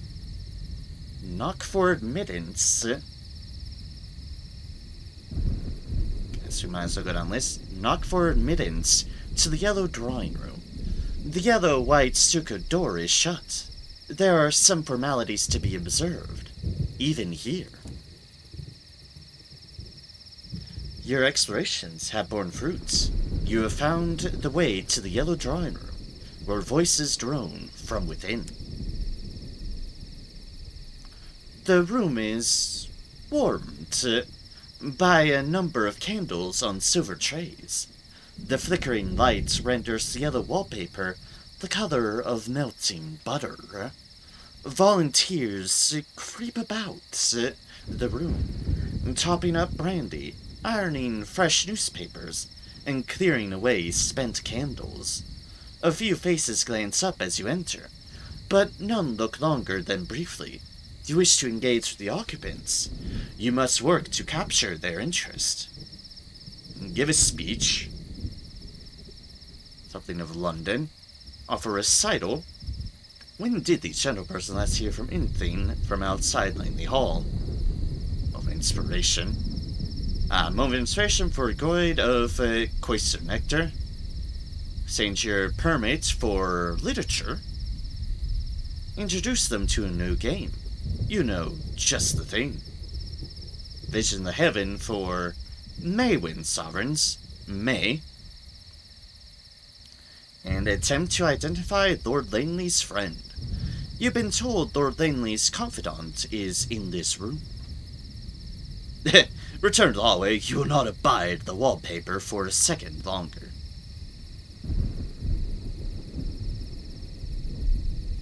Let's see if we can find him. Hey, we succeed on that one at least. A woman stands by herself, smoking a lawn cigarette. Her eyes are pale yellow, a devilish. Those eyes like drowned suns, meteors across the room. I've heard of you, specialist. You've been asking questions. As it happens, I'm tired of waiting for answers. She opens the watch on her wrist. Inside, not cogs, but a soul. Emerald and jaundiced. His. For safekeeping. No, don't look at me so. I am not, nor was ever the type to be his lover. She sighs, perhaps regret, perhaps pity. He was waiting for someone. He told me he wouldn't remember who he was. He told me he thought he might find him in the laundry. She blows out a puff of smoke. You tell me. Perhaps it'll all come out in the wash. You'll need to find the laundry cupboard in Langley Hall. Langley's friend holds his soul. Turn the hallway. Explore Langley Hall. Oh, and look at that. Peeking inside the upstairs laundry cupboard. It dominates the landing like your aunt at a dinner party. You can hear giggling coming from within. A find. Your explorations have borne fruit. You have found the way to the upstairs laundry cupboard, which smells of fresh linen and spilt wine.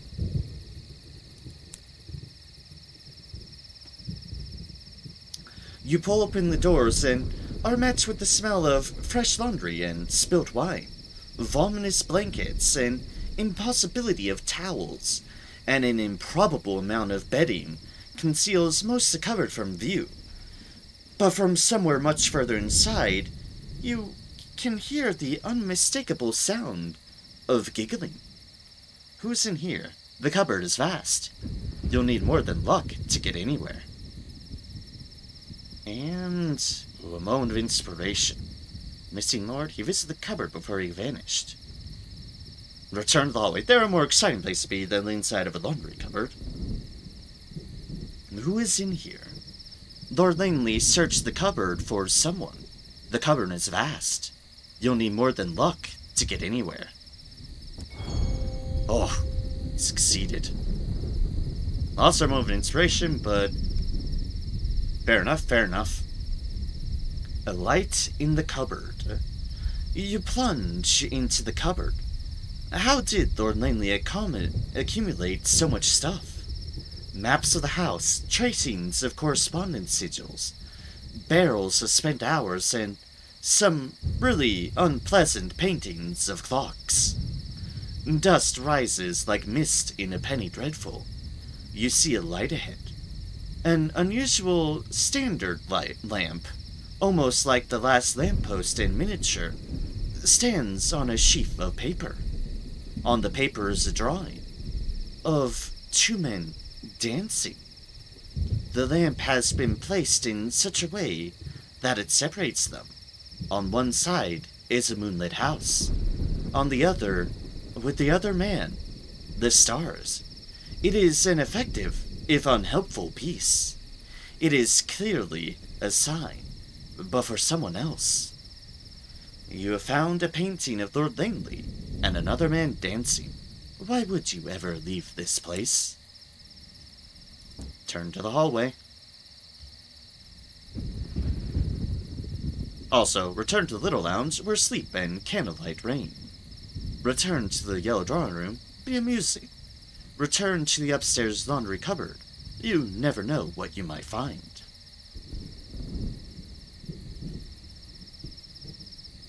Turn to the little lounge drawing room. Can we talk to the friend again? No, we can't. Alright, explore Langley Hall. Climb up to the solarium. Light, white and fervent, spills from above. A frosted glass door, garlanded with stained roses, stands ahead. Your explorations have borne fruit. You have found the way to the solarium. Bathed in such radiance, all other light seems unknown.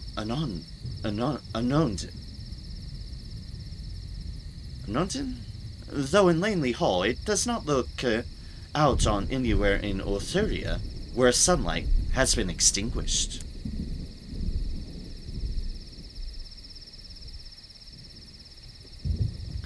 Golden light pours through the glass dome, gilding the faces of the astronomers, aristocrats, and assorted hangers-on who congregate here. The conversation is polite, dignified. Plates of sandwiches circulate. Someone is passing around glasses of sparkling wine. Everyone looks out of the main window, which faces some distant sun, chained in the imperial sky. Langley's Hall draws some parts of itself from further afield from others. Listen to their song. The guests are singing a strange shivery of hymn. Crew, staying a while. Strength of the sun. Turn to the hallway. It is too bright here.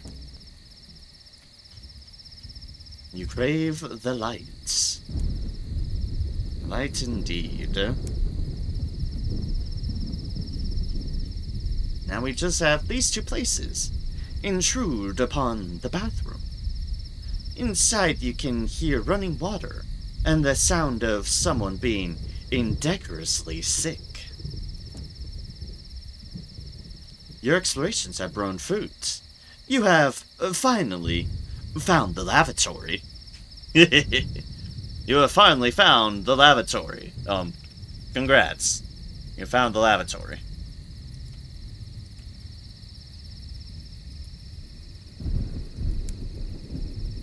There is a queue for the stalls. Once. A notorious vaudeville act is occupying the nearest, and is emptying their stomach noisily. A cluster of lesser lights has assembled around the door to obsequiously offer sympathy. Someone has set up an impromptu bar by the sinks. Perched on an upturned bin, a fiddler plays along with a trombonist. A flutist waits for their time to interject. Actors, dancers, and poets take turns performing, entertaining and competing with their peers. You just came to use the bathroom, thank you, one sovereign. Turn to the hallway. The scent of wine, incense, and worse is a bit much. And debauch, creative nostalgic crockery, and 50-50 chance. Oh boy, why not? You'll need to bring your own cups, though. They've all been smashed in here. Nope, return to the hallway. Explore Langley Hall. And knock for admittance to the study. You can hear hushed whispers and the rustle of papers. There is a smell of pipe smoke. A find. Your explorations have borne fruit. You have located the study, where the more cerebral of Lord Langley's guests congregate and share their collected wisdom. A bevy of academics congregate inside the study, where they discourse, dispute, and disclaim. Here, Lord Langley has a panoply of curiosities from old London. Skulls without eye sockets leer from the shells. Incrustations of amber gleam in the lamplight. Bottles of fungal wine are stacked on shelves and desks. Dispute it, you can argue with the best of them. Peruse the shelves and desks. You have visions of heavens for moments of inspiration. Ah, interesting. May, by the way. Use the desks and shelves. There's many an esoteric knickknack languishing on them. Anything is available to take with you, provided you pay a fee for the upkeep of the hall. Condemned experience for 300. Attempts a rescue. Two stately gentlemen appear to be, between sips of scotch, tossing a curled-up mammal back and forth. That's not a ball.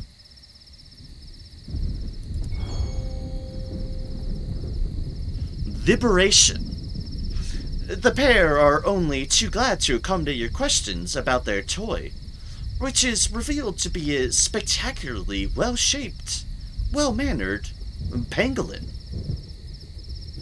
Despite their assurances that the animal consents to the peculiar treatment, the pangolin looks distressed. It takes several hours, 2 games of catch, an inadvisable amount of alcohol, and the discovery of a rattan ball in an unexplored cupboard to free the pangolin from its elegant captors. You have the perfect pangolin. Leave, you've had quite enough. Okay. Consider evidence. You ferret out all that Langley left behind. You're in Langdon's study. You have all the tools to see where it suggests. Okay, then. So, I just need a strange catch. I just need that last one. Okay, then. Okay, then. Recover your hat and coat.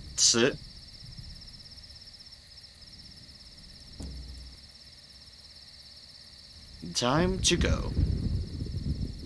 The doctor guides you to your effects with admirable efficiency.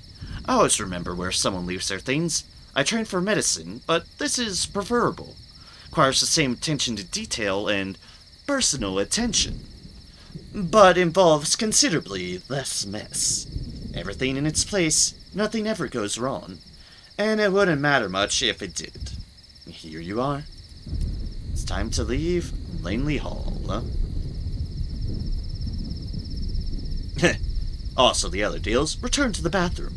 They're still at it. Return to the study, you have not had your fill of discourse.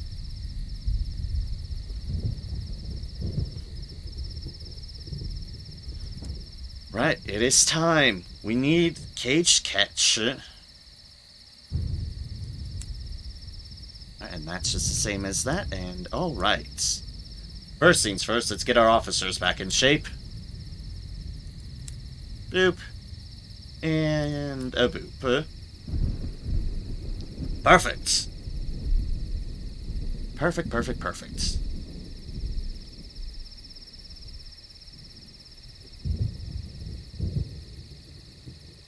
Oh, pardon me. Just realized I might want some excess mirrors, just in case. Alright, we now have the perfect. Yep, hearts, iron, mirrors. This one's iron and mirrors, which is why I just have it kept on. And the perfect pangolin. Behold, her little nose. How impeccably her scales overlap. How sinuous her tongue. She looks how perfect she is. She never say anything, but she knows. Look at that thing. Look at that adorable little thing. Your perfect pangolin. Your pangolin has unfettered access to all parts of the locomotive, thanks to the crew uniting in their adoration of it. Because she is perfect, she does not take their love for granted.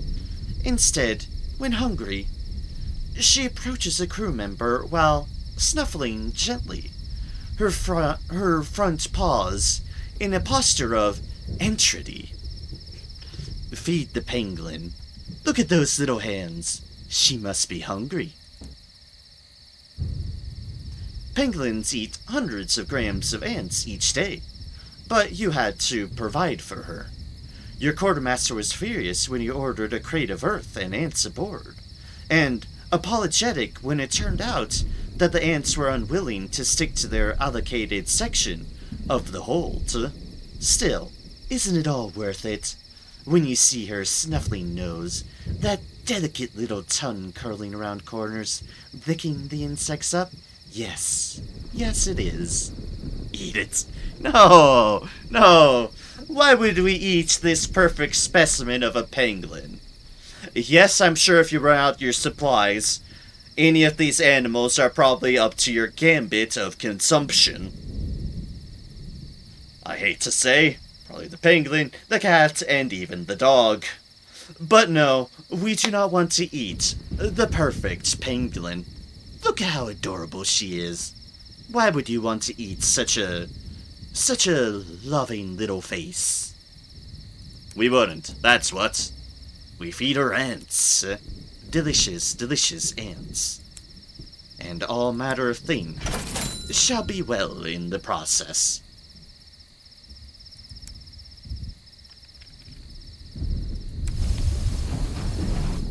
Alright, let us go back to Pan. Now that we know where Langley Hall is, we also now know we need a cage catch. Little Mingling. Greater Mingling and Little Mingling. Yeah, fitting names.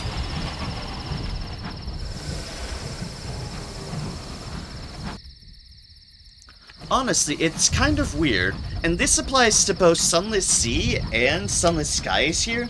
It's kind of weird how when it comes to mascots, your Blemigan has substantially more stats than every single other mascot. It's kind of odd, really. Not sure what to make of it. It just seems to be a theme in both the Sunless games. The pangolin is just, the ptarmigan is just head over everything else substantially better. At least in stat count. You want other stats, then you'd still need something else, but still, it's kind of weird how much more stats it has. 3 times in the case of this one. It has a 2 and a 1 instead of just a 1. Not sure why. It just is. Since that won't stop us from collecting these other mascots, though, because, hey, they're present. Why wouldn't we? Rock Steep, huh? Yay, exploration progress. Which means experience, and let's not run into these floating ruins. Hi.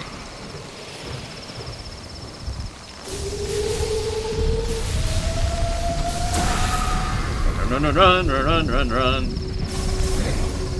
Bonk.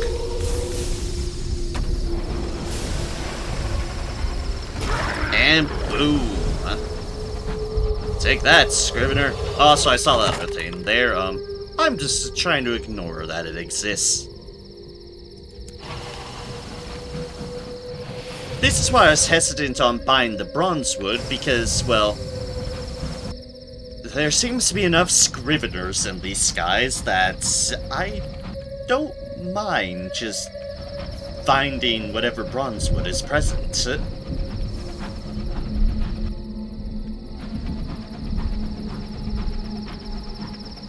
Rumble. Actually, the sound of thunder is actually generally pretty relaxing for me. Just a good old, no strings attached thunderstorm. I am all for.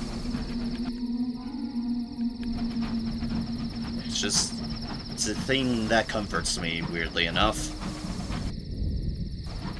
Which is saying something, because the one thing I will note is that thunderstorms in Colorado, I worry a little bit more about. They kind of had, thus the whole no strings attached thunderstorms. Sometimes Colorado storms have strings attached.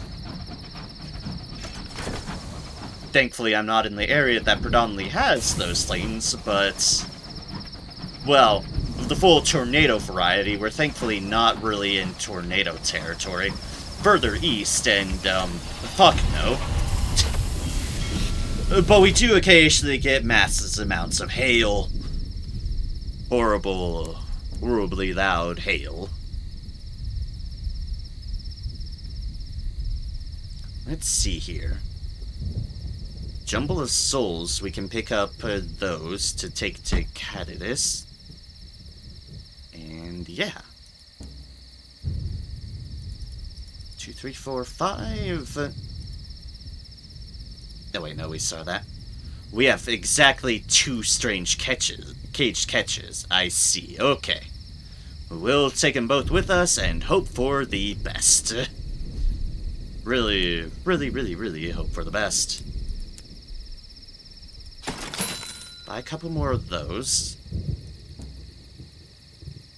This one's not one we can exactly fill in at the moment, but interesting to note, Ego's Imperium lies to the east of Pan.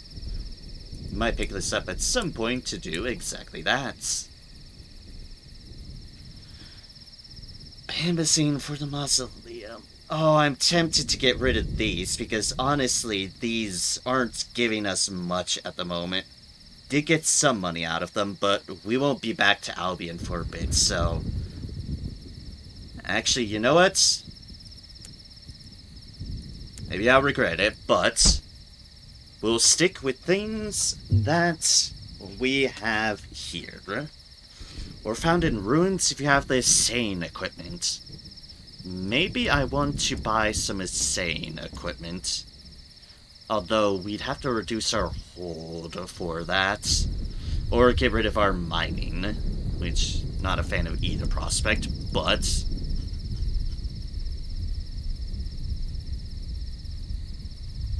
oh, no worries, it's fine. There's no need to worry about it, actually, because here does not sell any sort of Sane equipment, so... nothing to worry. Nothing to concern ourselves with. What we do know is that it is directly east, apparently, so that's something for us to keep in mind. First things first, however, let us sell some souls. Souls! And remember, I think I actually need an excess soul for something. For a potential thing up there. But actually, I won't be up there, right? So I don't have to worry about that. Not to be worried about at the moment, clearly. Let us go back to Caduceus, so that we can turn in, well, extra money, because money. We need it. Especially if we want to buy that one engine here, which we likely do want to buy this engine that is here. Meaning I need at least 6,000. It's like the minimum is 6,000. I had that at one point. But the fact is, I still need enough to buy fuel and supplies as well. So, we probably want, at the very minimum, a 2,000 buffer. Which means I want to get up to 8,000 total. Which means we are on an adventure of trading. And we will trade what we can. If we're to find any gemstones, we can do actually a lot with that. But we need to find the gemstones. This game accusing me of drinking too much. Which game is accusing you of drinking too much?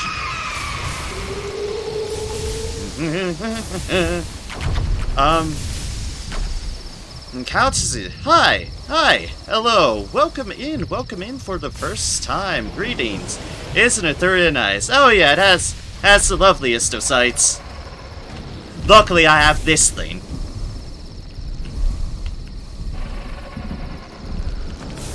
Luckily, I have the biggest of gun. Hello, welcome in. I hope your evening or whatever time zone it may be has been going well for you, and welcome in. Welcome in indeed.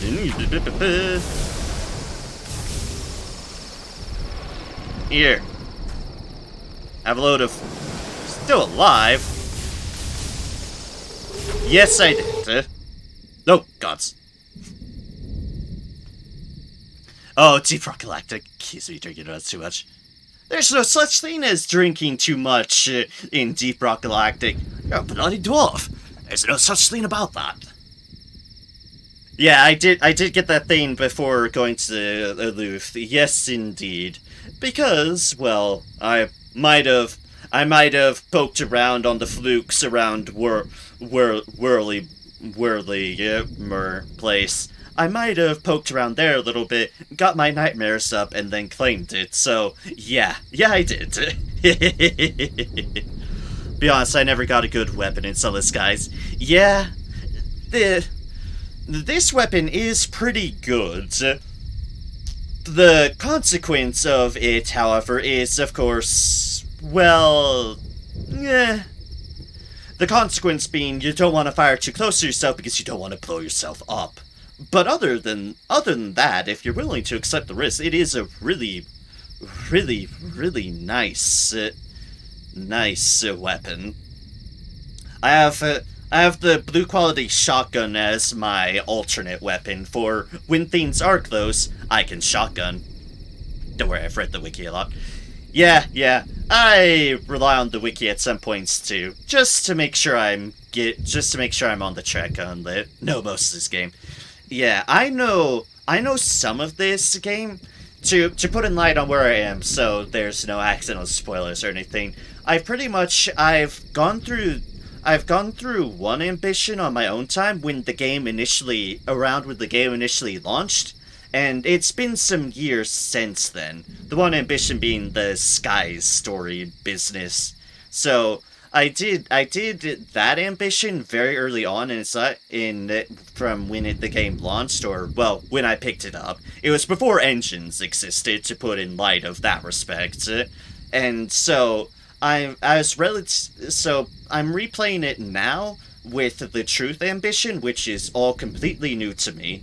And there's definitely stuff I haven't touched upon, but I'm trying to do as many stories as I can. Some I have done, there's a fair bit I haven't ever done for some reason, so that's where I kind of stand. Eleutheria is I've had some experience with, but there's a lot of stories I haven't done in here. Blue Kingdom, a lot of stuff I didn't do in there. And, well, Reach and Albion I've been touching up on before I reached here. I only read after finishing the game thrice. I haven't seen any Sovereign content, though. Yeah, that's Sovereign content is new stuff for me as well, because I played before as the Sovereign Edition, and thus before engines. Having engines is a really weird thing, when I was used to not having such. But yeah, so, the thing that has interrupted our fights. Dreams of stone. You dream of a city of statues, a court of stone. Old frost gleams on corners, a shrieking wind blows. There are spiders. Oh no, not spiders. You see the dead shuffle through the streets and into the court in an unbroken, unending line. Their faces are masked. You awake with a start. You hear your crew weeping in their sleep. Investigating, you find them shivering from cold and thrashing with fever. The dead are brought before me, one cries. They are dreaming the same dream you were. Rouse the crew, wake them, and offer a ration of brandy to drive away the dream. Return to your dreams, and the stone statued courtroom where the silent dead file before you. You were looking down at them, as if you were very tall. Their faces, behind their porcelain masks, were turned to the floor. Oh, my curiosity is getting the best of me here. Ah, hello, all the terror. You fall back into something else's dreams. Ah, me and my curiosity. One by one, you pass judgment upon them. This one is to be one of the ephemeral dead, destined for death's door. This one, a king once, committed the sin of having sought immortality. Yeah, indulging curiosity in a Sunless game. Yeah, that's a terror. This one, a king once, committed the sin of having sought immortality. You utter a word in the tongue of heaven, and proclaim it one of the failed dead, to be cast into the well. When you wake, you feel a crushing pressure on your legs, pressing them down into the bed. It is Belith, the feline eccentric's narrow, black cat. But when you try to push him off, it is like shoving at a monolith. He is cold and heavy as a slab of stone. Your femurs creak under the weight. Then he wakes, stretches, and slinks away. Oh, gods. Speaking of new stuff that I've never done, the feline eccentric, and whatever the hell their quote-unquote cats are. I don't know what they are, and I'm horrified to find out what they are. Ah, damn it. You ruined my groove, cat. You ruined my groove, cat. Alright. Inspiration or a vision of heaven? Ooh, I do need moments of inspiration. Ah, I got a vision of heaven. Dratska. Drats. Funny. They're terrifying, these cats. Damn, I was really hoping for a moment of inspiration there. Oh, well. Took the gambit, and at least I got extra experience out of the matter. Okay, let's get a Cassius. The crew shudders. We shouldn't have disturbed their library. Oh, it's fine. They're rocking experience, and bronzewood, and all that lovely stuff. I've only pillaged one library now. The others I've taken off the corpses of their fellows, which I'm not sure makes things any better. It doesn't make things better, but we don't mention that to the Scriveners. Yeah. Anyways, my terror is now super high again because of those shenanigans. Yay! Something darkness. Let's focus on going to here so we can sell our souls for extra money because we want a better engine, and for that we need money. Entering the Grave of Roses once more. If I was going to be stopping here again, I should have turned my reports into pan. Way too late now. Way too late now for that deal. This is Caduceus, where devils keep a garden of roses. And me accidentally firing off into the nether, and hoping I didn't shoot at anything I didn't mean to shoot. The winds of elsewhere. The winding hillside paths are meandering and willful. A wind picks up, carrying a scent of honey and a soothing sibilance. It blows from the caves. Let's explore the dark side of Caduceus. What could possibly go wrong? The devils do not care to set foot here. They also investigate a mirror shard you found in the wiry grass. It is silver and sharp. Ooh, terror reduction. I like terror reduction right now. Silent history. Ruins litter this side of Caduceus, though their purpose has been lost to time. Columns stand proud amongst ancient rubble. Ancient frames hold broken mirrors, but the wind is warm and lazy, unlike the harried, anguished gusts of the sky. That's probably why our terror reduced. Money. And mysteries. And our potential buy is munitions. Revolutionary surplus. A ragged revolutionary shows you 3 crates of mixed munitions, some of which look distressingly homemade.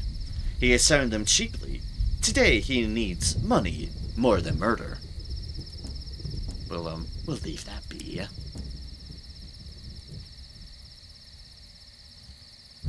And we'll need more moments of inspiration for this, but that's alright. Back to Langley so that we can just go up from here so that we can try to get the rest of searching for Lord Langley. Which means the cave sketches. Why we're bringing them, that is. Let's find the direct route. Tyrell Craig. Okay.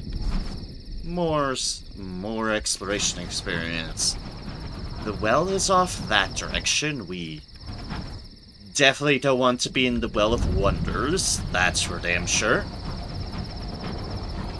So we shall go by that. Oh well, don't mind us. Just pass it on through. To the Bête Noire, a place of misery. Oh, how nice.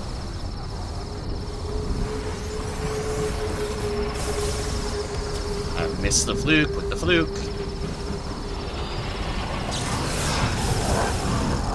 Hello, Scorn Fluke. How's it going?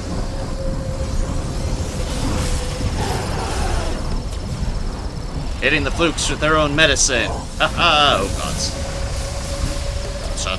Dodge. Miss, but luckily I can make a miss count. Where are you off to, Fluke? No, that's just... About to say way off kilter, but that actually succeeded in a hit.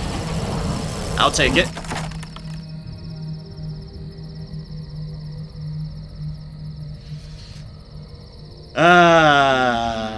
We're going to sacrifice another crew, aren't we?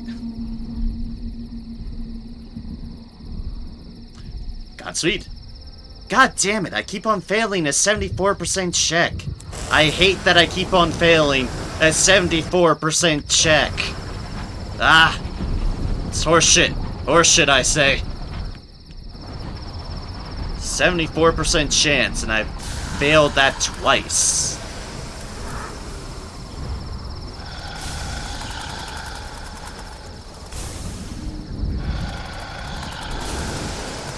Spies a black spine, long as your locomotive dribbling the sky. Luke's she says.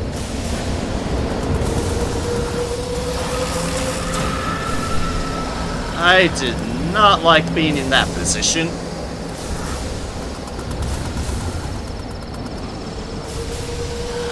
Rather lack of luck moments there.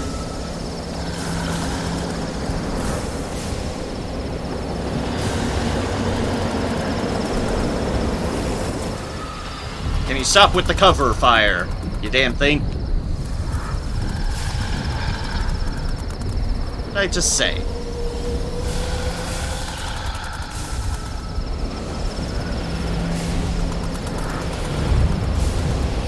Oh dear gods. Okay, okay, okay.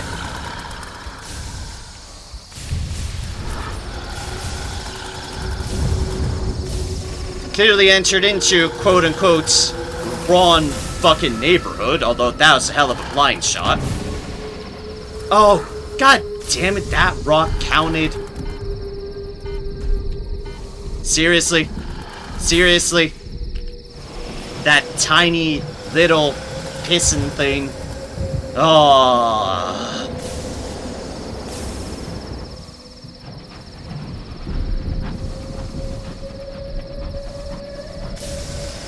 This game sometimes with the debris nonsense. I disapprove, to say the least. I disapprove. My hull is now tremendously shit, and I didn't even get to kill the thing. Ever extinguished, your driver warns your lookout. Light is fragile here. I've attempted to kill myself at this point. This has been a shitty-ass go-through. No, on that note, fuck it. Science is about to happen. Science is about to happen. What happens if you toss yourself into a well? Let's bloody well find out. Let's find out into the abyss. Saw something, Captain? Oh, don't worry, you're about to see a lot more, mate.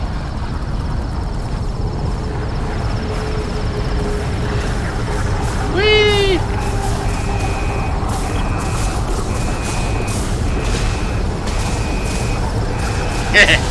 This is what happens. Catch you soon. Thank you very much, Cybershot, for all the usual good stuff. Thank you kindly. And I hope you have a wonderful night. Take care, and I hope to see you next time. And sorry that this is so fucking loud.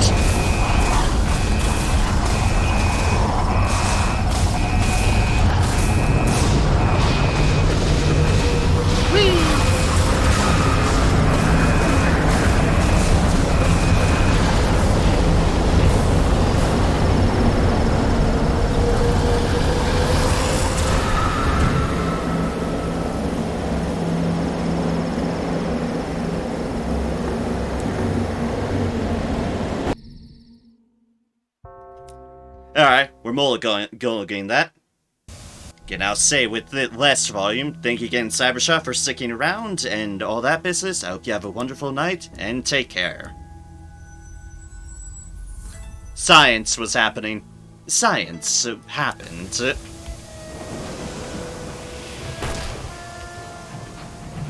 Also, I was kind of annoyed. Going to the well, but again, I mean, I know there's an actual option to go in the actual well.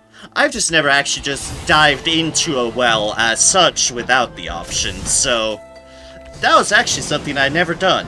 The answer, of course, is you get all the blaring warning sounds and hull and terror, which, Makes sense.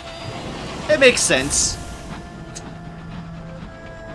Also called, I understandably, for good reason, never going into those wells, because it'll fucking kill you. Oh, right, there's a discovery thing down here that we need to rediscover.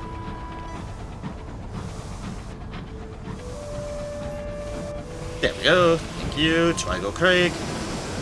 Like I said, science.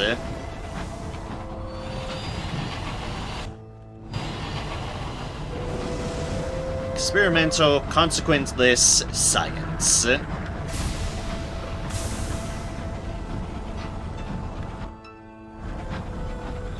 And I continue to dislike that a tiny, itty little bitty rock can explode the hell out of you. Which is extremely unfortunate. And I didn't even see that rock. It's like, oh yes, this rock that you're not even paying attention to. Well, too bad for you. Be exploded, please.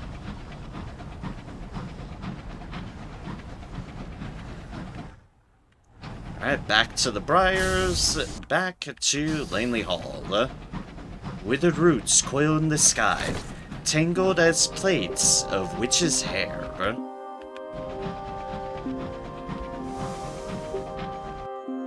Turn these cage catches and try to find Lord Langley.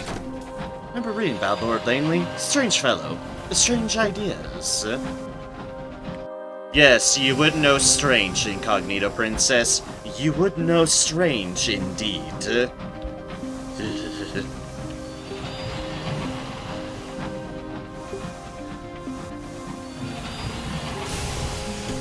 Captivating Princess, for all your London-based royalty horrors. Buy bronzewood. We don't care about buying bronzewood.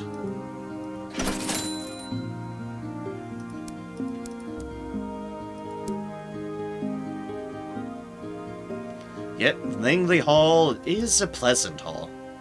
Also, this music is really, really nice.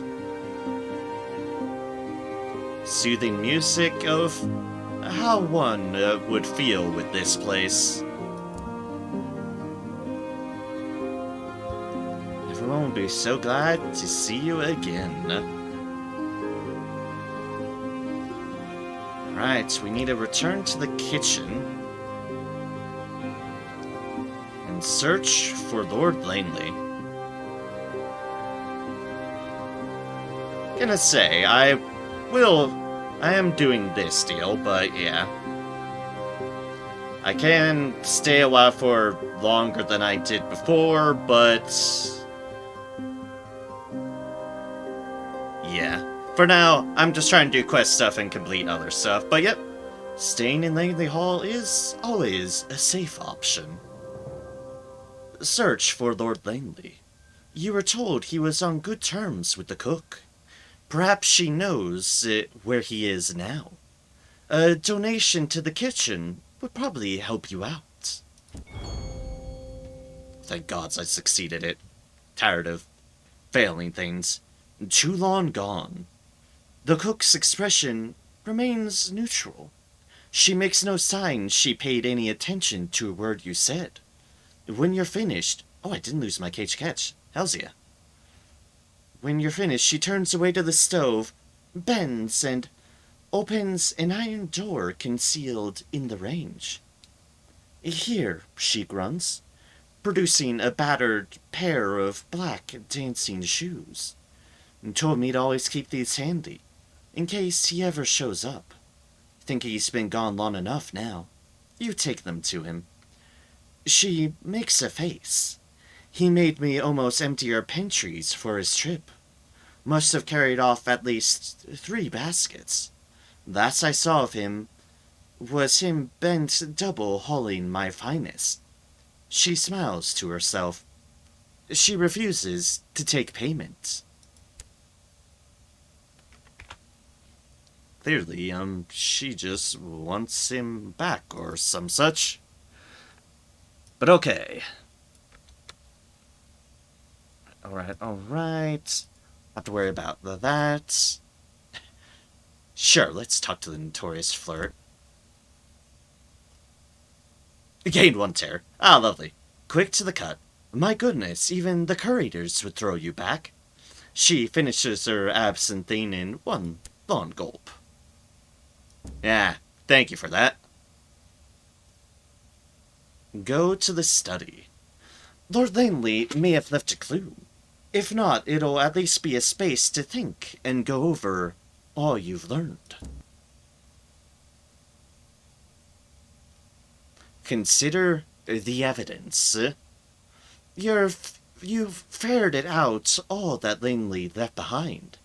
Here in Langley's study, you have the tools to see what it all suggests. You're on the hunt for the missing lord.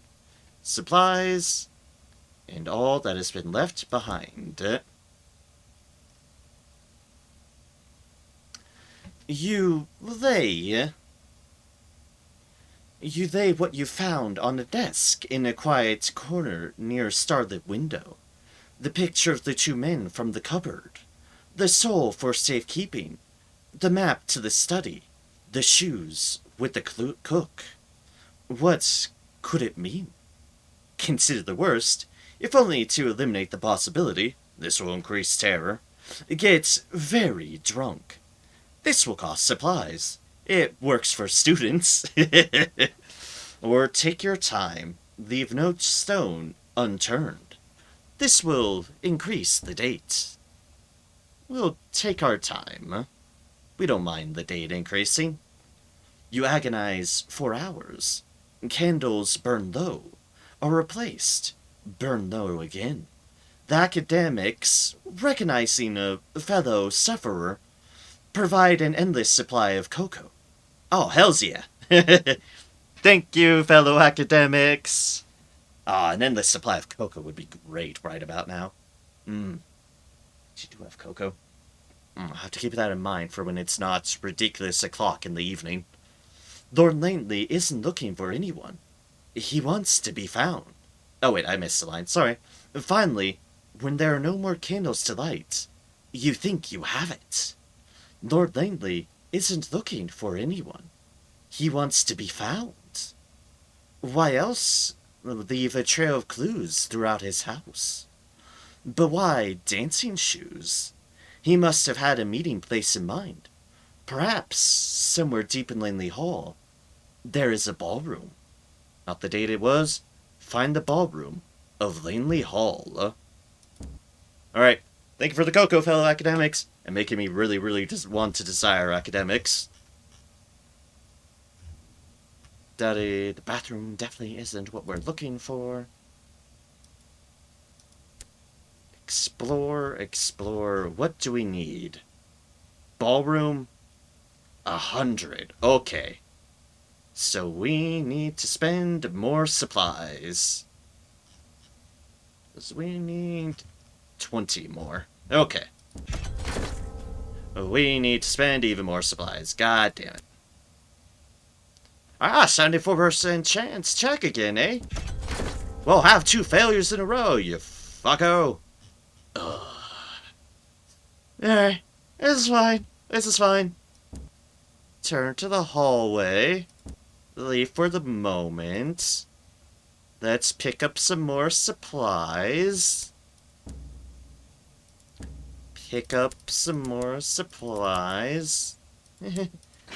Ugh, ow. The pain! Also, I just noticed this. His lordship's grand clear-out. The maids of Langley Hall hustle you into a quiet corner of the house, where they are auctioning off some of Lord Langley's unwanted possessions at bargain prices. Ooh, roll of thirsty bambazine. Don't mind if I do. It was a curtain in the hollowed hallway once. The moths have dined upon it. Possession bargain price. His lordship won't mind, they assure you, because his lordship will never find out. Definitely pick up some bambazine. The maids hurry you out of the room, promising to sneak the goods onto your engine as soon as possible. They prove as good as their word. Alright, and back in. How long has it been since our last visit? Seconds. Or Langley Hall. Please, game, please. Fuck you, game. Fuck you, game. I knew the next one would be a success. You bastard, game. Sometimes I get lucky, other times that happens, and the RNG spits in my face. Anyways, enter the ballroom. It is time to find Lord Langley. The white light spills out the door ahead. Dust rises as your feet tread the glass floor of Lord Langley's ballroom.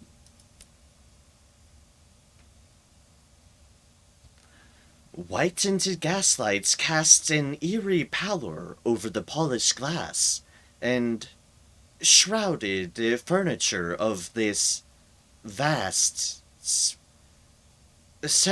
ballroom. Your reflection rises like a revenant to greet you from 100 gleaming surfaces. A man in faded topcoat and tails sits at a piano at the far side of the room, listlessly sounding a mournful dirge. Ask Lord Langley why he is here. He sits at the piano. There are remnants of a picnic scattered at his feet. He does not look well. Lost somewhere far away. He looks up at you, with eyes red like flawed rubies. His handsome features are vulpine from hunger. As he speaks, he continues to play, one-handed. We were to meet here in Eleutheria, where the star allows freedom. But he didn't arrive. I searched for him, exhausted my old network, ascertained that almost all he had been was lost. Something remained, enough to hope. He pauses, plays Alon Diminendo. I thought perhaps he would come for me, if I showed him the way, if I just wanted him enough. His eyes are spent of tears. Why are you here, if not to return to me, the man I love? Looking for Lord Langley. Lord Langley has a question. Lord Langley looks into your eyes with his vulpine gaze. Well, answer me. To bring him home, Lord Langley Hall has attracted many who love him. They want him back, to return to him his love. You still believe it is still worth looking to find him. You wanted to look on the face of the lost Lord of Langley Hall. Perhaps you merely wish the accolade of having found him. And ask Lord Langley about the fall. Did he build it or find it? Why do so few ever leave? We'll get to that in a moment. Honestly, Specialist Narem is indeed a bit of a romantic, so, to return to him his love, you believe it is still worth looking. Passion stirred. Lord Langley's eyes narrow. Be careful what you promise. Do not give your word lightly. This is not an easy task. His soul was fractured, his mind lost. I would not know him in 100. And for a time, he was my breath, my blood, my soul. Lord Langley has a request. Lord Langley looks away from you. His shoulders are clenched, as if bracing against your answer. Decline. Some things are not possible, even in the heavens. This will bring the story of Lord Langley to a conclusion. No. Except, you will find Lord Langley's lost love. A brief candle flickers. Lord Langley's expression is carefully a blank. A romantic, then? Oh, hey, what I was just saying. What I was just saying. Like, a romantic, then. Yes. Specialist Narem is indeed a romantic. So be it. I'll tell you what I know to still be true, and you can work from there. He was uncommonly driven and uncommonly stubborn. He was arrogant and charismatic.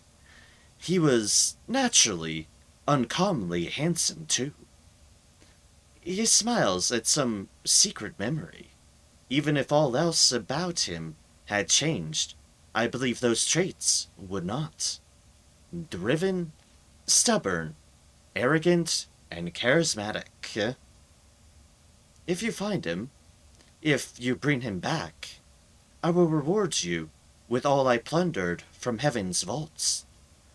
His expression is one of desperate yearning. Lord Langley has charged you with finding his altered lover somewhere among the stars. Can't ask that. Lord Langley sits at his piano, his thin fingers dancing across the keys. When he looks up, he avoids meeting your eye.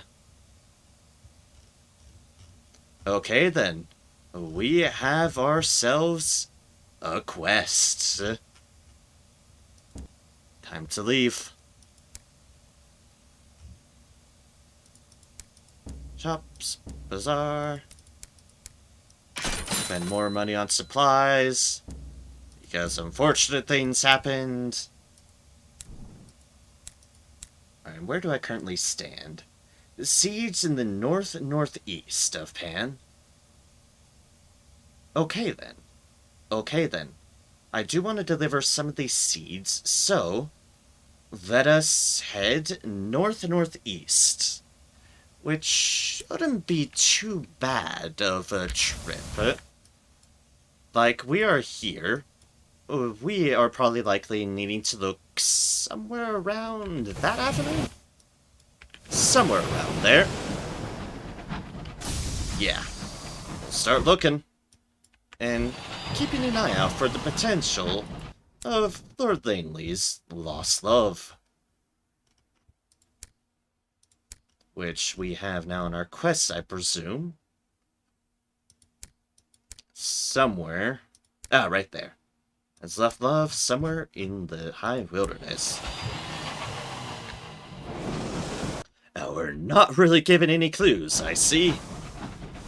But that's alright. The clues we gotten were, of course, of his personality. Not where he could be, but that makes sense. Lord Langley had any judgment on where to might look, he would have damn well looked. He would have looked.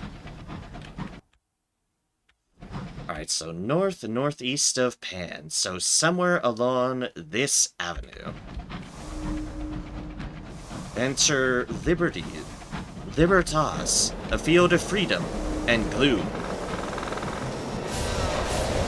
And the candle wind again. Goddamn candle wind. Yeah, there's something in the candle wind. The prodigal son. How unfortunate for you. Mourn the dead to get our terror down. Fuck how this wind. Why is this wind so big? Ah, supplies. Oh, our supplies. Ah, we're through. We're through. We're through. And I have found a curator's nest. It's money. Okay. Diversion of plans. Take the egg on board.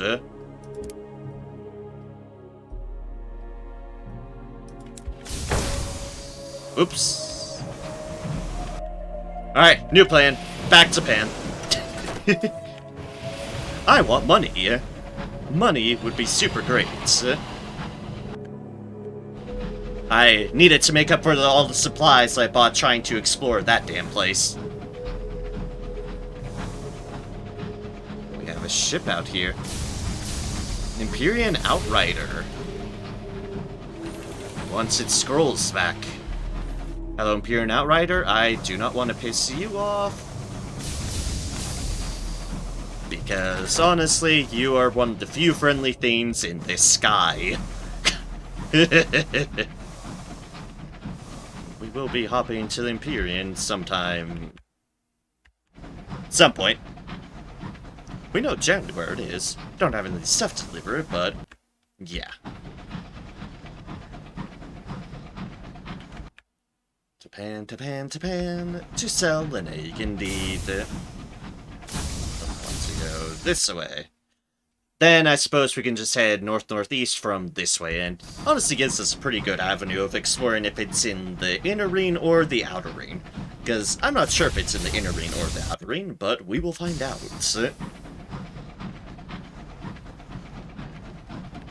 Chugga chugga.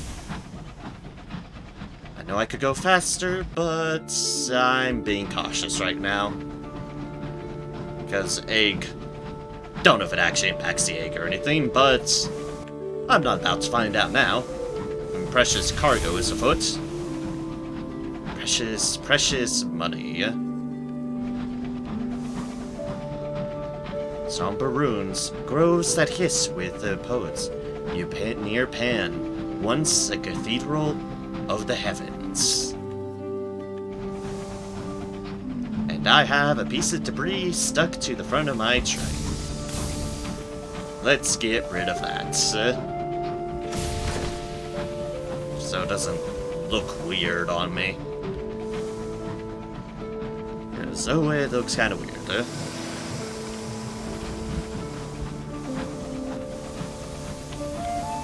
And easy does it. Pteroduction? Yay, pteroduction. Ah, hour of trumpets, when devils roam the streets. Yeah, okay, this one again. Which means we stay inside our train and ignore the screams outside. A word eater buying eggs. The man watches you intently. His feet are bare. His face is still coated in ash. A word eater. Attired for the hour of veracity. He beckons you over. I will take your egg. His voice is rough and soft, as if he is unaccustomed to speech. You have more use for knowledge than an egg, or sell the egg for sovereigns. We do want money more than mysteries at the moment, so it's only taking up space in your hold. 300 sovereigns. That's what I like to see. An egg claimed. The man takes the egg and holds it up to the light. He rotates it carefully, checking for cracks, perhaps? Finally, he grunts. He passes you a heavy purse and gently places the egg into a sturdy sack. 300 sovereigns.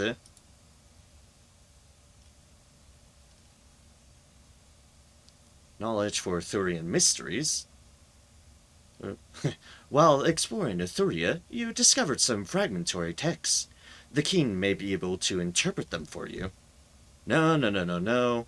If we get one more and then kill a deal, we could potentially get a Syrian Enigma, without sacrificing that. Trade port reports for Eleutherian mysteries. Or can be inflicted on the city at large. Trade port reports for Eleutherian mysteries, which can be traded to Pan's various factions for favors. A trade.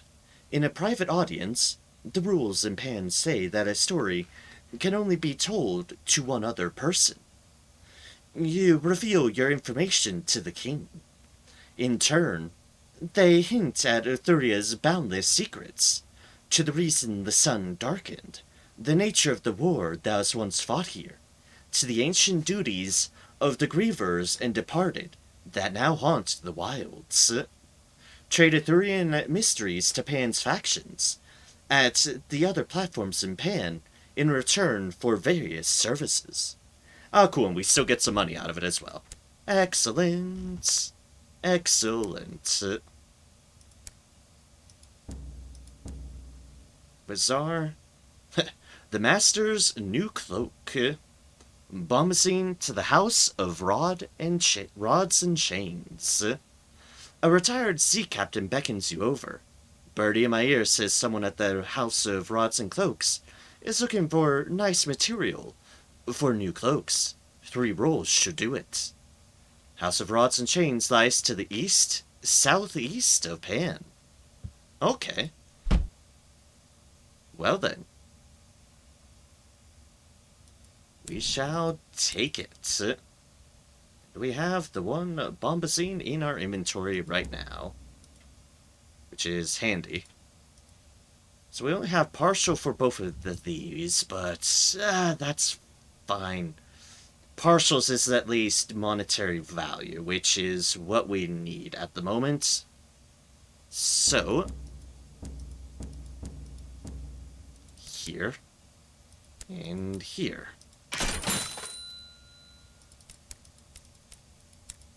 And let's bolster up just a little bit more, and that should do her.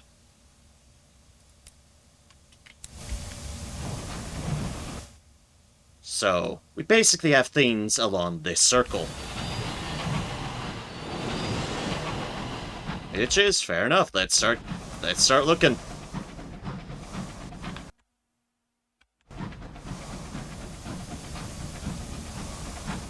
Here, once we make this turn,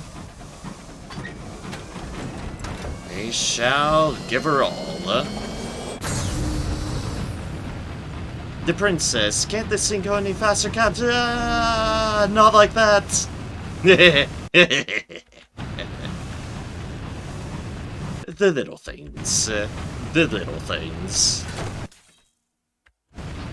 Like making the captivating princess actually regret her words, which is rare.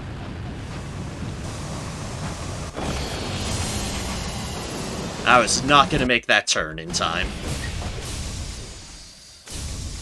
Scroll vaccinate. That's insane. Here's a piece of one. Columned and crumbling. Primordial ruins indeed. So that's the path we came down for when we first arrived. So let's explore a bit off that path. And see if we can find things.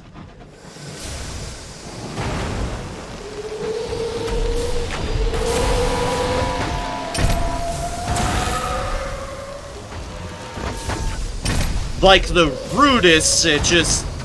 Oh, gods.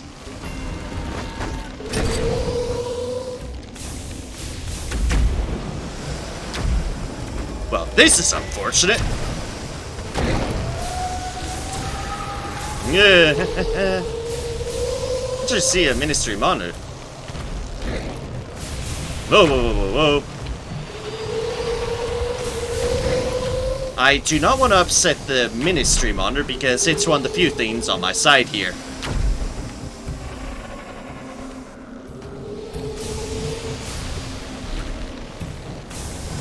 And oh gods, did I lose a lot stumbling upon that exchange. Alright, one down. One down, one down, one down. Let's get some money out of this because, oh dear gods. Alright, and now for the other one, if it's still around. Oh, not you, not you, not you.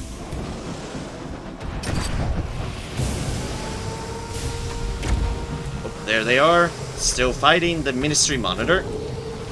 Give a little bit of a broadside.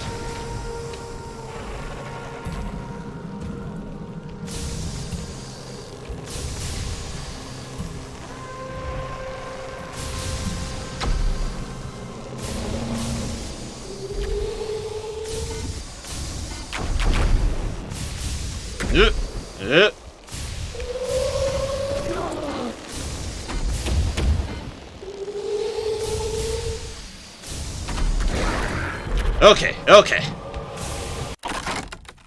That took a hell of a lot out of us, but okay, okay. Scraps of ancient knowledge, experience, and yikes. Ow. That was an unfortunate thing to stumble upon. I say with all the exhaustion of, oh gods. Did I run into all that? Yay, at least we lived. Like in this case, I definitely did not get bullshit out of anything. I just went into the wrong fucking neighborhood. Yeah, kinda got sandwiched. Just a bit. Just a bit. Also, hello. Sorry if I mispronounced your name. Tovrich. Hello, hello. Welcome in for the first time. Greetings, and I hope all is going well for you this fine time of the day. Because, yeah, I got sandwiched in between there. And on top of it, I did not want to anger the Ministry Monitor because... last thing I want to anger there. Are we at Arxis? We must try some of the midnight tea. Okay, we're in the right area. Okay, okay. Umbermeyer. Call me Necto, I suppose it'll be easier. Fair enough, if that works for you. Welcome in, Necto. And now, we have the dog again. Cry Havoc, the dog is at another one of our officers. The rat's nesting area. Rats. The inadvisably big dog might have gone after your adorable, vicious rodents. Best check he's alright. Play? Fighting. The rat's quarters are even more calamitously messy than before. A thin sheet of saliva coats everything. The dog of annoyance. But look at that face. Look at that face. How can you say no to that face? Including some of the rats. No one takes notice of you. Both the rats and the inadvisably big dog are preoccupied. Put the fear of God into them, or at least the terror that only a bugle can sound. Grab that dog. You leap forward, hands closing around the inadvisably big dog's tail. Not sure that would go well, but hey, let's sound a bugle. I easily can, because I'm a cat guy. Fair enough. I'm a person that lives, that has always lived with dogs, so I'm just a dog person by proxy of my upbringing of always being around dogs, but fair's fair. If you're a cat guy, then that is more than reasonable. You find a bugle among the rat's effects, and a rat guy. Fair enough, too. You find a bugle among the rat's effects and put it to your lips. It tastes very faintly of fur, rust, and copper. You blow through the instrument. The sound sends the inadvisably big dog scampering in terror. Though I've never had a rat. Fair enough. Rats can be certainly honestly can be a bit adorable. I've never had rats either, but I can see why some people would like them. Alright, this looks right. This looks right indeed. Though I'd have to say, other than dogs, and I've never owned any, but I do like reptiles, so... Noosebite. Noosebite. But I do like reptiles, even though I've never owned a reptile. I do think reptiles are pretty cool. Newport, the crew are relieved to see land. Perhaps unwisely. Alright, where's my experience tick over? Investigator rats are cute and intelligent. Yeah, I'm sure they are. I'm sure they are. That's why it's like, I can kind of see the appeal of why people do like them. I just personally might rate reptiles a little bit higher for me personally, but that's just I just like it. I just like reptiles. Like, nothing against the rats. I just do find reptiles kind of adorable. But I've never owned a reptile.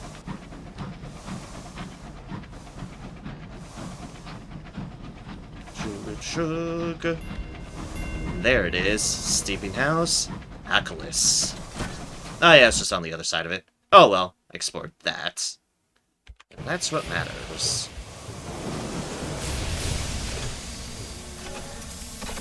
Alright, let's dock on in. Arrival in Achilles. Nothing red at. I can feed them to my reptiles after all. Okay, I wasn't quite thinking of it in that terms, but fair enough we're put in that light. I mean, you wouldn't feed... It's like, I know that might apply with, like, snakes, which I do find kind of cute, but that wouldn't apply at least with like, turtles or tortoises or those sort of things. You wouldn't feed a rat to a turtle. That would be silly. That would be very silly. Arrival in Achilles. You disembark onto a soggy wooden platform, barely supported by the marsh mud below. It leads past several squalid huts and the holes of scavenged engines to the warmth of a marketplace on wooden stilts. Nearby, what remains of an ancient monastery just holds on against the ravages of time and the swampy ground below. Enter the port. Something is going down on the other side of the monastery. Fire flickers. Treachery carries on the wind. Sabotage. A woman smoking a cigarette watches from the shadows, unaware of your presence, as a group of grizzled skyfarers attempt to force the monastery's doors. Unlike the crumbling stone, these are made of solid, new metal, and more than up to the task of repelling the attack. However, with every blow against them, the monastery itself seems to shudder. Dust rains from high up. Stones creak. It would not take much before something gives. Stay back. This is simply not your problem. Out of water. Unfortunate. Intervene. This may not be your problem, but you can make it your fight. Fight, fight, fight! You summon a few of your crew with a wave back to the locomotive. Before you can join the attack, however... Hoshoto! Hoshoto! The war cry echoes through the marsh. Urchins, ringbreakers from old London, from the look of them, surge at the attackers, armed with broomsticks with sharp objects taped on the end, and colander helmets, and cardboard armor. In the name of the Valkyrie, they shout, launching their attack for Sigrid. They swiftly rout the attackers. The woman with the cigarette is long gone, leaving behind nothing but the smell of expensive ash. Odd jobs in Achilles town. The port opens out in front of you. Well, I'm just gonna grab something very quickly for my throat. Hello, nice precious things for my throats. My throat. I do not have multiple throats. That would be silly. And weird. Ah. The floating market. Rotting wooden huts on stilts stretch up on the marshland, connected by rickety walkways and gently swaying rope bridges. Red paper lanterns line the paths, offering just enough flickering light to avoid unfortunate tumbles into the dark mud below. Greenbreaker urchins in colander helmets and tea-tray armor stand to slack attention, longing for little trouble. Compile port report. This is a small place. It won't take long. In search of Midnight's favor. Everything here seems to revolve around tea and spice, and a special blend made in the monastery that nobody you speak to appears to have tasted. We are not worthy of Midnight's favor, they all tell you through unsmiling faces, before offering you a special deal on some other blend or incense that they just happen to have. Alright, we have a lot of different options. Okay then. Well, let us go down the list after we sell some of these seeds. 3 of them. We still need 2 more. Alright, selling more bronze wood. And more bronze wood. Okay then, fair enough. Bronze wood and bronze wood.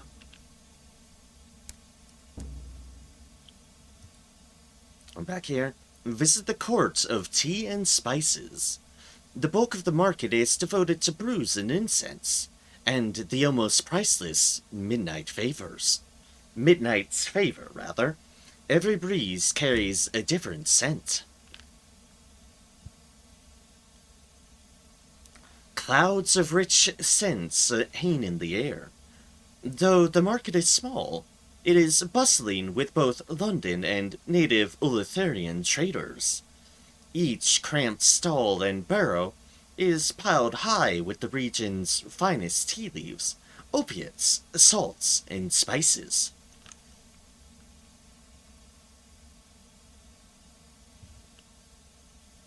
Browse the tea burrows.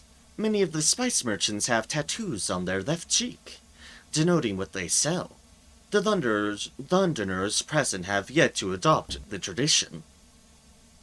Endless varieties, although this port is mostly famed for its homegrown Midnight's favor.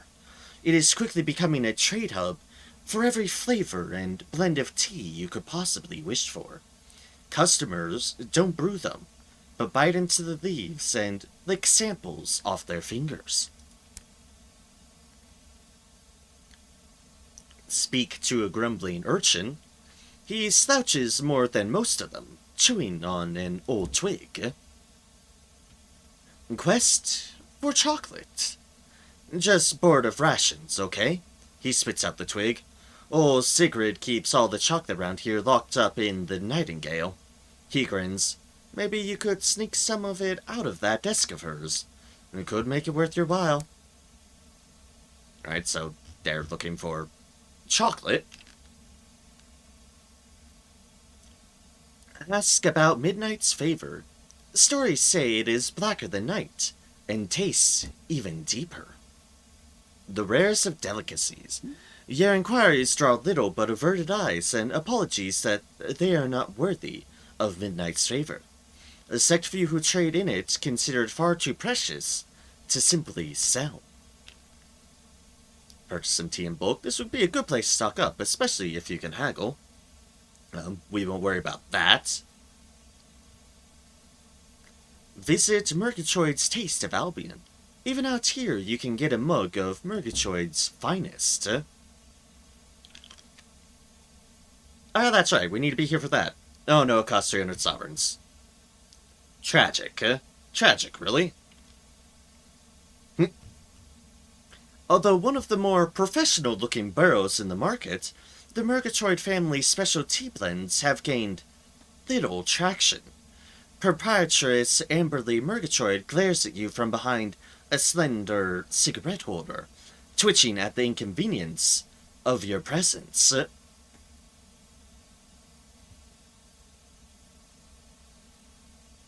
Speak with Amberly Murgatroyd. We'll get back to that one. There aren't many fellow Albineers this far into Eleutheria. Are you here to buy? Amberly glances round, looking for a distraction. If you're not here to buy, I don't know why you're here. Unless she sizes you up. Perhaps. Perhaps. That sounds like an opportunity in the offering. Or not interested. That doesn't sound like your kind of business. We don't know what kind of business this is, so... Yeah, 300 isn't much. It's unfortunate because I'm trying to save for the bigger engine, which means I need 6,000 and then a buffer note, but we'll work around it. We do want to progress the quest. Perhaps? Amberly lights a fresh cigarette. I'm sure you've heard of Midnight's Favor. It's all anyone wants around here. Well, I have plans to deal with that. Were you to assist me when the moment presents itself, well, I would be most grateful, in the most profitable way for both of us. Ask about Midnight's Favor. Even if it is the competition, she might know about it. She's sounding sus here, I'll note. A sore spot. Oh, we are not worthy of Midnight's Favor, Amberly snaps, her tone suggesting that she's parodying someone else. Haven't touched the stuff. Can't wait to get back to Albion and never hear about it again. When I'm running the business, she catches herself, well, I'll have my set rather higher than beverages. Sounds like they have some deals.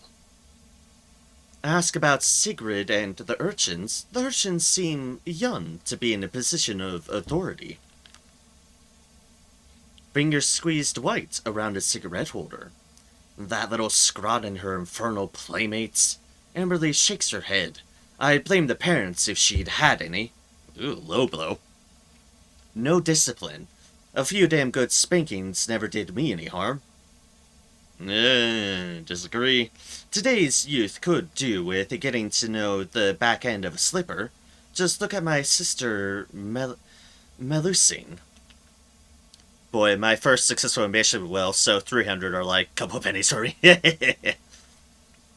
Yeah, the only ambition I've completed otherwise is the Sky Story. That's the one I completed. I haven't done Wealth, and I'm doing the Truth on this one, so this is my first time going through the Truth, obviously, because I've only done the Sky Story, which, the Sky Story was an interesting one, at least. Although I played that before Sovereign Edition or the like, so it's been a while.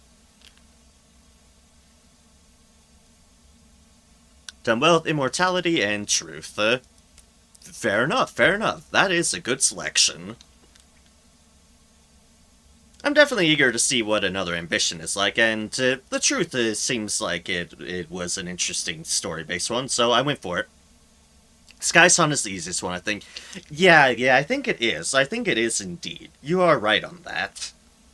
Because there's a lot I haven't explored in this game, and I definitely didn't touch upon them in the Sky Sun. But it is an interesting one, at least, and at least there is an easy ambition. I recall the Song of the Sea in Sunless Skies as it seeming like, oh, this seems easy. It's not. So I'm glad the Sky Song wasn't the same deal of, oh, that seems like it could be easy, and then not being easy. The Song of the Sea. I never did complete the Song of the Sea. Because, dear gods, all the requirements for that damn Song of the Sea. Inquire about the family business. The Murgatroyd Company is known for more than tea and crackers. There's little you cannot learn at their salons, for the right price. Only one ending in Sunless Seas, but it was Private Kingdom. You know, fair. That's a fair ambition to get. I completed the Wealth one in Sunless Seas, and that's the one firm ambition I've completed. I did some other side endings, like going through Avid Horizon and The Lady in Black and all that. Oh right, I did Immortality in Sunless Sea too. That's right, I did do that. For some reason I didn't get an achievement for it, but I do remember doing that at some point. Yeah, the Song of the Sea is funny. Yeah, yes it is.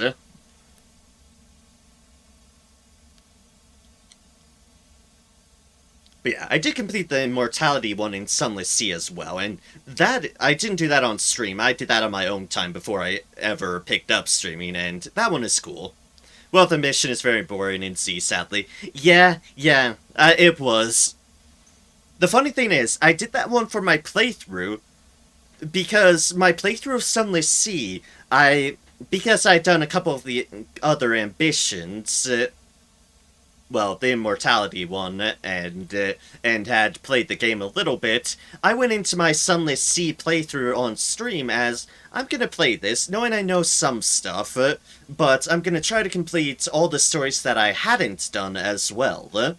But the main thing was, I was gonna do it with the Invictus token, thus the thing that doesn't allow you to save in it at all. I wanted to complete it with complete an ambition with the Invictus token, so I just initially started with the Wealth ambition, expecting, likely, that I would die horribly at some point and just start over.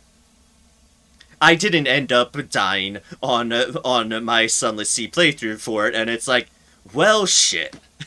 I had some really close calls at times, but I somehow didn't die with the Invictus token run on my first captain, so I completed everything that I could, and then just retired her to Wealth because, fuck it, after all my captain had been through in that playthrough, she bloody well deserved to retire in Wealth and Luxury.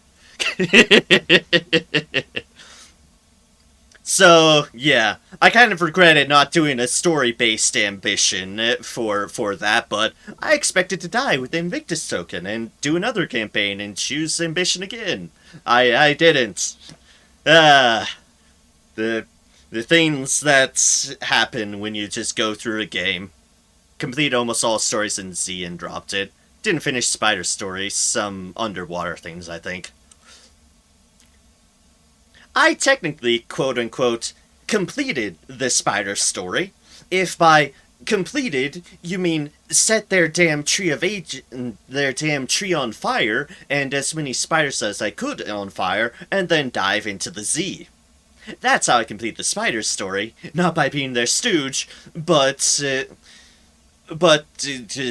throwing flames at them and saying, fuck you, spiders, because my arachnophobia would never let me play with a spider. Yeah, I don't count that. I count it, because that's the only reasonable way to deal with spiders. Through righteous fire. I have arachnophobia, if it wasn't obvious. Fuck spiders, and I will never fully complete their quest in the Stooges deal. I've watched someone do it on, like, an LP they did, and it's like, huh, that's kind of interesting, but I never do it because I'm never going to be a stooge for spiders, because fuck that noise. Just know. Just know. Anyways, a more specialized branch of the family tree. Amberly looks at you with disdain. Oh, please. If I had time for Father's Spymaster games, exactly how much do you think one overhears on the edge of nowhere? She takes a long, pointed drag from her cigarette. Honestly, if you must waste someone's time with such nonsense, go annoy my sister Melusine. I think we stashed her somewhere in the Reach. Her and her ridiculous inventions. Yes, I'm sure she's nothing better to do than listen to you. Hey, I liked Melusine. You, on the other hand, seem to be kind of a tosser. I like the Melusine. Her inventions are great. Purchase Tadia key. At these prices, it's no wonder this stall is so quiet. 90 sovereigns. No, thank you. But yet, let's pay to let the clay conductor spend time with Amberly's assistants. He is eager to speak to the clay men in her employ. Alright, goodbye. 300 sovereigns. Echoing across the marsh. Just don't let him give them any ideas, Amberly tells you. The clay conductor requests that they sing for him. The other claymen look reluctant, embarrassed even, but one with shale skin steps forward. It has been too long, but we should still sing. Following his lead, the claymen launch into a mournful, hollow aria that resonates within your ribcage. Even Amberly Murgatroyd shivers as the last notes die away. The clay conductor is quiet for a long minute. At last, he gives his verdict. No. He stomps away, back towards your engine. Right. Poor guy just trying to replace things that he just can't replace, really. Visit the Midnight Garden. Steps lead up to a wooden temple, landscaped with flowers and gravel. Not just anyone is welcome. Mere money will not grease the wheels.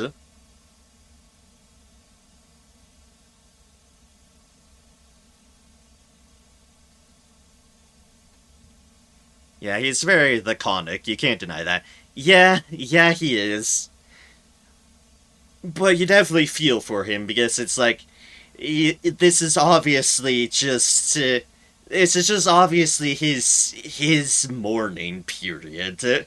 He's just mourning, and this is how he's mourning. It's just trying to accept and grasp and find a replacement, and just nothing's living up to his standards because, well, he's mourning, and that's just the nature of the things. So it is. The poor guy. This is why I like having him on board. Huh? Can feel for him. I certainly wouldn't just drive him off or anything. That's just, no. Who the hell would do that? Savage, that's who. The noise of the market slowly fades as you follow the rickety wooden steps down to the marsh.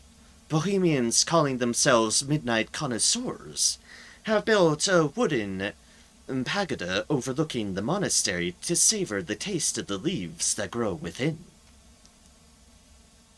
Attend a tea ceremony. Midnight connoisseurs are extremely choosy about who gets to savor the tea here. And ask the midnight connoisseurs about the tea. How good can it be to be worth so much trouble? We'll do this first. Aghast with shock. You would even ask? In this place? So close to its presence. The midnight connoisseurs stare at you coldly from behind their teacups. Yeah, that's about what you expect. Attend a tea ceremony. Midnight connoisseurs are extremely choosy about who gets to savor the tea here. An honored guest. The ritual comes easily to you. It begins with a cup of mere hot water, sipped to clear the taste buds.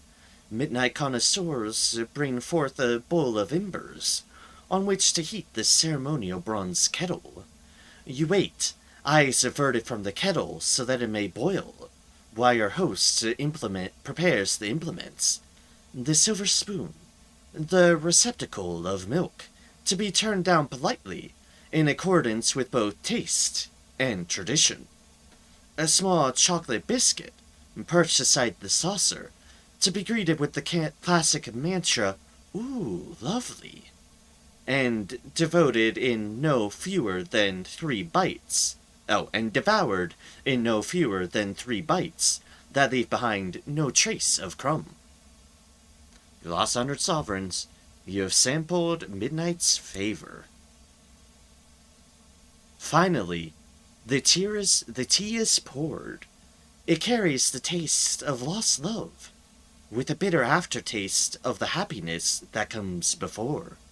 The first sun of spring, and the last bell of Christmas. That is the first sip. It is customary to wait at least 5 minutes before taking a second. You hear nothing at all. If you did, it was just a passing fancy. Something calls to you. You feel it in your head. It stirs through your memory, sifting for every forgotten pain. Every pain of guilt. Every regret that ever rose unbidden. Terra's fallen. Midnight's call. The host remains silent. You continue drinking your tea. After the last drop is gone, sleep comes easily and comfortably. For a moment, the world seems no less cruel, but endlessly more endurable. Something in the back of your mind caresses the bad memories, and soon they melt away in pleasant dreams. Behind the wall, you waken on a soft patch of leaves and fungus. Staring up at the high monastery walls, From inside, there's no roof, just a gaping hole from which you can just glimpse Eleutheria's black sun, carving its increasingly familiar hole in the skies. In the heavens, rather. Your head throbs. Not the pain of a headache, but something deeper. The sense of something digging for something. Regrets. Mistakes. Thorned vines twisting deep into your darkest memories. Pull yourself up. There is only one exit from here. The walls are too slick to climb. How the hell did I get in here? It's a fantastic question. Where midnight holds lease. The call comes from deeper in the monastery. Knee-high ruins mark the echoes of buildings that have long since given way to time. Vines stretch everywhere, passing through masonry and lying strewn across the makeshift paths. A handful of silent monks wearing animal masks tend to glistening fields of fresh tea. Some water, some pick. All ignore you as you stumble around them, under siege from old regrets. Inside the monastery. Little remains of this place but its high walls, and the outline of ancient chambers in lingering glass and stone. Gaps and crystal lenses in the wall help focus the limited light in a way that suggests a glorified greenhouse, with the ground thick with strata of dead flora packed as hard as concrete. Masked monks in hempen robes move unhurriedly about, tending to fields of tea in the ruins. Attempt to talk to one of the monks. Each group tending a field wears a different mask. A fox, a rabbit, a wolf. They hum in unison, an atonal melody that still echoes somewhere in your aching head. Silence. The monks ignore your presence. They water the tea. They pick the tea. They place the tea in baskets for other monks to collect and convey to the ports. Attempt to remove one of their masks. Perhaps they will snap them. Perhaps that will snap them out of it, for better or worse. No. Leave them to their work. They seem content enough. The monks continue to ignore you, their world having little space for anything except the tea. Sample the tea. Few get to taste it. Even fewer get to taste it this fresh. A time to sample. Each field's workers bear their own mass, and the tea each group grows has its own distinct color. They do not object to you picking a couple of leaves for yourself. Sample the wolf tea. Its leaves are the darkest, glittering softly. I'm far too curious to not unmask him. I'm an extremely curious fellow, without a doubt. But I'm curious in the respects of that it respects other people's spaces. In that I won't extend my curiosity to trying to take a mask off a person or something. Not of me. It is not in my captain. You respect some boundaries. It's what makes you sane. It's what makes you remain British as far as my specialist captain is concerned. Gotta remain some civility out in the high wilderness. Guess I'd have to stain sinful on this world. Something like that, yeah. But, I mean, fair's fair. I can understand your curiosity. Yeah, Soulflaw, right. I think I filled in the gaps there, yeah. But yeah, I'm likely to go for the wolf tea because I love wolves. Wolves are great. Sample the fox tea, red leaves, browning as they grow. Sample the rabbit tea, a dark green leaf, edged with purple. Or leave the tea alone. On second thoughts, perhaps it would be best to keep a clear head in this place. This is where I'm not gonna forego curiosity. Let's sample some tea. The wolf tea. You place the tea leaf on your tongue. Fire. Cold fire. The predator. The stalker. The final drink at the end of a long night. The click of the lock. The control of stick and rope. The rush. The cold that follows. A hatred turned inwards. An escape into midnight, where sins are absolved. The wolf muzzled, never to hunt again. The wolf leashed in the darkness, growling, and awaiting its chance to break free.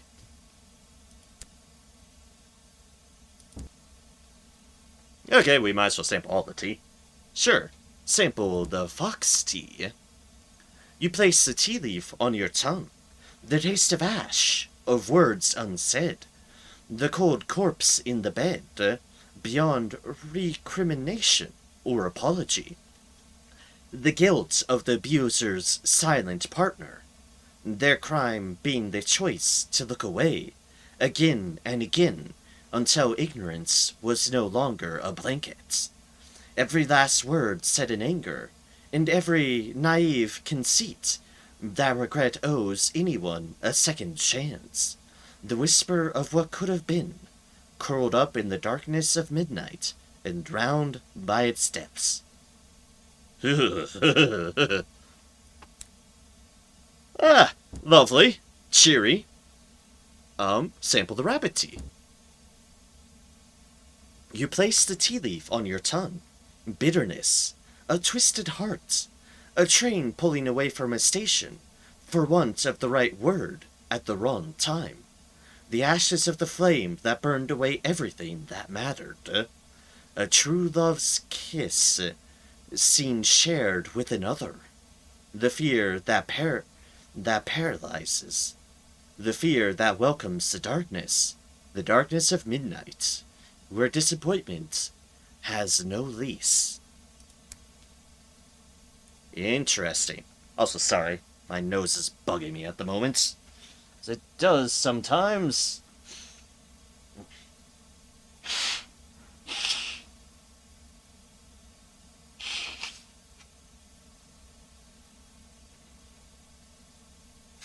Oh,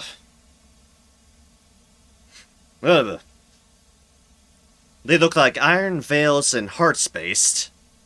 True. That is sort of what they're based around. Yeah, that's actually a really good call there. Iron veils and mirrors. I mean, and hearts. But where's mirrors? Where's mirrors indeed? Is an interesting question. Also, the poor forsaken pages that was left behind in Sunless Sea.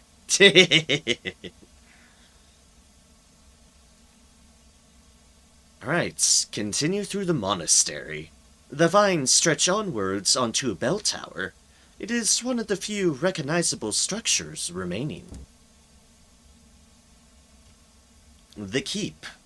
All the vines seem to converge here. You enter the darkness inside, and climb up the crumbling, rickety steps. Bits of rock and loose pebbles rattle down the stairs behind you, and you are forced to press against the masonry to avoid losing your step. When you reach the top, even the low light of the bell tower is suddenly blinding. The writhing light of the sun, obscured by an immense black-leaved plant. Its black and purple leaves drink in the light. Its green vines pulse, spreading throughout the monastery. The floor is ankle-deep in a mulch of fallen leaves, winking with the odd radiant flower. Your head pounds, your memory paging through pain and regret, faster than a demented zoetrope. The midnight plant rustles, its flowers puckering for a moment. It extends a vine, thorned, bloodied. Maybe the midnight's favor itself? Not sure, maybe I missed something. Maybe the midnight's favor itself. Possibly. It seemed to be more along the lines of kind of appeasing the regrets and stuff, so maybe that is one, because you certainly don't feel any of the rest of the stuff in it, but who knows? Who knows? None of this seems familiar to me in the slightest bit, so this must be new to me. Burn the midnight plant. It would be so easy to destroy this thing. No, I don't think so. The last person I want to appease is, that jerk of a person in the Murgatroyd, folks. She's kind of a git. Take the vine. It flexes in front of you. I mean, the plant offers. Midnight's grip. The thorns dig into your flesh. The vine wraps around your arm. Your vision fades. Darkness. Silence. A heartbeat. Yours. Midnight. The hour of deepest regrets. The midnight plant wraps its vines around you. Its sharp thorns working deeply into your sleeping flesh. They lick at your mind, taste your memory, savor your pain.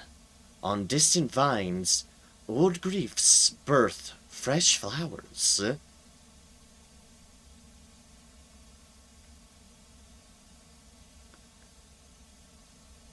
Think of the monks below. Are they trapped here? Why would midnight do that? Think about midnight's favor. Why would a plant sell its leaves like this? Think about what it is offering. What brought you here in the first place? Don't know if we'll get all the options, but I do want to do this one first off, if nothing else, because that's the one I'm most curious about. The echo of a kindred soul, perhaps. Midnight has seen much. You will see much more. There will be pain. But in the tongues of old, pain can be merely another word for alive. Not wrong there. Not wrong. The vines wrapped tight around your wrist have stretched across more worlds than most can count. They have seen that there are some that the universe breaks upon its anvil, and others on whom even the stars themselves may be shattered. For those, it has a different song. It is one that midnight might whisper into your ear in a place far from here. Once you have fully seen what you are in the dark. Damn, I guess I'm quite alive. Yeah, no kidding. Also, maybe, just maybe, and this is just pondering because of the question, but it's not 100% certain, but if you read it like this, especially that last part about, for those has a different song, whispers in the ear from once you have fully seen what you are in the dark, maybe that is a reflection of mirrors' ability to just sort of comprehend and reflect upon oneself. Maybe. Maybe. Not 100% sticking by that, but if you kind of put the rest in those sort of deals, you kind of see this sort of maybe overall experience right here as sort of a view upon mirrors. Makes sense, probably. Yeah, I won't subject to being an expert on it, of course, because I'm just making the judgment right here. But it seems fitting enough. Seems fitting enough.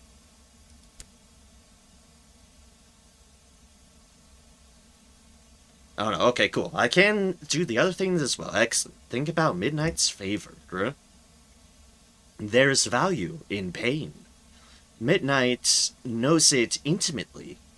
They have been adversaries, comrades, master and apprentice. It is not clear which one is which, just that it flourishes in the plant's purple leaves. Not the pain of torment, the empathy of pain, distilled, shared, offering the liberation only the night can grow. Favor for those who might grow from it. Midnight Song to those who remain trapped in a cage of their own making. Think on the word liberation. Something is concealed behind that word. The liberation of night. A crusade for others to proselytize. But would it not be unethical for midnight to watch a man burn when it might so easily extinguish the flames? And what are the judgments, if not damned to burn brighter and longer than any in the carrying out of their laws? The pain of a sun is a mighty engine. Ooh. Didn't expect so much lore here, but I am all for it. Think of the monks below. This is no prison. They are free. They may leave if they wish. They simply choose a life without suffering or remorse. As a chef puts a part of himself into every meal, so do they imbue the leaves they tend with their deepest regret. Midnight fills the void with its song. Good point to become a revolutionary. The monks below. Knight's favor. Liberation. Offering. Okay, I've gone through every option. Think about letting go of the vine. Even in your dream, you can feel its grip weaken. You are waking up. Tomorrow's dawn. Midnight's grip tightens around your mind. So few have heard its song. So many fewer have tasted its favor. It was not always so small. Its vines stretch across the stars themselves. They yearn to do so again. But the universe is slow, and people are so unpredictable. Should its disciples spread its call throughout the stars once more? Ooh. Answer yes, midnight should encourage the bohemians to spread its tea. Answer no, if people want what midnight offers, they should come to it. But people might not be even aware of what they want, or what is there to offer. A third option, midnight is nothing but a smooth-talking, emotional vampire. It must burn. Ah, I see it's still giving options for fire, unrelenting fire. There is value in pain. It does shape life to a degree.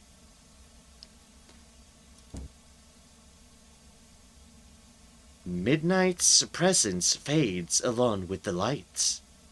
Your answer still hanging in the air. For a moment, you fall into nothing. Then there is a sharp pain, and another one in your ribs. You open your eyes to find yourself lying outside the monastery gates. A pair of ring-breaker urchins prodding you with brooms. Poke, poke. Ah, told you they was alive. Owe me a chocolate ration, you do. You've gained one Syrian enigma. You've gained one affiliation. Bohemia. Ooh, I've gained a Bohemia affiliation. What I'm weakest in.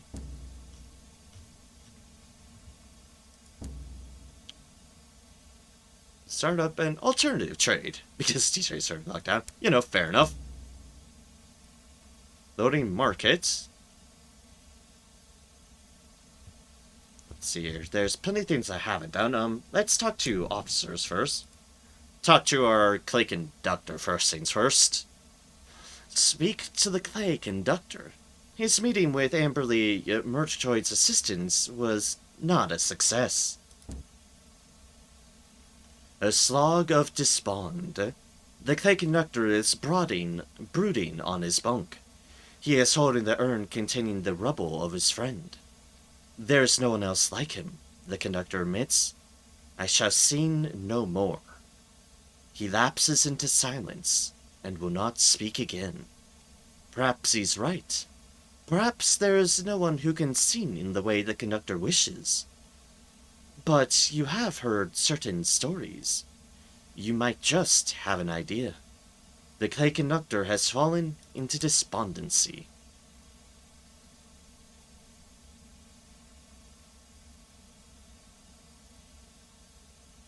Ah, I can speed things up with that. Or I can wait until I've probably found it and keep my hand on its chart. Either way. Solution to the clay conductor's despond. You may not know someone who can help, but perhaps there is somewhere, on an old encoded chart, you have seen a place called the Forge of Souls. Well, let's save on that for a moment.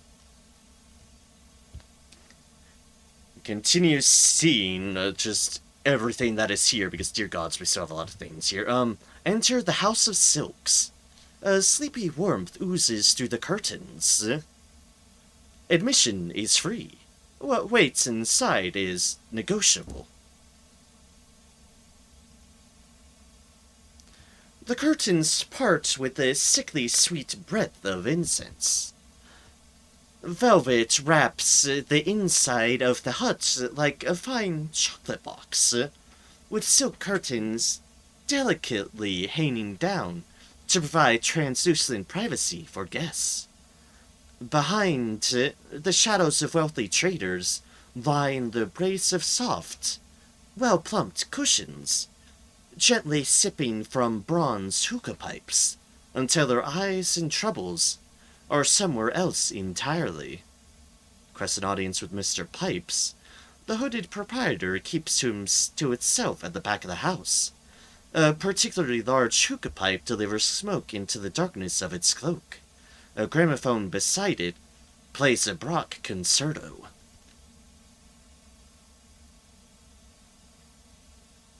Then sit down with the hookah pipe. The cushions are soft. The honeyed incense is sweet. We, don't need to sit down with a hookah. Tara's actually pretty managed at the moment. Let's do the first one. An apologetic refusal. A serving boy returns, bowing apologetically. Mr. Pipes is relaxing and has no interest in either chitter or chatter. If you have business, you may present it to one of the staff. Otherwise, his master encourages you to avail yourself of the facilities. Ask about Midnight's favor. A place like this should have the specialty of the port. We'll just do it anyways, with deepest apologies. The serving girl shakes her head. We are not worthy of Midnight's favor. Perhaps, in the distance, her cloaked master raises an arm, or at least a sleeve, just a little. A summons. Excuse me, please. Alright, return to the floating market. The sweet air of this place is sickly and intoxicating. Visit the Vigilant Nightingale. An old, mostly picked-apart locomotive acts as the ring-keeper urchin's skip and base of operations. Two of them guard it sleepily. One of the urchins jabs at you with her weapon, a broomstick with a knife on the end. Friend or foe?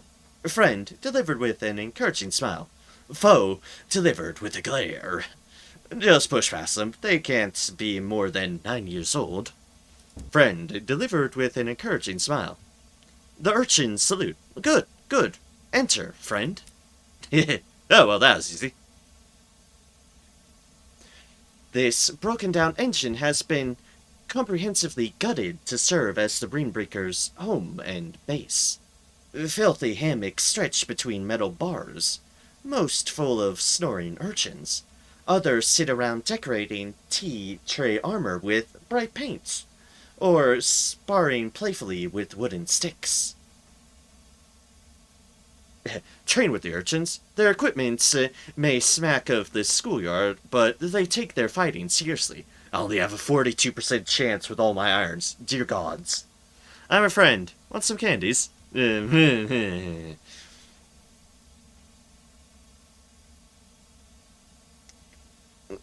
Visit the brig. A series of iron bars have been welded into the stern, ready to hold anyone who might do the ports harm. Anyone here? Prisoners of Sigrid. A mix of angry, doleful, and drunk eyes stare back at you from the darkness. All the prisoners have been stripped to their underthings. The ring-breakers do their best to keep them happy by regularly throwing them boiled sweets. It doesn't appear to be working. Yeah, see, they have their own boiled sweets. Ugh, dear boiled sweets. I'm not sure what to think about that, but they don't sound completely appetizing. Visit the captain's cabin. The door leads to one of the few rooms that hasn't been gutted. A series of names have been scratched into it and then scratched out. The only one still readable reads Sigrid. Knock knock. Enter, barks a high-pitched voice. Sigrid Spitesdottir, Valkyr of the Ringbreakers, and the closest thing this port has to law. Daughter of Spite, eh? Sigrid Spitesdottir. Despite being the youngest Ringbreaker to be declared Valkyr, Sigrid has the glare of a seasoned general, and the scars to back it up. She sits sternly behind a mahogany desk, almost as tall as she is, carefully engrossed in a copy of Sun Tzu's The Art of War. It is a show of military diligence, only slightly undercut by it being upside down. Ask about the Ringbreakers.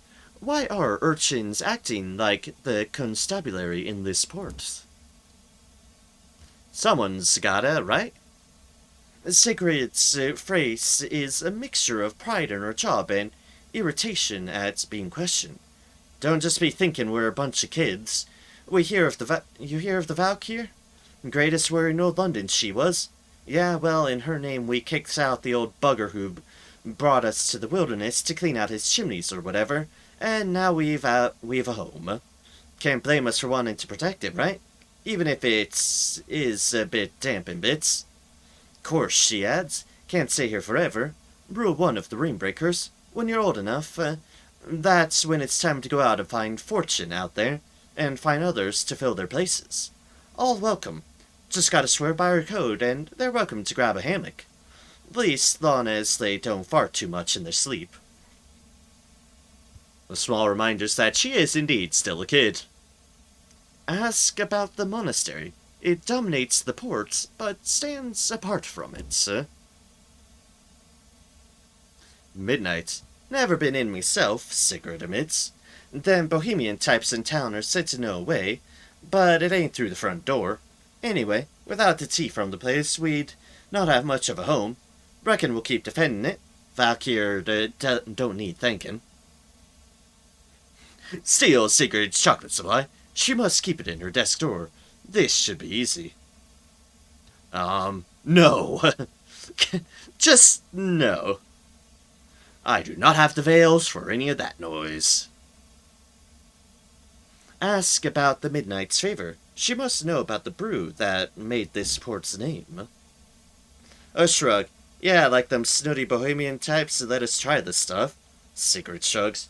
No big problem. Nothing wrong with juice. Not unless you drink it after brushing your teeth. Just don't brush 'em. That's what I say.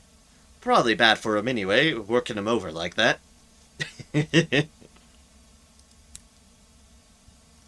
Ask about the War of Midnight.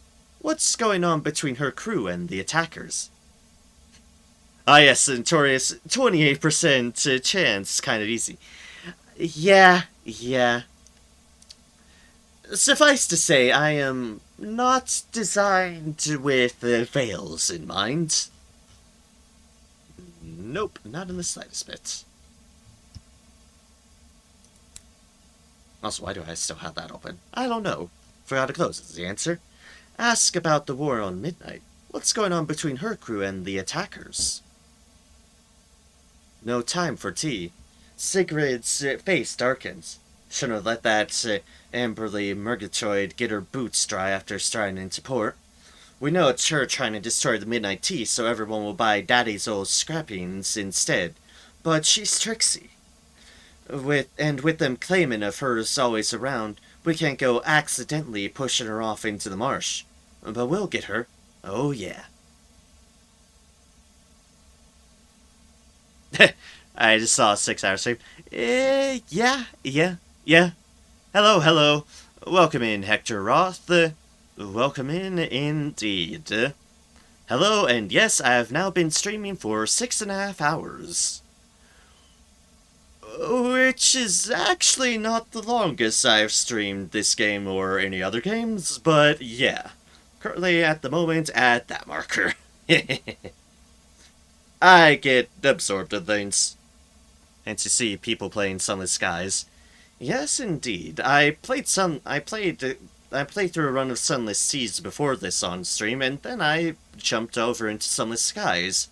Which, as I've said, and I'll clarify for you since you just entered, I have played one ambition before this, but that was towards the game's launch, and there's a lot of stuff I haven't explored in this game, so I'm playing it again, with the intent to play it as completionist as possible, with the truth ambition, which I have never done before. So, yeah. I'm enjoying myself, because I like the universe around this. I like Sunless Sea. I like all that's in Sunless Skies, and I play a fair bit of Fallen London as well. That I also very much enjoy all that it entails, and has, because Fallen London has definitely a lot of this lore in it. A lot of it. Not the longest I stream. Don't be concerned about your sleeping habits, my man. Don't worry about that. I do get enough sleep. I just don't necessarily sleep in the regular hours for my time zone, but I do get enough sleep. Worry not about that. I just do not obey a typical sleep schedule. It's fine. Still sleep fully.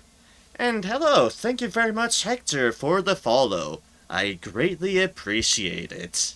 Thank you kindly. Ever so much. Know a streamer who streams about 18 hours sometimes. Very rarely there are 24-hour streams. Ugh.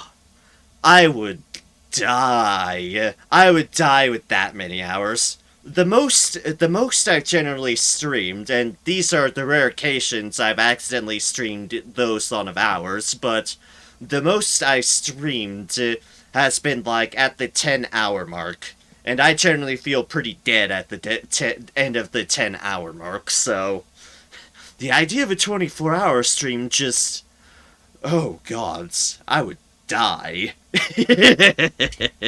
I would be miserable. I applaud the people who can somehow do it, but dear gods, I wouldn't be able to.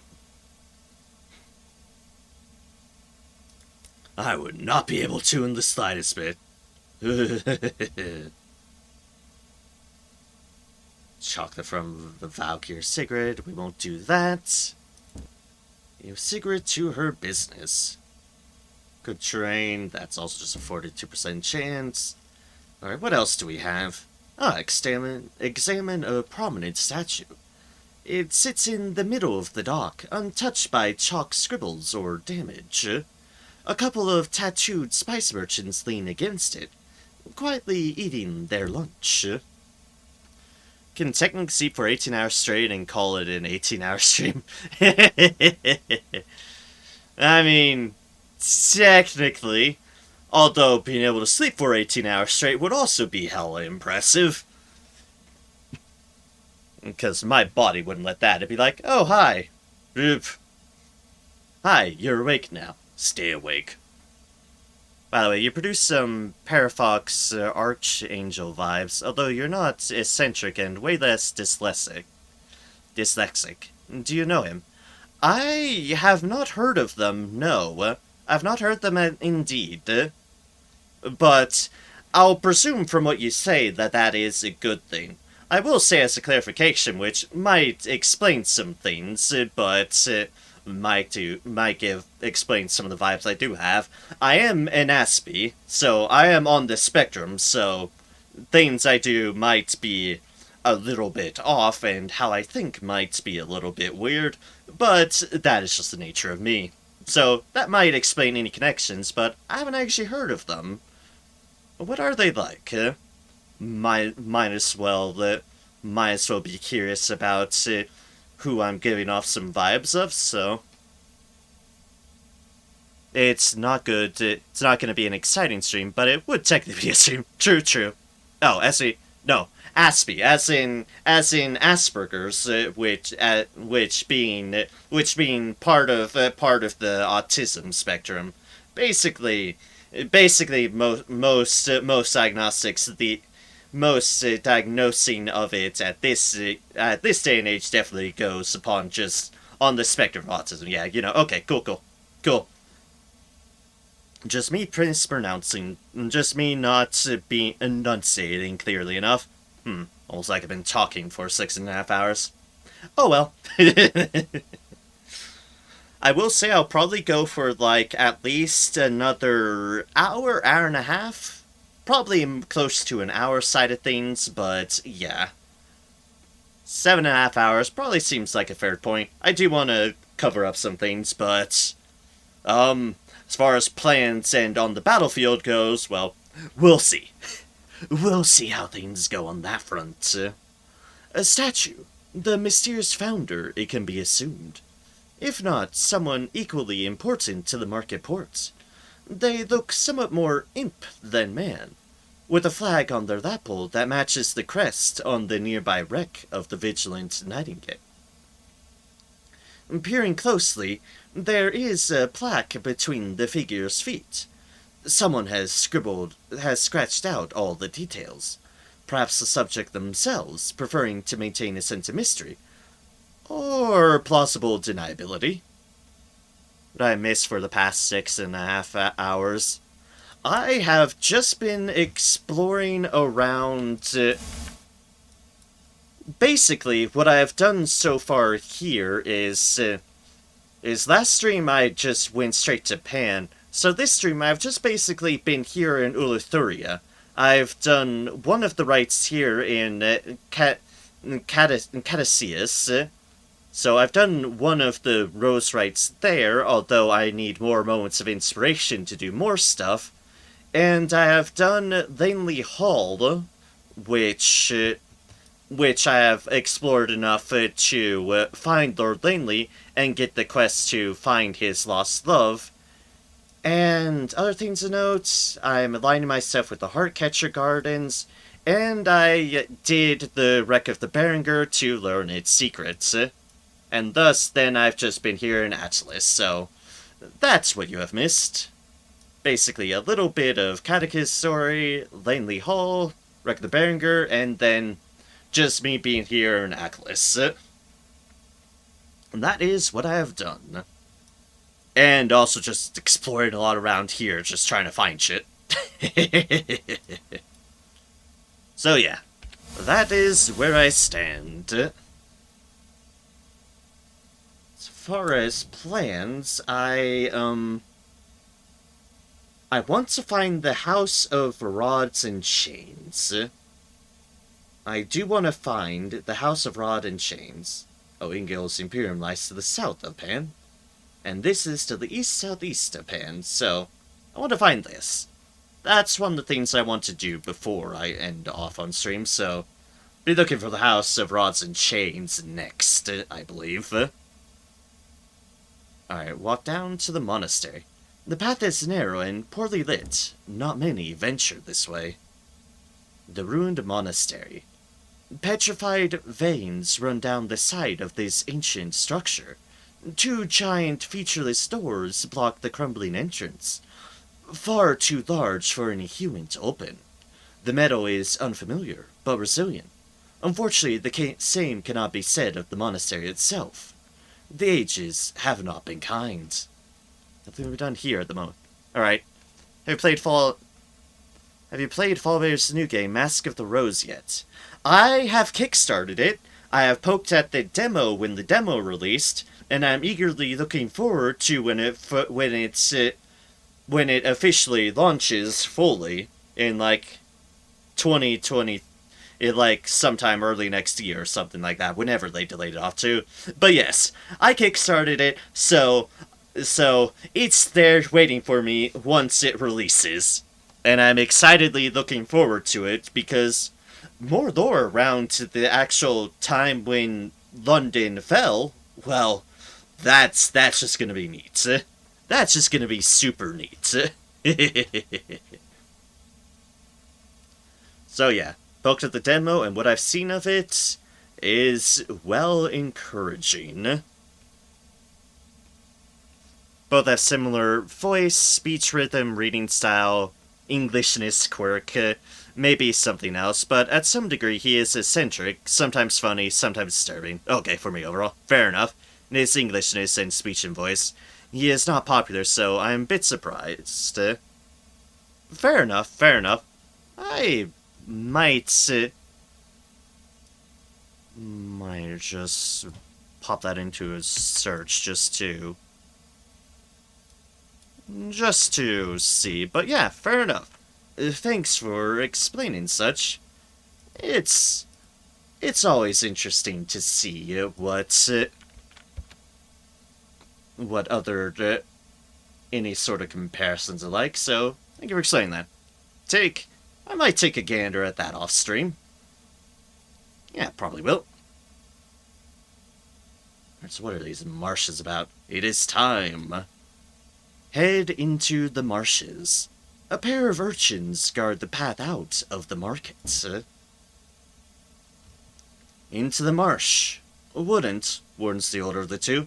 Nothing out there but plants wanting to eat your face off and water that drives you potty.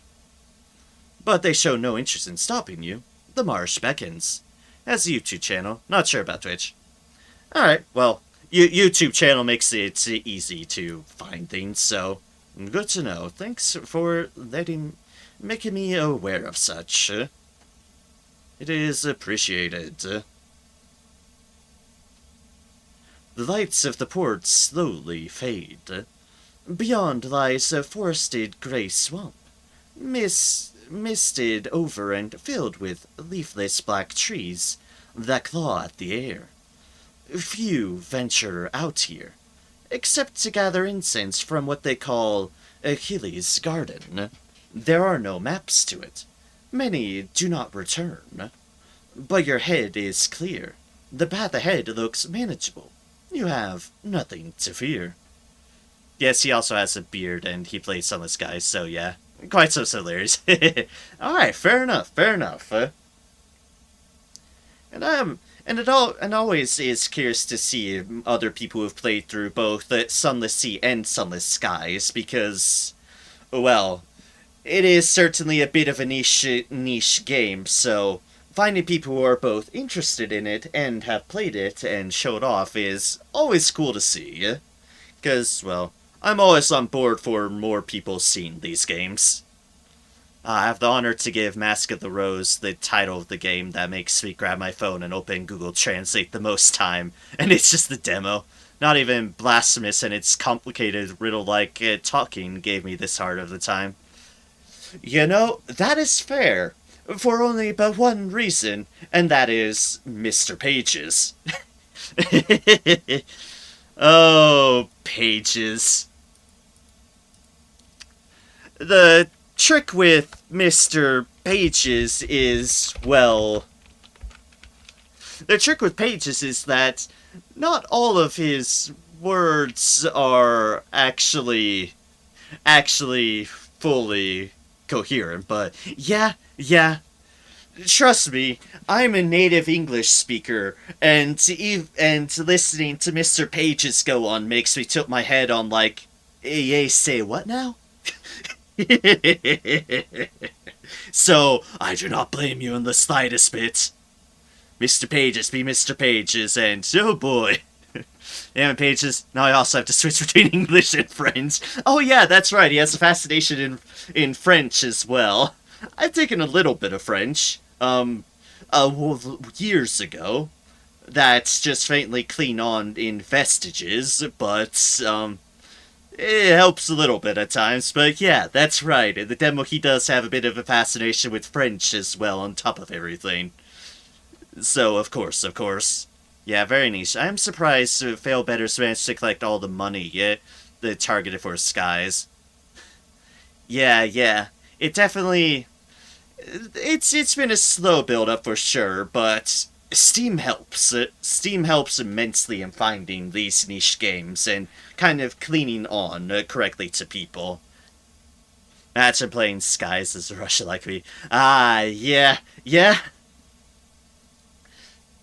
Yeah, I can see that that would be a little bit difficult. Because like I said, even as a native English speaker, some words make you head tilt because they can be more archaic words that aren't really traditionally in use nowadays. For a non-English speaker, yeah, I can see that being even more difficult as well. So, good on you for making it through. Even if you potentially had to rely on other methods to search things up, well, it's a learning experience. Even for me, it's a learning experience. All I know of French is Vive la Resistance. Fair enough. Fair enough.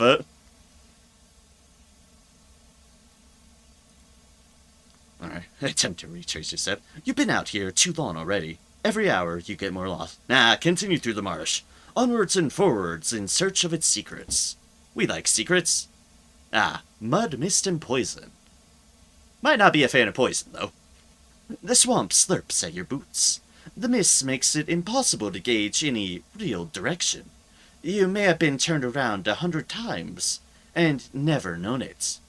Head towards the north. Oh, God's north. Your instincts push you in that direction. Follow the water currents.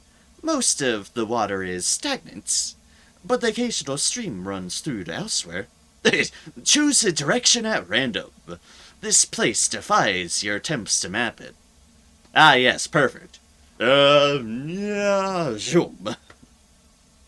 Happily, I was introduced to the Z because it has a translated version.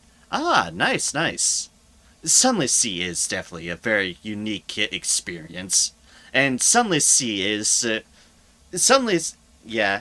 Getting into Sunless Sea is what got me into Sunless Skies, and both of them combined is what got me into Fallen London. Which is... You definitely figure out a lot of lore on various things in Fallen London. Didn't play Fallen London, though. That's fair. It's definitely different in that it is a browser time-based game, thus you are a little bit limited in what you can do with it in any period of time. True, playing Fallen London, Sea, Skies, Mask, and Blasphemous greatly improved my vocabulary, but less of a I remember the words and I'm going to use it, and more of I saw this word once in a very niche game and I remember it. Fair enough. Fair enough indeed. It's most you can ask for in terms of, hey, yeah, I recognize that. Blast if I remember what it means, but I remember it. Let's head north. Sure. Instincts. Time passes. Into the marsh.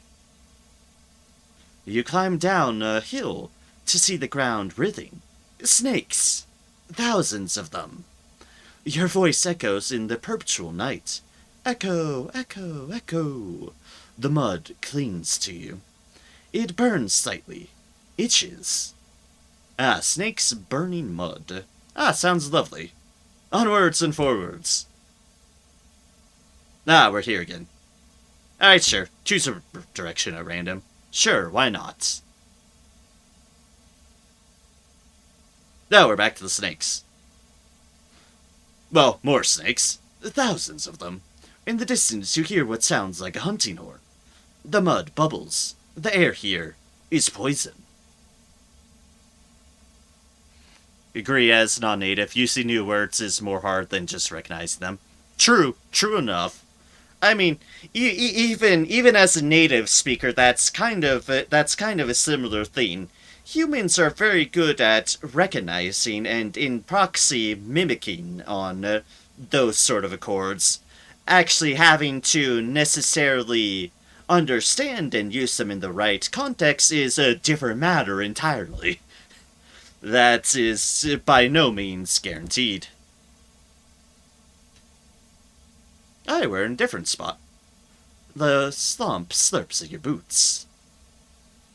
Climb to the tree line, cling to the tree lines. They must lead somewhere. Close your eyes and choose a direction. Oh my god, that's actually a thing. It's likely to be good as any other, or stick to the water. There may be treasures under its foul surface.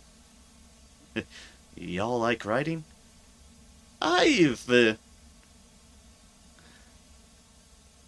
I do sort of like writing. What I very much cling to, as enjoying a lot, and it kind of ties into my interest in tabletop RPGs and kind of role-playing aspects in general. I'm a huge fan of just coming up with character concepts, just even the most basic of character concepts, just thinking, kind of building them up.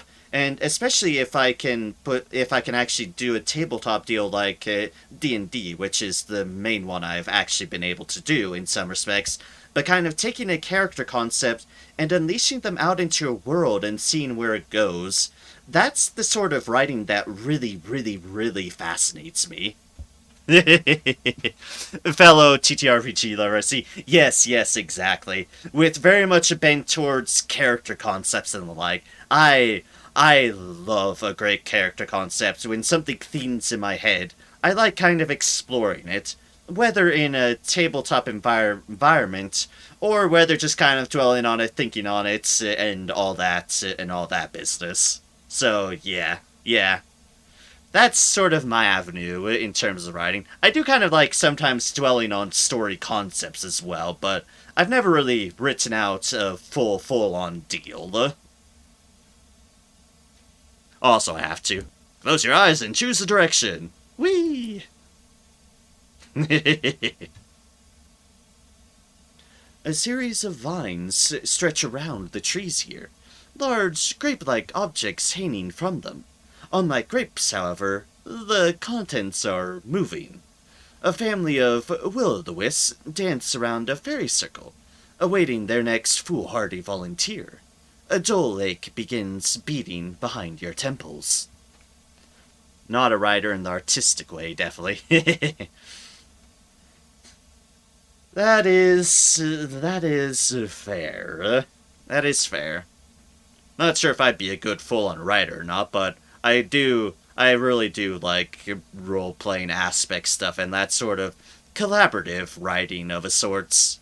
Just something to bounce off of.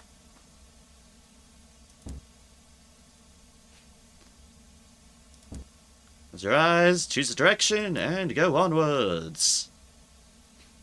The land here is so damp, anything built on it likely sank into the marsh many years ago. A rumble from far away, the sound of screams. What passes for the undergrowth is suddenly 1,000 rabbits on the run. You are starting to feel a little fuzzy. Particularly enjoyed writing, especially fan action. That's why I love FLC and Sky so much. That is fair. Writing is fun. You know, I've not done a lot of it, and most of my stuff is based around collaborative writing. I do enjoy it as a premise. It is fun. Aside of that, I hate writing something I'm not interested in, but I have to, so I kind of dropped it. But I do like explaining stuff in debates sometimes, if I care about the subject. That's fair, to have interest in matters. Plus, writing keeps my English sharp. That it would indeed. That is very fair. And I can definitely get you with cleaning to stuff that interests you, because yeah, what you're interested in and most just kind of gung-ho for is obviously what you will do the best with, and that's just the nature of things. Me even more so, as part of the spectrum, I just cling on to things that fascinate me and can just ramble on entirely to some fashion or degree of them. But yeah, riding what you have to and not what you want kills the joy of riding. 100%. 100%. If you're riding things you absolutely enjoy and thrive in, then that is great. If you're riding things you don't enjoy in, well, you don't enjoy it. It applies to reading too. Oh, without a doubt. Without a doubt. You are very right there. Follow the water currents. Also, I have no idea if this leads to anything. I'm just in a marsh while I'm chatting with you all. Series of large sprawling plants nearby do their best to bring you under their spell. You feel dizzy. So dizzy. Sure, this is gonna lead to something horrible, but... oh well. Random direction, go! The way forward is to forge through a bitterly cold river. Tiny creatures bite at your flesh the whole way. Stone blocks like gravestones are scattered everywhere. The purpose of their memorials lost to time. Down in the mud, a sharp pain. A snake slithers away, its killing instincts bigger than its stomach. Into the marsh. Ah, this. I've never done this, so I have no idea what this is. I'm just here, just choosing random set direction. For a moment you feel as if you have walked in a circle. This is possible. It may also be a trick of the light, or madness. A rumble from far away. The sound of screams. Ah, more rabbits. Excellent. The poison in the air burns your skin. Head north. Time passes. Oh! Oh. The path gives way to an expanse of quick mud. Only a few tufts of grass mark safe passage. More gravestones. You hear music in the distance. The music of Albion. The music of home. An encounter. Something looms out of the marsh mist. Yo, dude, you've been lost for ages. What the hell? Poachers in the night. At least, that is what their pelts and knives suggest. What they were out here poaching is anyone's guess. They lie dead around their campfire, their wounds apparently inflicted. You pick up a few coins that would otherwise have gone to waste before moving on. Oh yeah, all that last March stuff were 8 coins, baby, indeed. 8 sovereigns, yeah. We just had to get horribly lost in a marsh for it. For 8 good old sovereigns. Making bank! Any phrase that I absolutely want to use someday, that would be, dim the lights, quiet your heart, for you are not alone, from the Eleutheria trailer. That is a good line. That is a good line. We do make numbers indeed. The remnants of an old bridge stretch into the mist. Most of it has already been taken by the mud.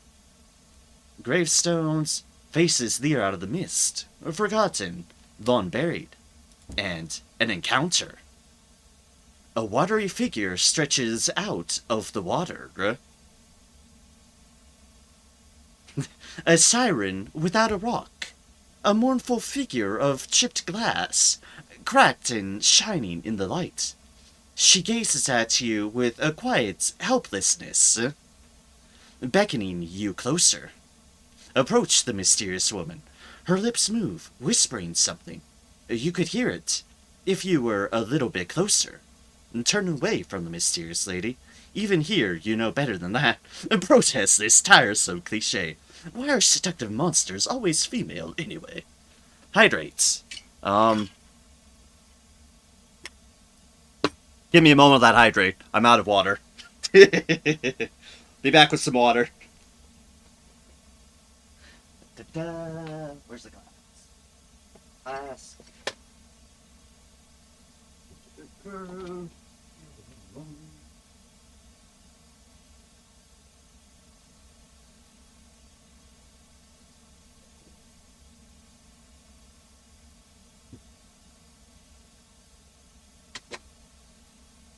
Here you go. My commitment to the matter. Cheers. How fitting. Clinks bottle from across the continent. Cheers. Yep, cheers indeed. Oh, I need that water too. Good timing, and also a good excuse to actually, grab some water. My water bottle is empty, except ice. Has a lot of ice in it. I might have accidentally filled it up too much with ice. Feels good indeed. Yes, it does. Also, fuck it. Let's approach the mysterious woman. You step into the water, ice cold around your waist. Your hand cradles her glass touch, sharp and bloody in your palm. Illicit conversation. A more intimate touch. The darkness as the lake closes over your head, and fire explodes in your lungs. You awaken elsewhere. Glass chips still embedded into your palm. See, we were fine. Probably. Oh wait, maybe we're not fine. The marshes seem to go on forever. Increasingly it feels as if it actually might. A rumble from far away. The world spins out of control. Go mad. Dreams melt behind your eyes. Your legs stretch with every new step. The cursed sun shines down, and it appears to indeed be wearing a fine new hat. Well, ice is just evolve water. Actually, de-evolve. What came first, the air or the ice?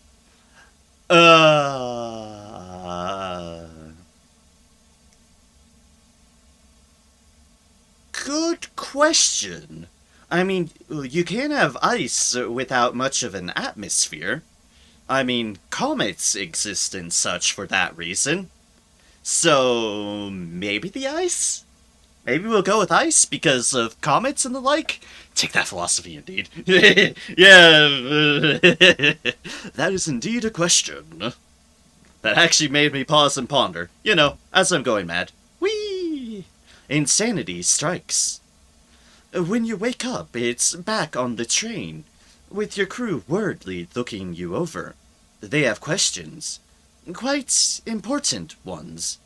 Did you really try selling them to a frost nymph, as you shouted in your sleep? Are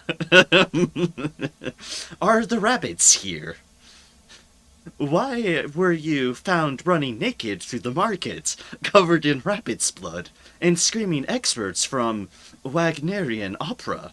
Most importantly of all, what happened to the locomotive's mascot? And why won't it come out from the signaler's footlocker? Oh no. Water, I think, because you need some energy to make H2O out of HNO. True, water indeed.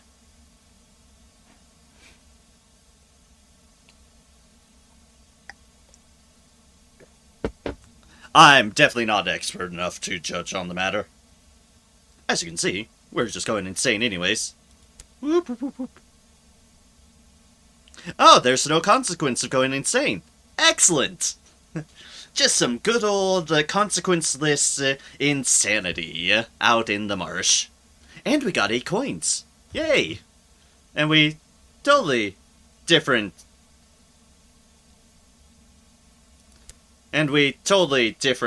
didn't try to sell our crew out to a frost nymph for nothing. Oh, no. Who would do that? Who would possibly do that? Awkward look. East-southeast.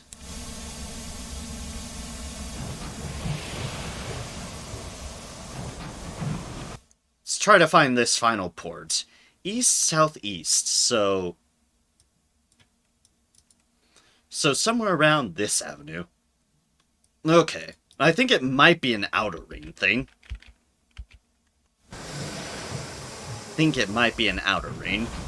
Gonna hope on that thinking. Water's the middle of the evolution, since everything moves past water, whether to freeze into ice or heats up into air. Being insane is okay, I suppose. I'll take a note.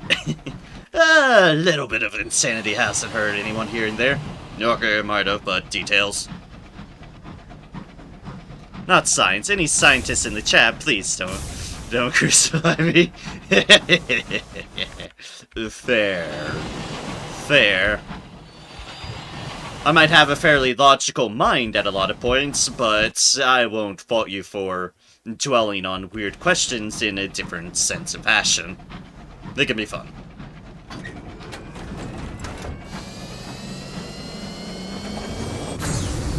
Oh god, oh god, oh god. When Heaven's Library was sundered, Yulukat says, parts of it fell around here. That was almost a bad thing. Like, ah yes, I'll just go and speed up, and suddenly, this all in front of me. It's like, oh god, stop.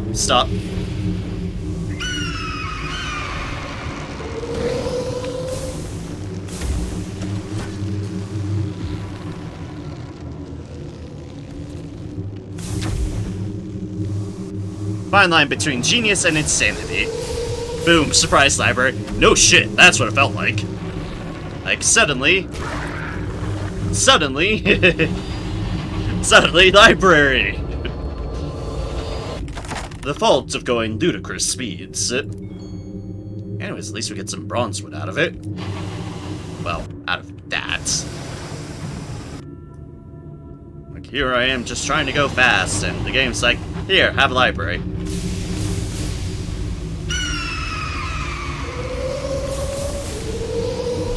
Should have exploded that. Oh, you led me, bastard.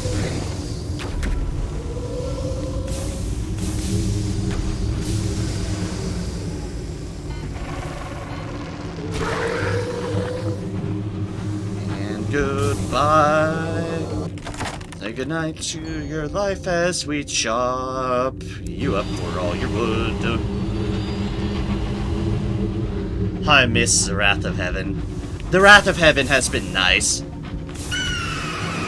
This is the first time I've had it, and it has been very much a godsend. Even if I've accidentally blown myself up a few times, it has been absolutely amazing. What I really want to call it is the Wrath of Hell.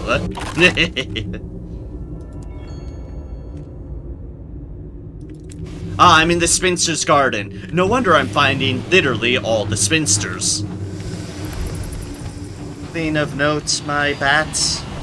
My starstruck bat. Giddy with starlight, but reveals spotting something interesting. Okay, there's something here.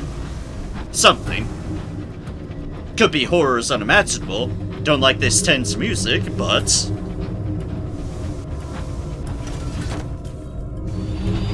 But else, we'll go to it.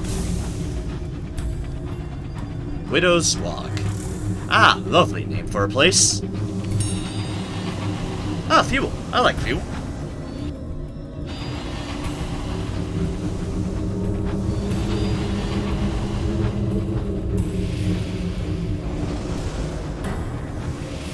We have found a library. Yeah, that's a piece of library, alright. A splinter of a lost library, holding tattered manuscripts. Scavenge old lore from the shelves, but they were guarded. Guarded by what? I don't see anything here. Let's just proceed. Nothing can hurt us if we can't see it. Yeah, no, except the things that can hurt us while we can't see it, but details. Once the winding roads of Eleutheria crisscross this region, like a lattice. Oh, speaking of things that we can't see and thus can hurt us. Hi!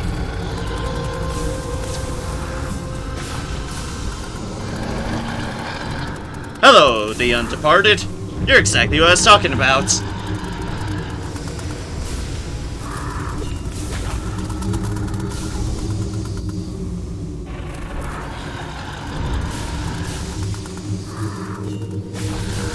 Yeah.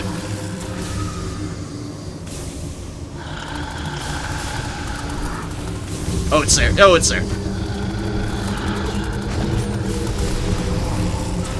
Into one of them. Yeah, it's really hard to, For obvious reasons.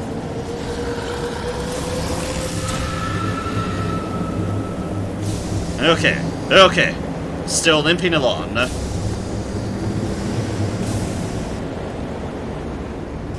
God, I have walked into the wrong fucking neighborhood here. I am in the wrong neighborhood here.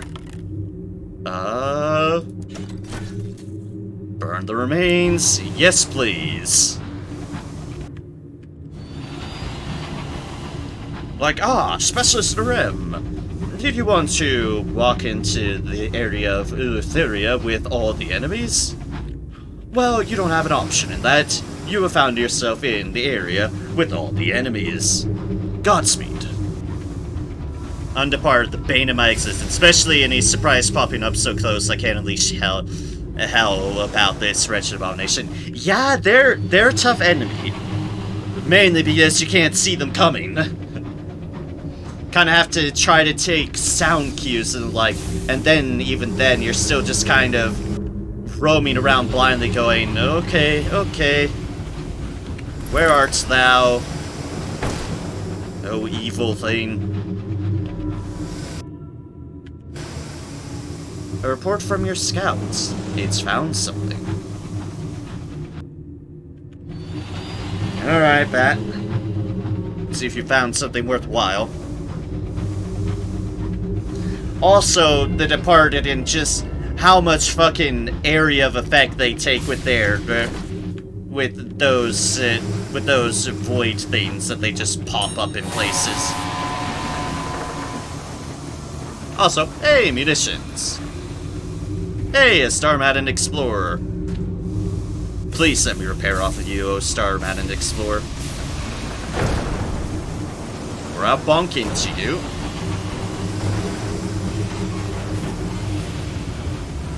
This is what I have the shotgun for. Things like this. Of course, it helps not to miss. There we go. Just random treasures.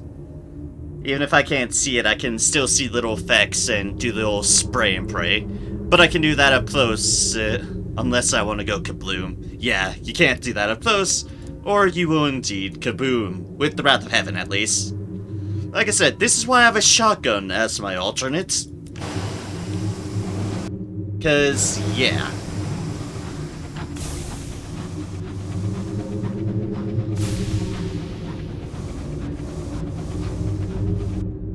Well, I found a thing.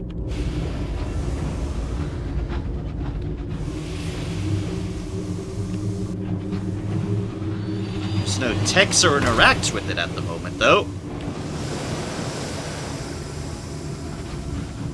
It's just, the thing is here.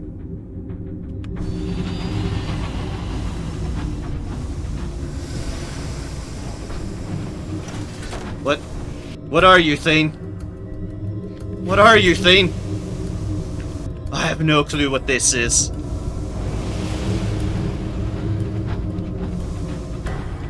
No clue what this is, other than that it's found something. It is for the later. Okay, then. I will take it for the later. And get the hell out of Dodge. But do noted, there's a weird corresponding sigil place here, and I will probably be back to it eventually. For now, we leave. And probably find even more horrors.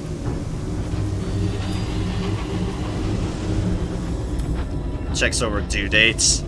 11:59 PM. Checks time. 7:30 PM. Yeah, I got time. Oh god. This just brings back very poor habits I had in university. Ah yes, a big paper I need to write up by the next day. I will do it all just in an all-nighter. And then, of course, still somehow get a good grade on it despite pulling an all-nighter to finish writing this paper, and thus not being discouraged from said bad habits. These are the collywobbles, where you're never alone in the dark. Ah, lovely. That's a terror there. That's a...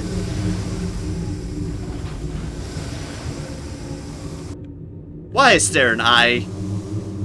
A black and seething sun. The halved sheds no light, and no law.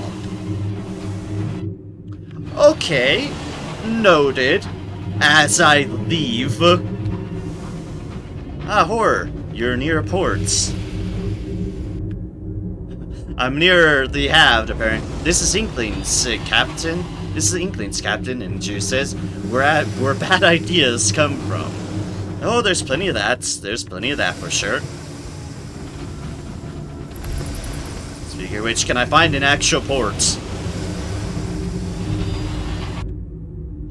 I'll feel a lot safer exploring that if I go into, like, an actual port. Although I don't like where my terrors are at, but... Sure, there's something over there. Let's go out into the abyss. Oh gods, it's fucking dark. Your arms is lost in thought. Oh, sorry. Reminds me of old London and the Echo Bazaar. You know, it does remind me of that as well. I think I might be close to finding what I'm looking for, though. Hilariously enough, I think it might be the carapace.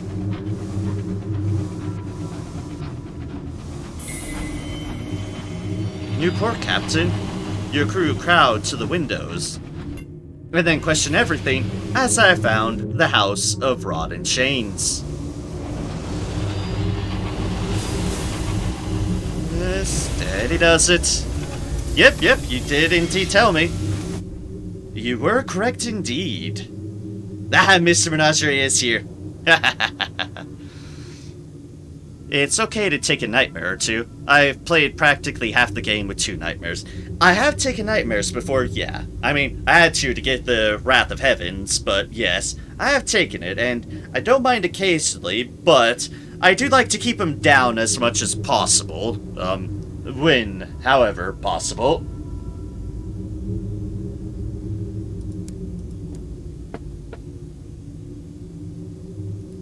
Alright, let's sell... well, one of these, at least. More bronzewood. Oh, whatever will I do? Caged catches. The rubbery sulk. One rubbery merchant accepts sovereigns instead of amber. Unfortunately, all they sell, apart from crabby, curdled meat and fuels piped through the gargantuan carcass's innermost organs, are writhing horrors. They do at least supply cages.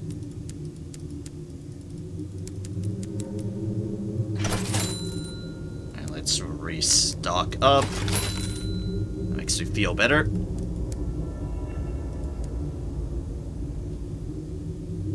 Yeah, 2 nightmares means farming Wrath of Hell if you have Seared Negris Sphere. Not really recommended, though. Yeah, I wouldn't farm them, but you at least get one to utilize around and shoot everything with. But yes.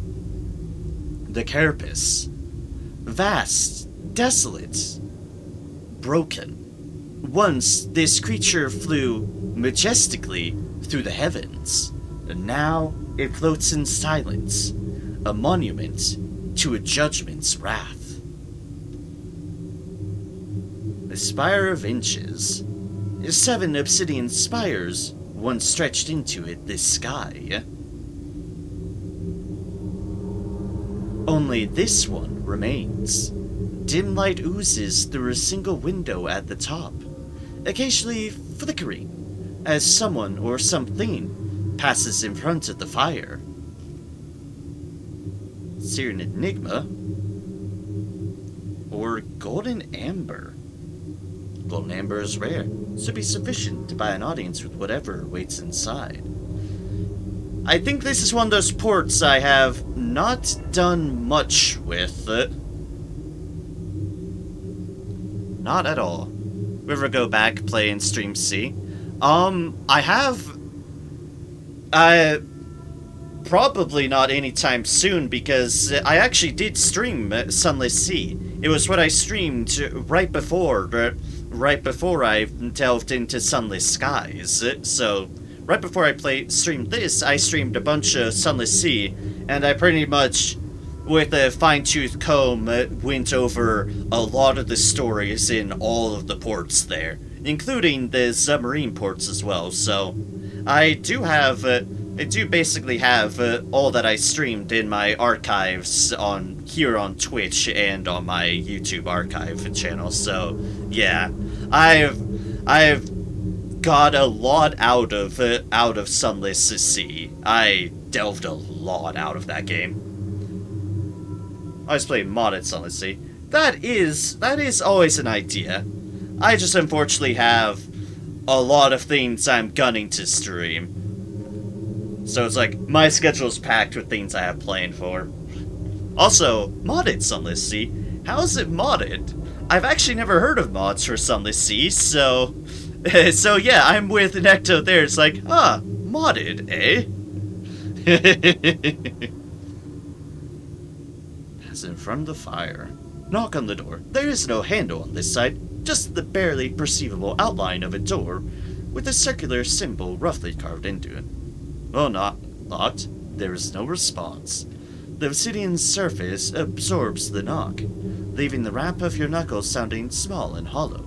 There is no answer. I am frightened. Yeah, I can imagine you could do a fair bit with mods. I mean, you can do a fair bit with mods, but they have modded Sunless Sea. Definitely haven't heard of it before. Turn to the carapace. They seem the only way into this monster's innards.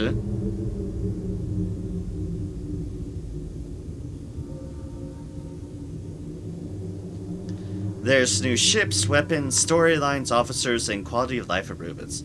Huh, interesting. I will certainly keep that in mind.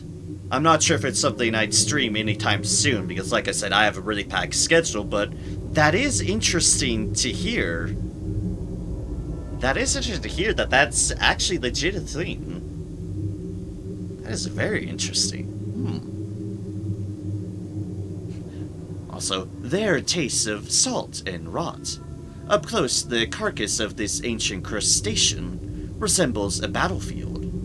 Its carapace is pockmarked from the impacts of sky detritus, and cracked open from the impacts of 6 spires. Doors of leather, rubber, chitin, scale, fur, flesh, and feather lead inside, each of them carved and branded with the letter of the correspondence.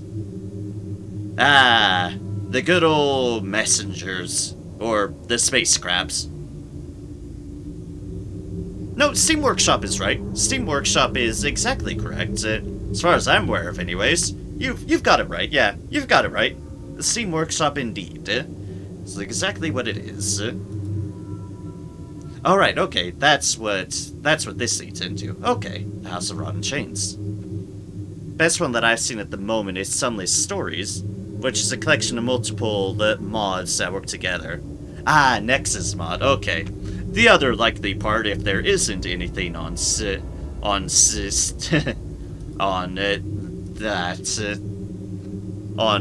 Steam Workshop, is certainly Nexus mod.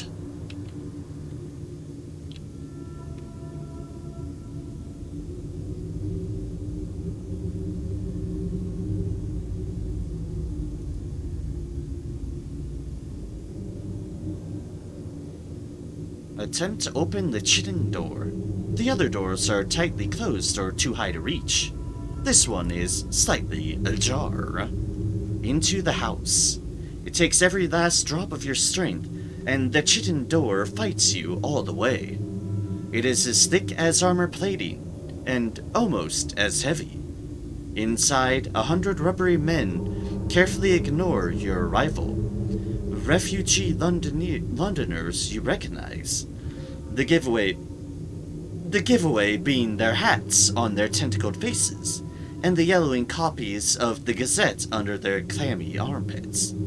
Such earnest social camouflage never helped them fit in with society back home. But it seems old habits die hard.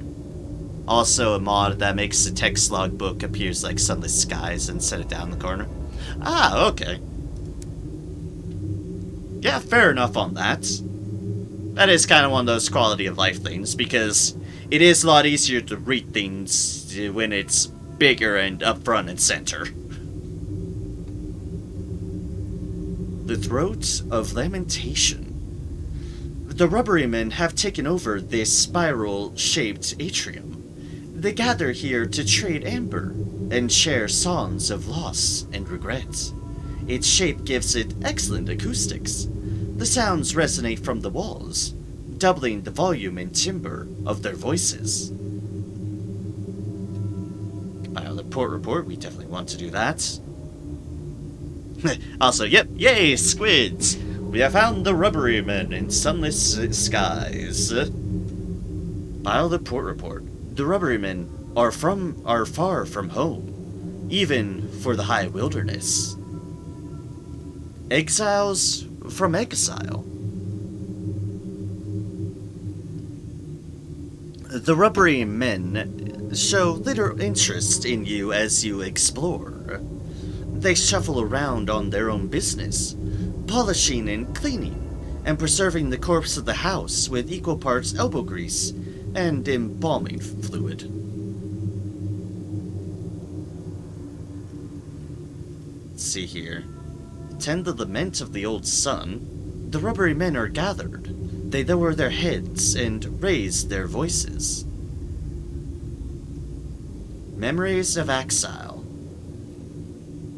Words without language, pain without end. They sing of their lost home, and in waves of shared sorrow, they remember how they came to this place. They sing and remember. Silence falls, sudden and heavy. A hunched figure shuffles through the choir, and the rubberymen fall back. This is Mr. Barleycorn, or so it is called by lesser beings. Its form is indistinct beneath the layers of gauze that wrap it, if not from head to toe, then at least from top to bottom. One rubbery dares approach, extending tribute. Golden amber. The figure takes it between clawed appendages, tastes it, appears to approve. Eleutherian mystery.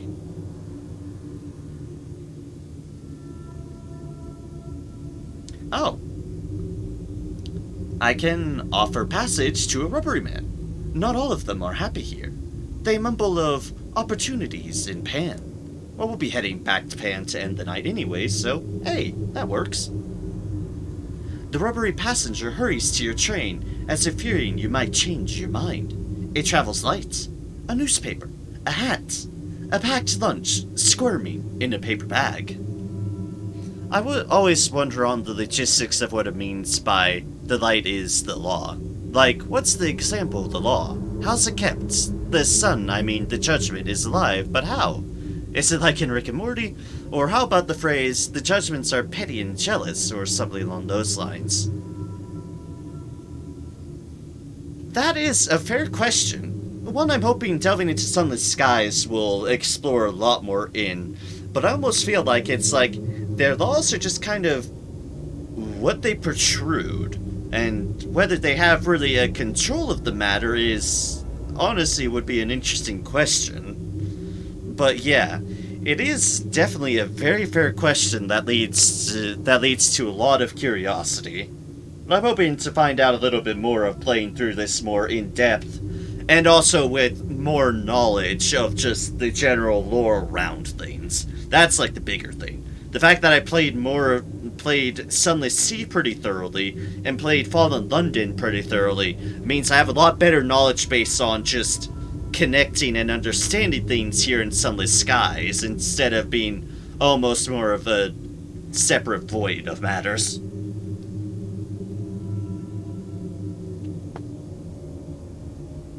Like, we have a rubbery passenger. Visit the marketplace. The rubberymen sit around the edge of the atrium, ready to trade and offer their services. Polished ivory bones carve the walls of the throat into convenient alcoves.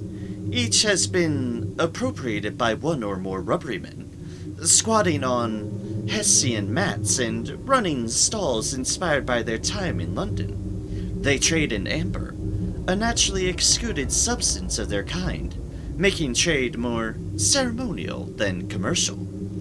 Trade for curiosities. One rubbery trader has a particularly large stall. Its wide array of goods are mostly worthless. Trade stories of the high wilderness. One of the more elderly rubbery men sits at the edge of their throat, humming an unfamiliar tune. It has amber to trade for nostalgia. To pay for an evening's rest, a rubbery man stands guard in front of sleeping alcoves. They appear to be natural formations. Red amber there. Trade for fuel. The carbon from the house is hardly hell-proof coal, but it burns. Just a mix of different fuel types. Sample the rose-cheeked cook's wares. The rubbermen cluster around this alcove, squirming with delight at the steaming delicacies in the chipped porcelain dishes. Commingle your choirs with the rubbery men. In old London, society condemned close interactions with the rubberies. Commingle your choirs, indeed. And what's here? I'm just curious here. The rubbery trader sits on a mat strewn with oddities, baubles, novelties, trifles, curios, gewgaws, beds, bagatelles, whatnots, and junk.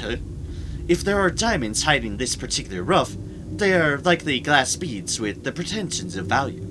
However, treasures have been found in the unlikely list of collections.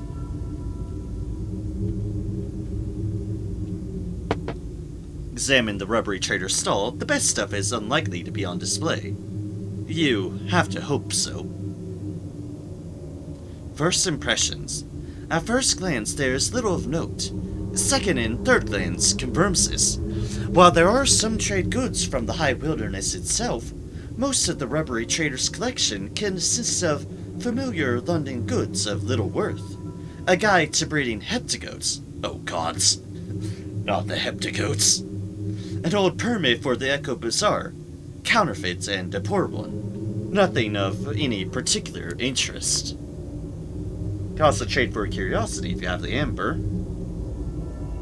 Rubbery trader burrows. It's hard to tell what it is offering from a stall. Random trade good for amber. Should have 5 spaces in your hold. What does the dawn machine in the clockwork really do? Since it's called the Sunless Sea and Skies, and people beneath dies when in contact of the light, are the lights of these two born to contraptions different? And if it produces light, why does it seem dark 24/7? Do we have a day-night cycle? What implies that the only day-night cycle that we have are merely the hands of the clock and the chimes of the bells? Shit, I read it. It's fine. I am perfectly fine with ranting, especially with curious stuff like this. I'm not... It's like... I think one thing that's fair is that, as far as what I comprehend of those two deals, it's like, the Dawn Machine definitely seems like a sort of prototype-ish to what the Clockwork Sun ended up being.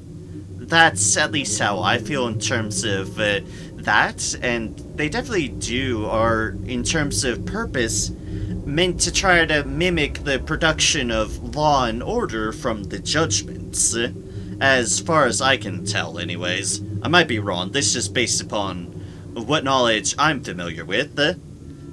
People underneath die when in contact with the light. That's kind of a premise of...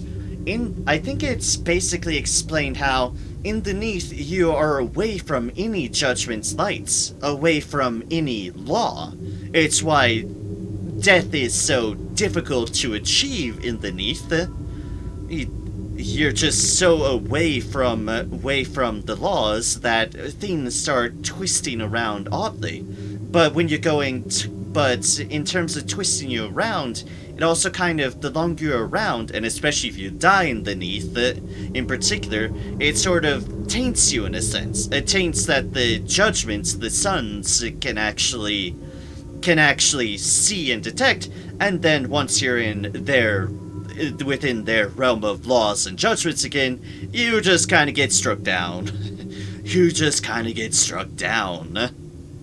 But as far as how it's different with the other two contraptions, maybe there's a sort of difference in their, just kind of, maybe there's a sense of incompletion, or maybe a purposeful incompletion in their design, because they probably don't want people to die. So maybe that has something to do with some imperfection or purposeful change up in terms of the laws, so that it doesn't inflict just instantaneous death. Although it certainly still drives you insane, the Clockwork Sun, and poisons the land around it, so that's not pleasant. It might be because the people don't have a full understanding of how to mimic those sort of deal. Dawn machine created by Londoners, or if it's simply there. Then clockwork are built, or could it be already there and be maintained by Londoners? Stone, which is a Judgment's daughter, she's producing light and light of sort. Yes, in the Presbyteriate on the Elder Continent. You're right there in terms of the neath. It just doesn't extend into where Fallen London is and the like, but where the Presbyteriate is, for certain, it does exactly that. As far as the Dawn Machine created by Londoners, I have to think in a sort. I know it's created by the sequencers, and those of the Admiralty who are kind of loosely attached to matters, but I don't think the lore is fully fleshed out on terms of knowing, at least to my knowledge. It's like, it could be created by Londoners and those sequencers around, that in turn then proceeded from their understanding from the Dawn Machine, created the Clockwork Sun in replacement up in Albion. But all those details is like, you kind of just have, most of your sources for that knowledge is from Londoners and Dawn sequencers themselves. And it's London's failure, basically. Yeah. That's why I kind of called it its prototype. They kind of, far as to my knowledge, at least, yeah, as far as you know, exactly. As far as we know and can parse, yeah. It was created by a faction of Londoners, the Dawn Sequence and such, and it's sort of a failure, but in the sense I also kind of considered it a prototype, at least in terms of when you're considering Sunless Skies and the Clockwork Sun. It was a basis. The Clockwork Sun is also imperfect, as far as I can tell. It loses strength that kind of poisons the land around it. But as far as how that's imperfect and what went wrong there, I don't know. I'm still playing through things. Return to the throat. Okay. We'll finish up we can in the House of Rods and Chains, then I'll go back to Pan, and that's where we'll end it. But first things first, let's finish up everything here. Dawn Machine is like the failure. The Clockwork Sun is like the, okay, kind of. Yeah. It's progress in the right direction, but it's still imperfect compared to, say, a full-blown natural judgment. It's like, they're getting close, but it's basically, as far as the chain goes, it's people on the lowest run of the chain trying to create something on the highest end of the chain. It's difficult, not easy, and based upon imperfect knowledge and assumptions. Far as I can tell, anyways. It's complex, but it is cool to kind of just dwell and think upon it all. How scared must you be when you first learn that death in the Neath simply doesn't, or almost doesn't exist? Don't know what is the chain, though. The chain kind of ties into the red science, and it's sort of like the evolutionary chain in a sense, in that you have a hierarchy. You're meant to remain in your respective places on the chain. Like, Humans, rubbermen, devils, the judgments, the messengers, just everything has their hierarchy, and it's meant to stay in that established hierarchy amongst the chain. Some things like the red science can subvert the chain, twist it, and take things around. But it's basically the set in stone, or at least the set by most laws and order of this is life's hierarchy. You are here, you're not meant to move to different places along the chain. Doesn't stop people from trying to change their placement on the chain, but you're not meant to. Far as how scared you'd be to first learn that death simply doesn't underneath, or almost doesn't exist underneath, I think that depends on your viewpoints on life. Some people would probably be terrified at that prospect. Other people would be like, yeah, okay, not being able to die or stay dead, rather, that would be great for some people.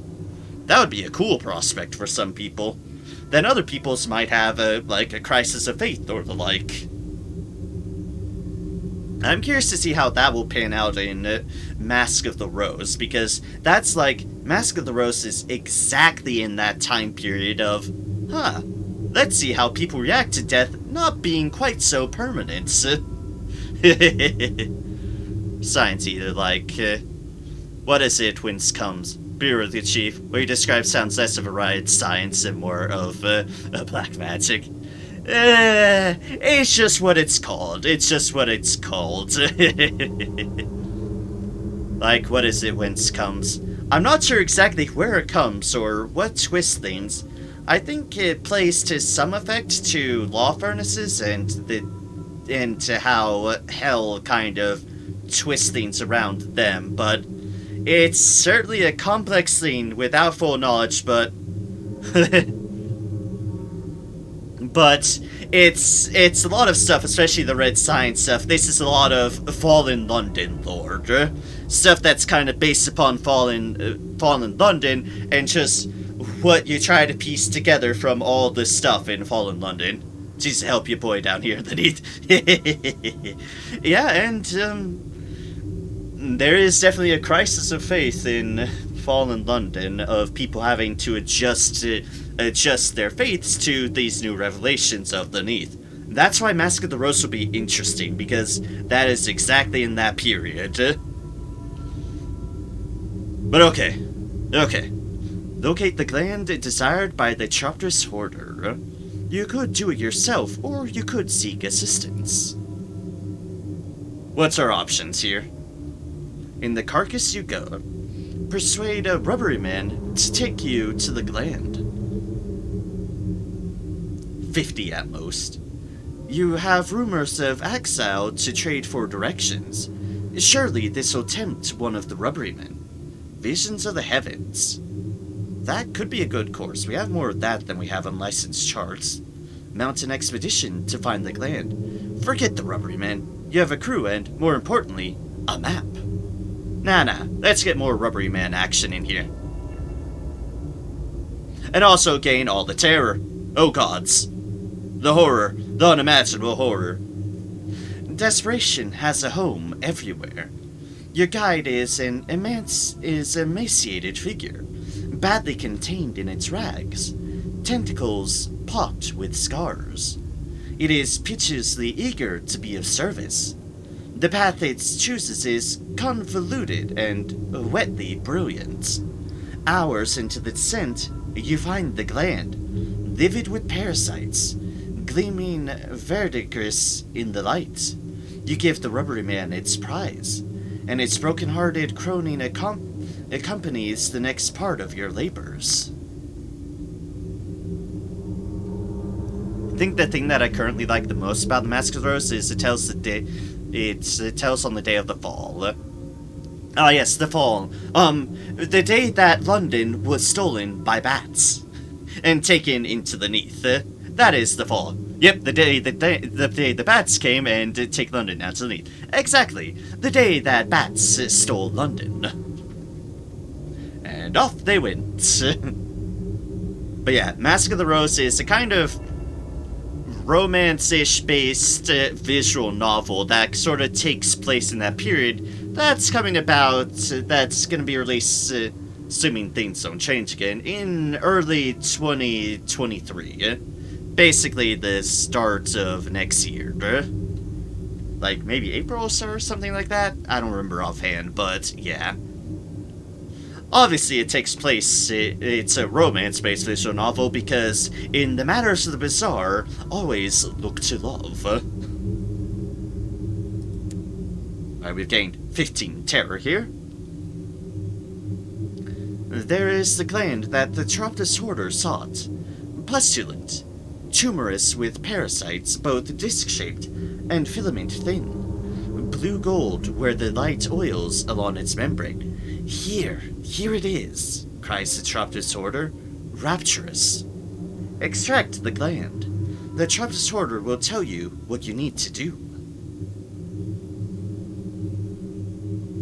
Wonder how the rest of the world reacts to London just disappeared into God knows where by a butt ton of bats.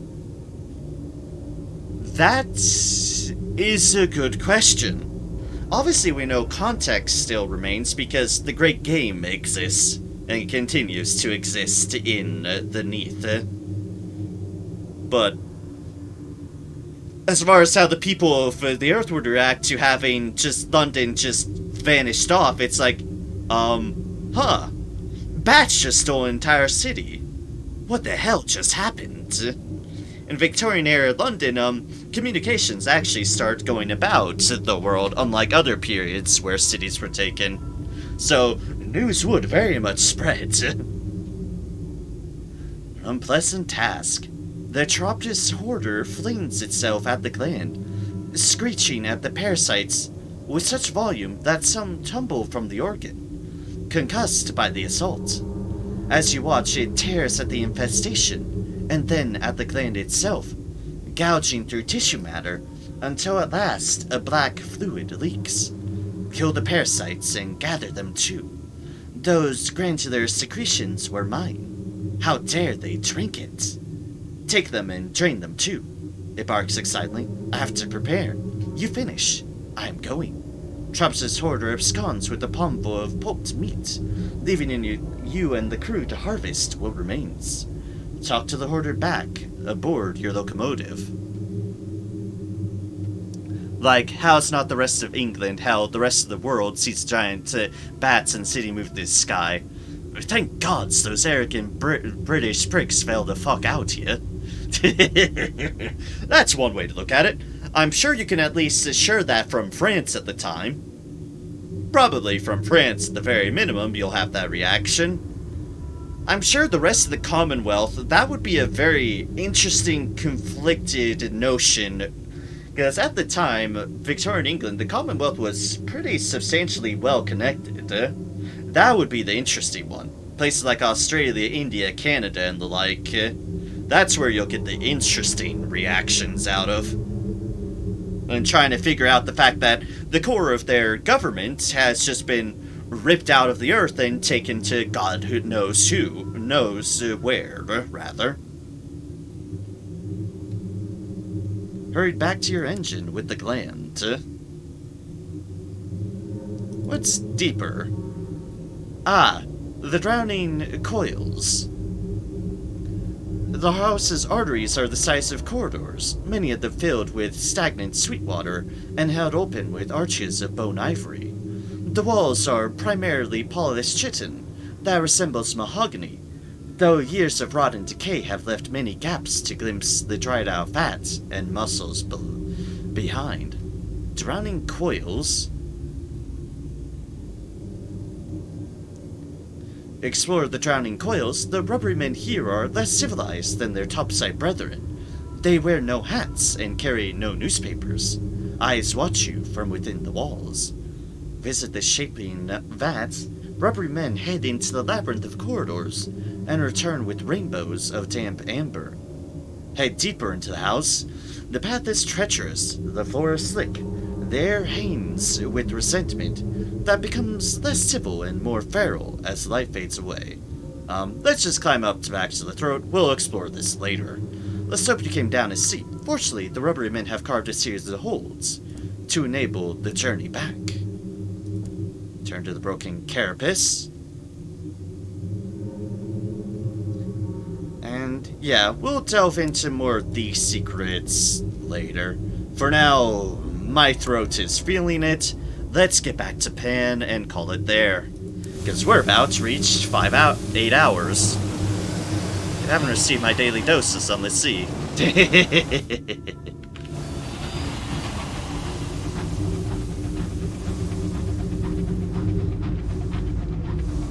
Some rod and chains. Let's just explore the rest of the grasp of this in this very, very, very dead space crab. As you can see, space crab. Pan is indeed this direction. Okay, okay. Good, good, good. Oh, right. We still want to talk to our Traptis hoarders first. We do want to continue his deal. Time to look upon the dead sun. Glances at my terror. Maybe a little bit. Maybe we'll save that for next time. Either way, I'm looking at that and my terror and like, I might want my terror down a little bit. Anyways, investigate the hoarder's work. The Chiropterus hoarder has cloistered itself within its room since you delivered the fluids. Peculiar scents, flowers bathed in brine and bile, radiate from under your door. Augurs of its labor, perhaps? You should check in on it. A confession. You find the Chiropterus hoarder darting between stations, each of them set with glassware, like something made by a deranged glassblower and filled with nacreous regents.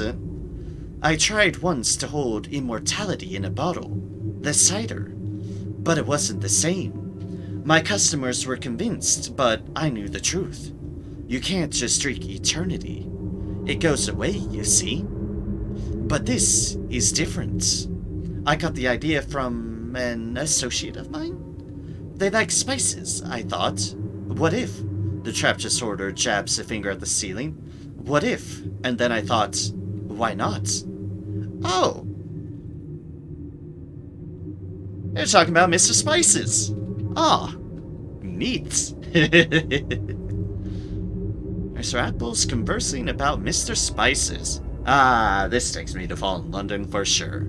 Those massive eyes turn again to you, brilliant as filigreed eternities. Will you be my first subject? Refuse to let it perform tests on you? Absolutely not. Or agree to let it test on you? You look to the high wilderness for adventure.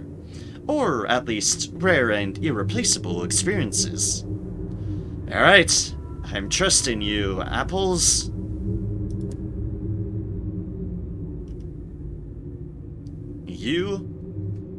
I will let you test on me, because I find the Masters of the Bizarre fascinating. I like our bat friends. I like our bat friends. Also, bats are adorable. The Chiropterus hoarder is ecstatic with your decisions. Its speech degenerates into piercing, albeit rhythmic shrieking. The experiments can begin when you are ready. Learning about the Chiropterus hoarder. You've agreed to the Chiropterus hoarder to be the Chiropterus hoarder's test subject. The Chiropterus hoarder is warming to you. Aww. Okay. We'll do this at Pan. This seems like a horrible place to be experimented upon. In the darkness near evil. Yeah, this seems like the worst place to be experimented on. Let's go back to Pan, and I'll be experimented on there. Bats are flying rats, so they are cool. Yeah, fair. I find bats absolutely adorable. Oh god, the eye. The entrance it has falls briefly on your vessel. Your crew wail as its eyes fills your windows. Like, no, let's get away from that. But yeah, bats I find absolutely adorable.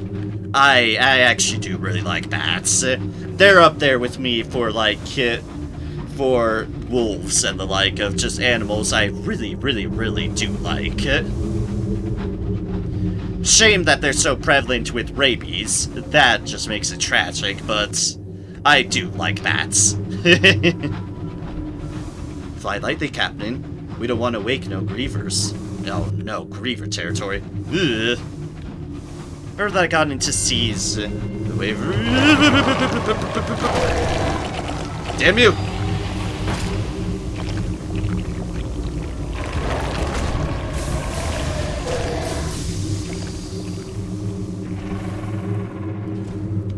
I was trying to read chat, you griever.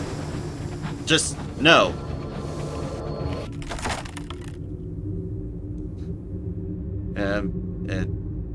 Try to gain a vision to heaven. Let's just get another moment of inspiration because we do need those. Remember when I got into Seas, when I was looking at stream for any low graphics games I could run? I played 2 captains, frustrated, and quit. Then I bought Skies to play since the internet said that Skies is easier to play than Sea. Love Skies, died thrice, break for a day before returning. Played for 100 hours before completing my first ambition, quit and finally returning to Sea. Yesterday I finally completed a game of Sea with The Venture. Now I play Sunless Sea with mods to spice things up. Just went over 500 character limit on Twitch.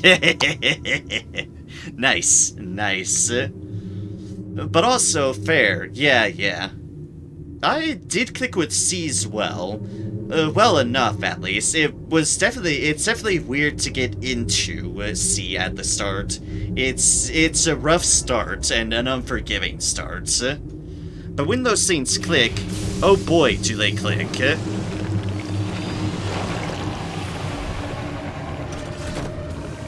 No.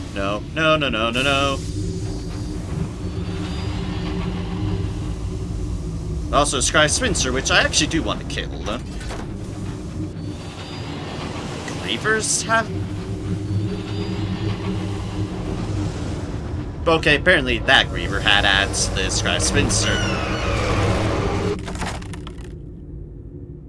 Another moment of inspiration? Sure.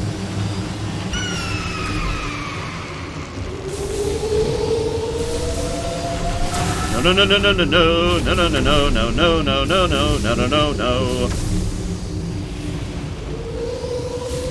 Wasn't expecting 2 of them. I was sure as hell not wanting 2 of them.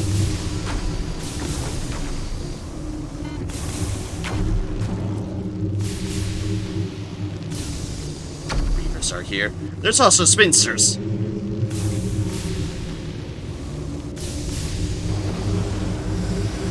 Where are you shooting off to? Whatever it is, I don't want any part of it.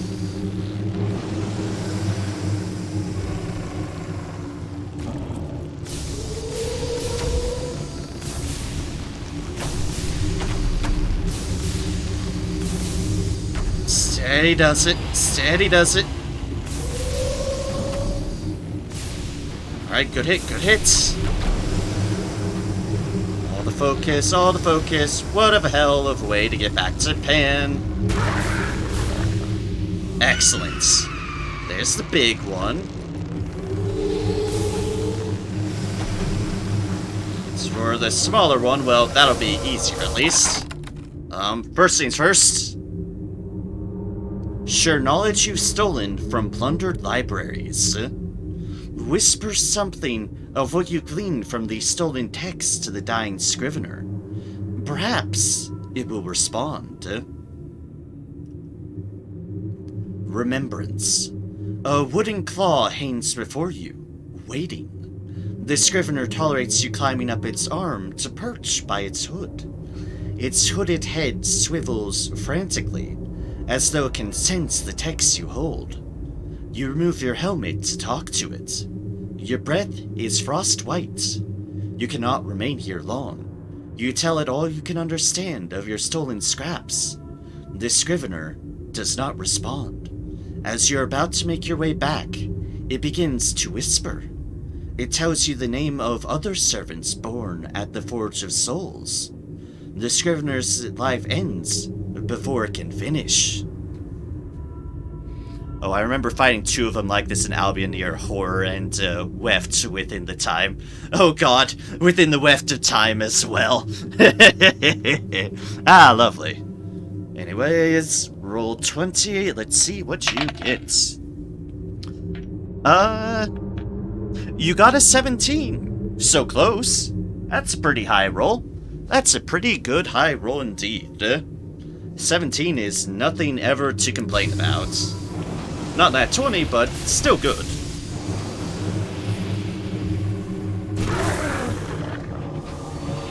That one's dead.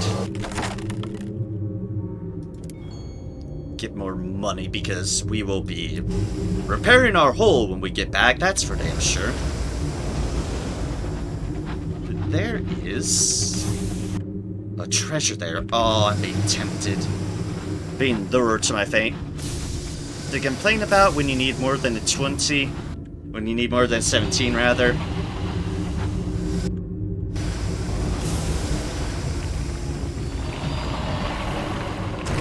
I mean, in a sense, that's fair. But on the other hand, that's... when you're going that high for checks, those are... insanely high checks.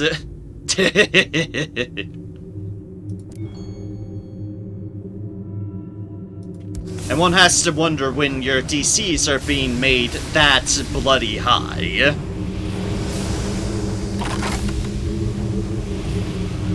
That's a checks notes. Fail intelligence save. You take 37 psionic damage and are stunned. Yeah, I'm not saying it's guaranteed, but if you didn't get it on a, if you didn't get something on a 17 with modifiers, then that's a hell of a check you've been put up against, clearly.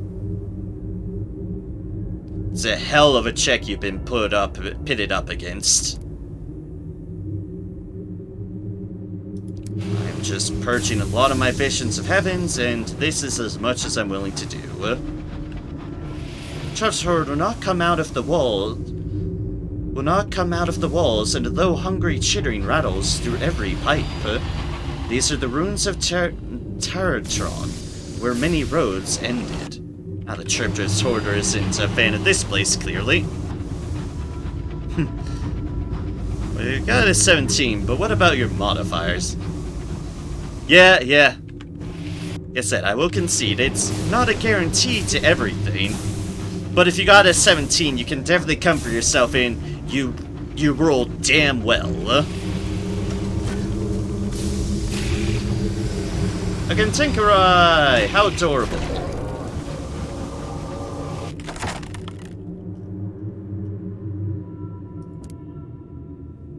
We'll get a little bit of experience in another Sky story that we're just lavish in.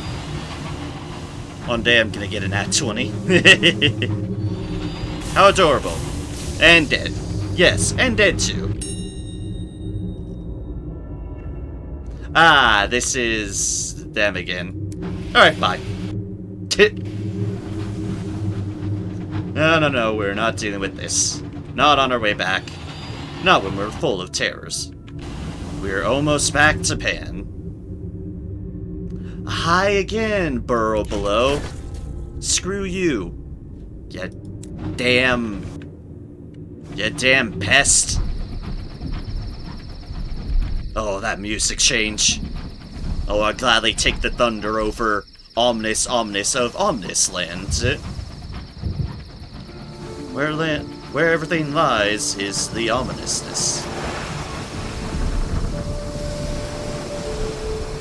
Oh, that's one of you. Dowser, you are gonna hound me if I don't deal with you. Oh gods, there's a Scrivener around.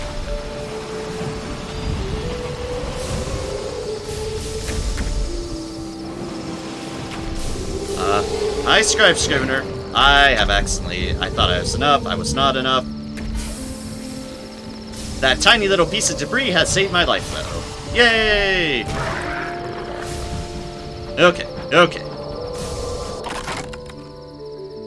The Dowser defeated. Ooh. scavenge its plating. Your crew are afraid to approach the lightless vessel.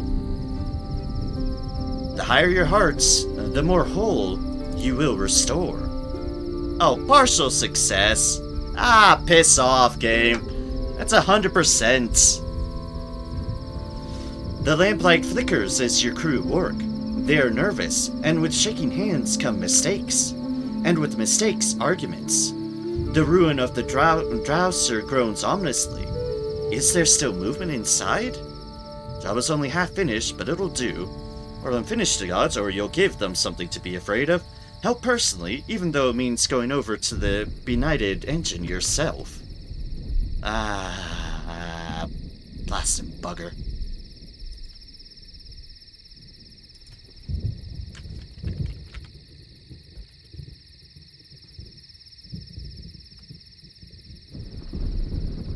Swear to Saltstone Storm and Judgment. The rules of Eleutheria. Your lights are everything, on or off. How does one use a semicolon, by the way? I never understood it. Semicolon is basically... Semicolon you'd utilize to basically separate two sentences. So, like, each component between each semicolon would be a full sentence and a full sentence. It could be a period there, but you're using a semicolon. Yeah, you've got 100%, but what about your modifiers? You're not necessarily wrong there.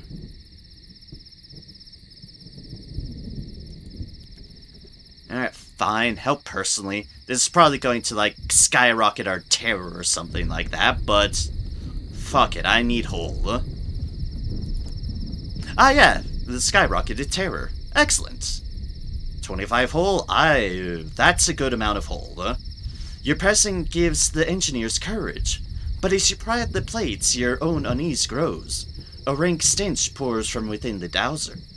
And was that a hand that pressed for a moment against the inside of the window beside you? Was that laughter you heard from within?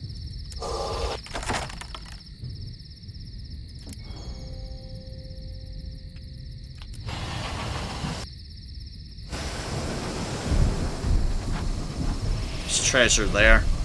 Can't help myself, even if I'm about to go insane. Loot waits for nobody. Ah, supplies. Excellent. Alright, let's get dock into Pan. Let's dock into Pan before something horrible happens. Oh, wow, I'm actually really, really close to leveling up. God damn. Gain any more terror while I'm in Pan. And dock. And terror reduction, terror reduction. Yeah, terror reduction. Enough terror reduction. For now.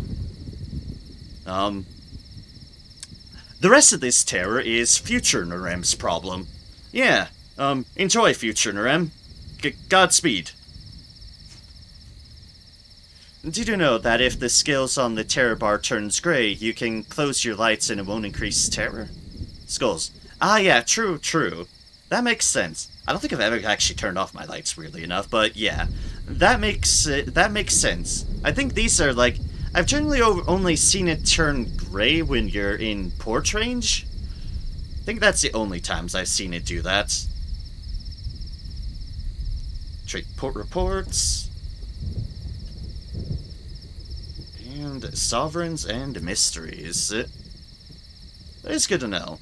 I definitely didn't know that because I've never actually really turned off my lights, because terror is a lot harder to manage in skies, I feel, than it is in sea. Maybe because I'm more used to managing in sea than skies, but I feel terror is a lot harder in skies, and thus I don't risk fate as much, to say the least.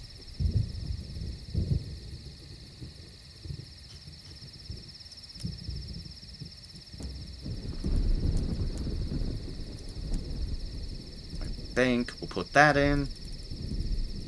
Put all those in. Yeah, import range. It's basically, you're safe. No lights needed. Save fuel. We don't want to pollute another place here. The Earth is already enough. Tore off my lightsuit theory because I'm revolutionary. Fair enough. Fair enough. Also, that statement you just said, Hector, we didn't pollute, we don't want to pollute another place here? That doesn't sound like Victorian Industrial Revolution, Britain to me. That doesn't sound like Victorian era Industrial Revolution Britain to me at all. They'd be all for polluting more places. Yes, pump more stuff in. Pump more. Let them eat squid. Caged catches for Peronsi. A hastily scratched note claims that the chaplains at Peronsi will pay good money for fresh seafood. They do not seem to mind whether or not it is identifiable. 3 caged catches should be a good start. East-northeast of Pan. Alright, claim. Can sometimes salvage them from that. Sorry, any person. It's true, they don't give two flying fucks about pollution and child slavery. Sorry, any person in the chat. No need to fully apologize for them. It's like, this is for a previous era of Britain. They are somewhat better, at least. Strength as the sun keeps on going down the longer I'm here. Lovely. 2, 3, 2, 3. You have 2, which is why I'm putting that in here for now. Where are you from? I am from the United States. I was born in the Pacific Northwest of the United States, which is, well, the northwest of continental United States, and I currently live in Colorado, so I definitely I live in Colorado recently, the Front Range area-ish, but yeah, I am from the U.S.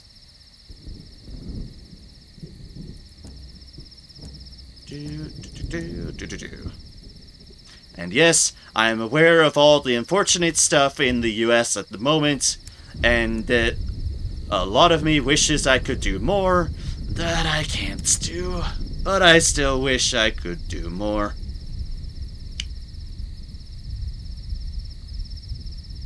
So it's true about cross-continental bottle cooking. That you were indeed. You are absolutely correct on that note. Visit a rubbery enclave. Alright, that's one of the last things we want to do. Sloppily painted signs point down a normally quiet back street to where a party appears to be in full flow. Cedar Grove, off of one of Pan's less traveled pathways, is home to a small and enthusiastically political community. A crudely made poster by the entrance reads, "Both alike in dignity," showing a human and a rubbery holding a torch aloft. Speak with the rubbery suffragist. She is surrounded by bohemians and rubberies. The live octopus on her head draws all attention. Oh god, that is a live octopus.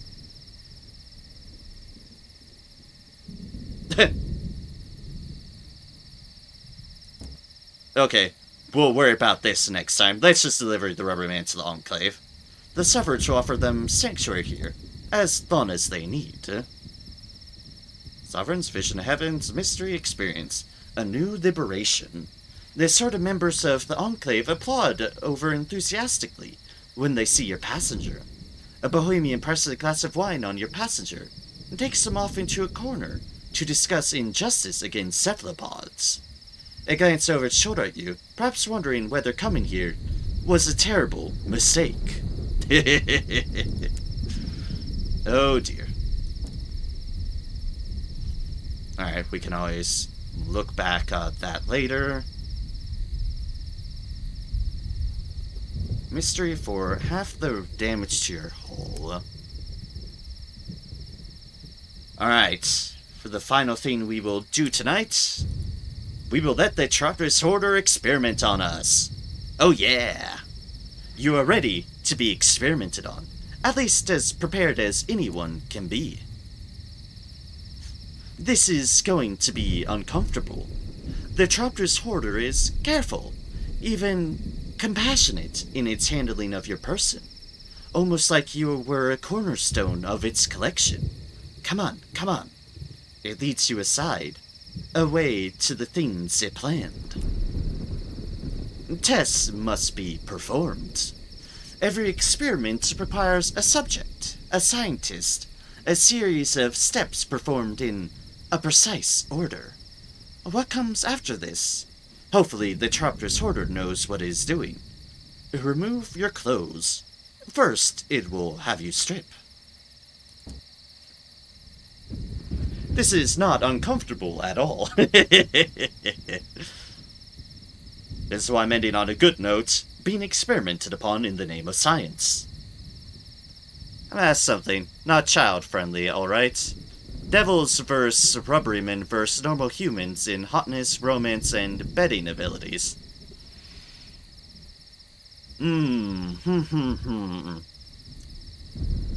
I can definitely say, probably depends upon your kinks and your, just not to go too not safe for work or anything because Twitch and all, but yeah, probably depends on what you feel in terms of those regards and where your interests lie. So, like, let's just say in Fallen London, in the Fallen London community, there's a surprising amount of people married to rubbery folks. There's a surprisingly huge amount of folks married into rubbery folks in Fallen London community. So, the interest is out there. You're very biased towards devils? That is fair. That is fair. It definitely has its things. If you're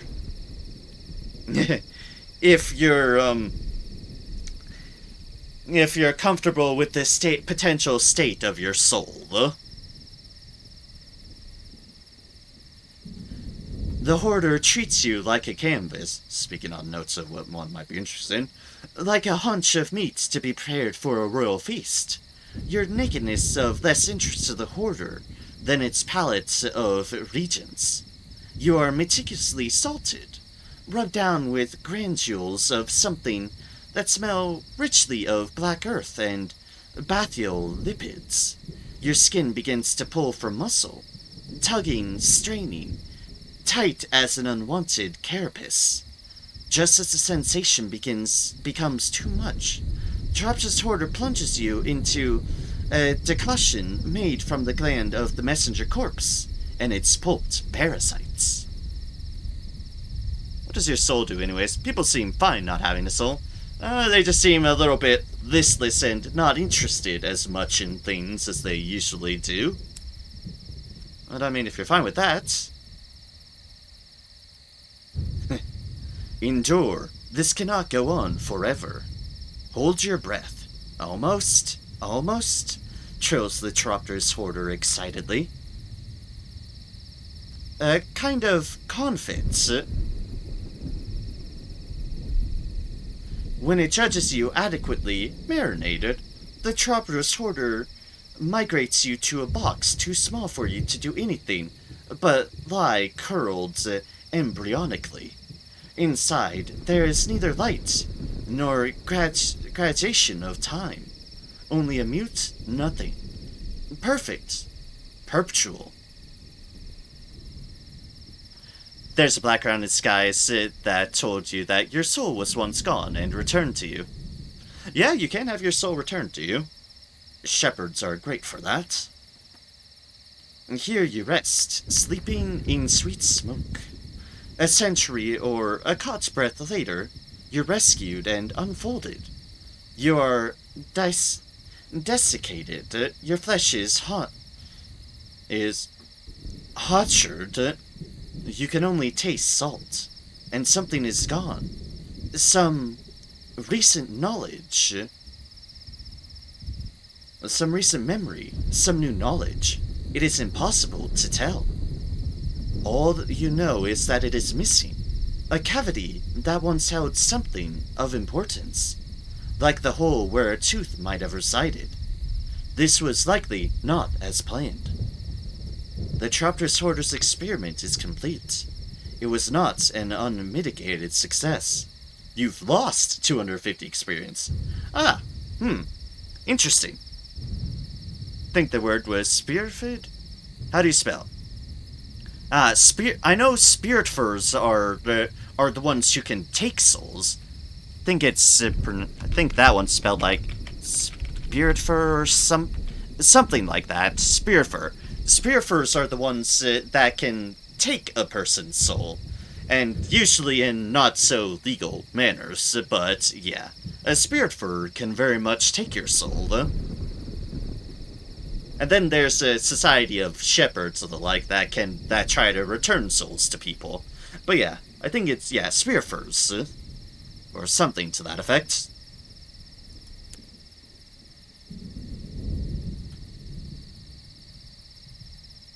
Let the hoarder make amends. Ever since you took part in the experiment, the Chopper's hoarder haunts you, forlorn, endlessly murmuring of its failures. If you're ever to have peace again, you'll need to distract it. Oh no. They feel so bad. Our poor apples feel so bad. A recovery, albeit slow. It'll go away, like everything, it melts away. It traces the longitude between your wrist and the spoke of your elbow. Its touch is thoroughly light. The Chopper's hoarder's ears droop. You will continue. But what is the word that I should say? Repentance. I am very sorry. A gift will follow. Regardless of your answer, you find a firkin of red honey balanced against the door to your cabin the next day. Red honey. Ooh. You could keep the red honey for trade. Perhaps you could use it in London or New Winchester. Be warned. Carrying contraband across regions or into a central station risks attracting the attention of the revenue man. No. He has gifted it to us. It would be rude to just keep it and sell it. Today's year old when I discovered that I have a weakness against a woman dressed in full black. Don't ask how I know that. Fair enough. Use the red honey yourself. Better to inhabit a dream while your mind fills with the agony of transformation.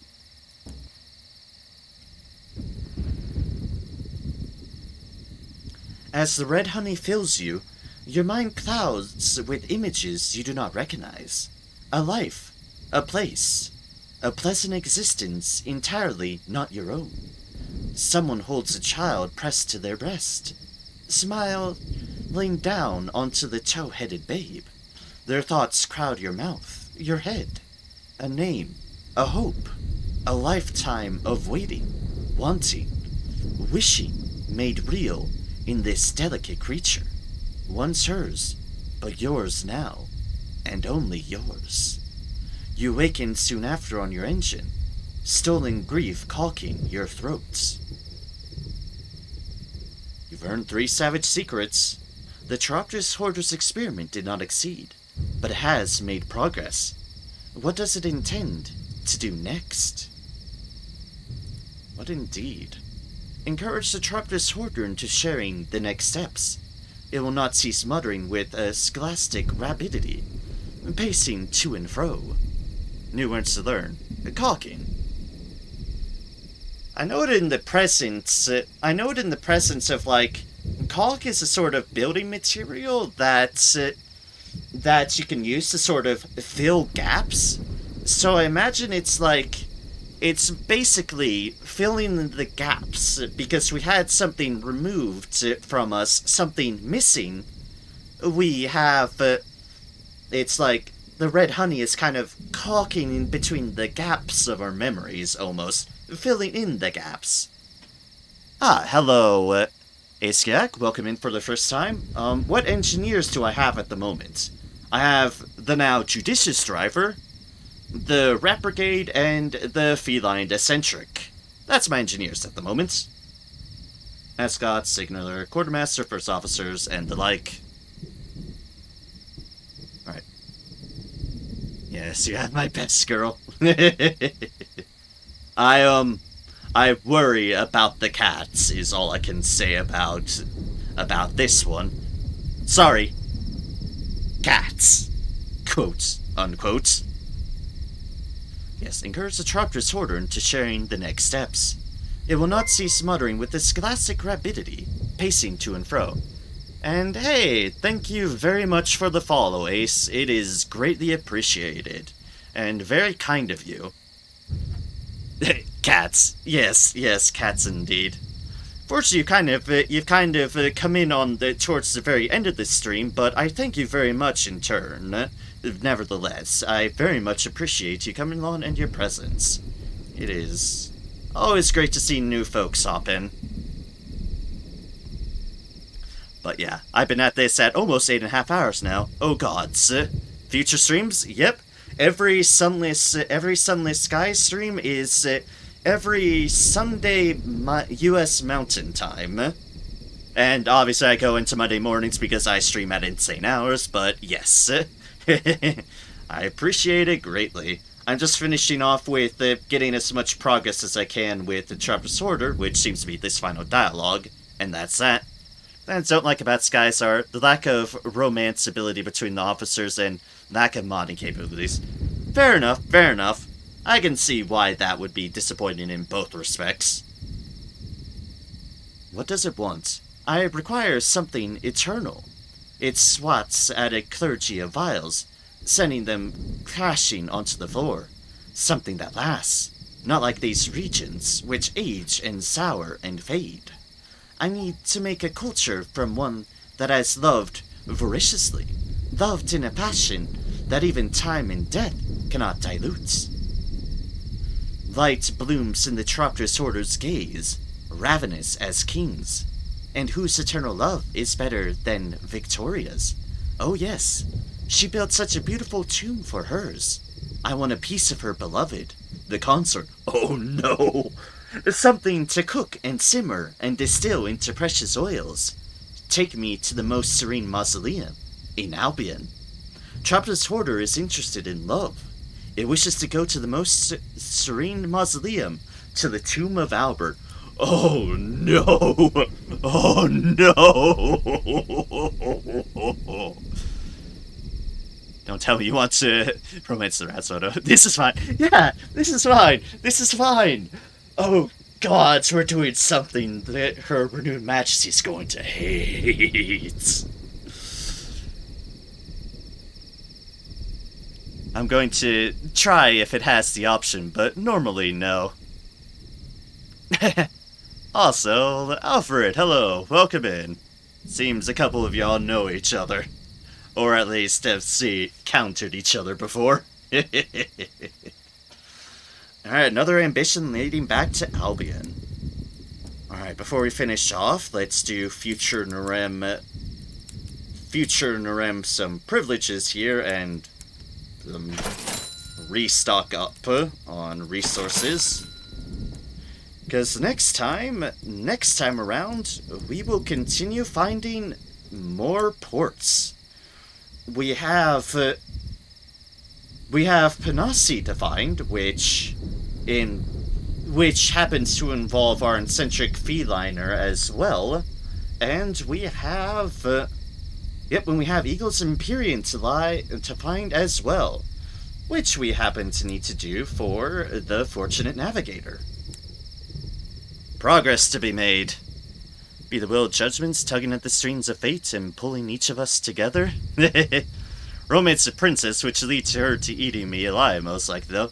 The captivating princess. Bruh, that's certainly tempting fate. Without a doubt.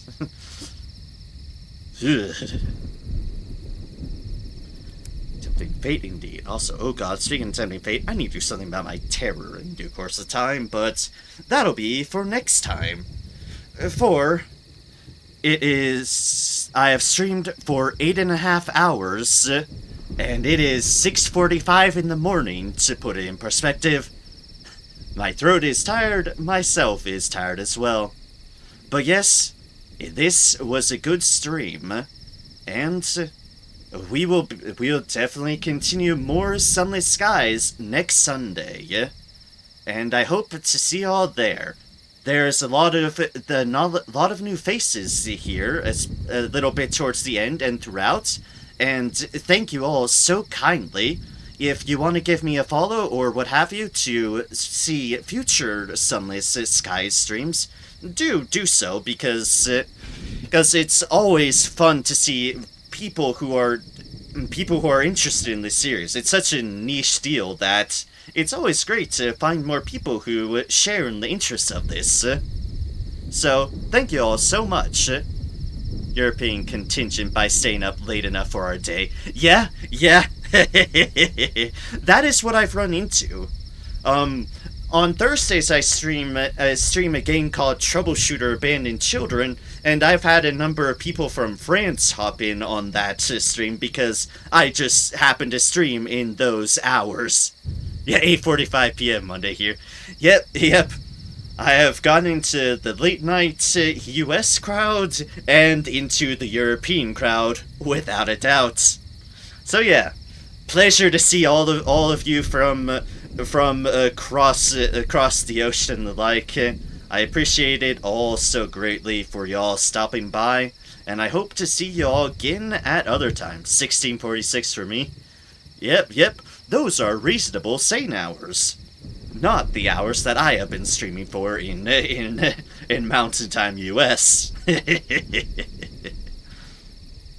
But yes, thank y'all so much, and I hope to see you all again.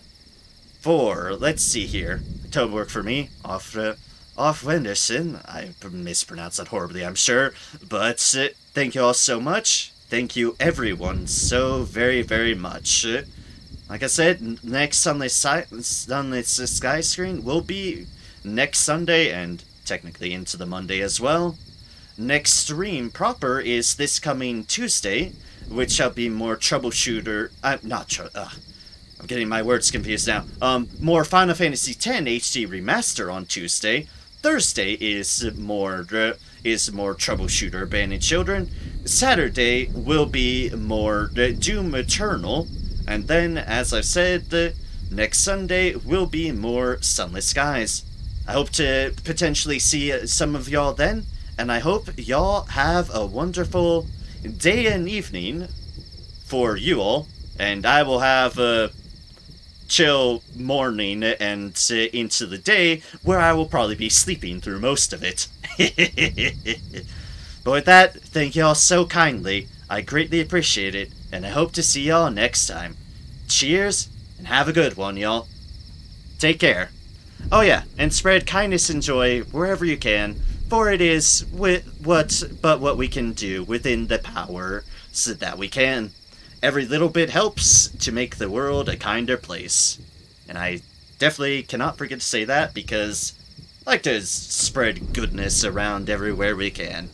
But yep, with that, take care, and cheers, y'all. See you next time.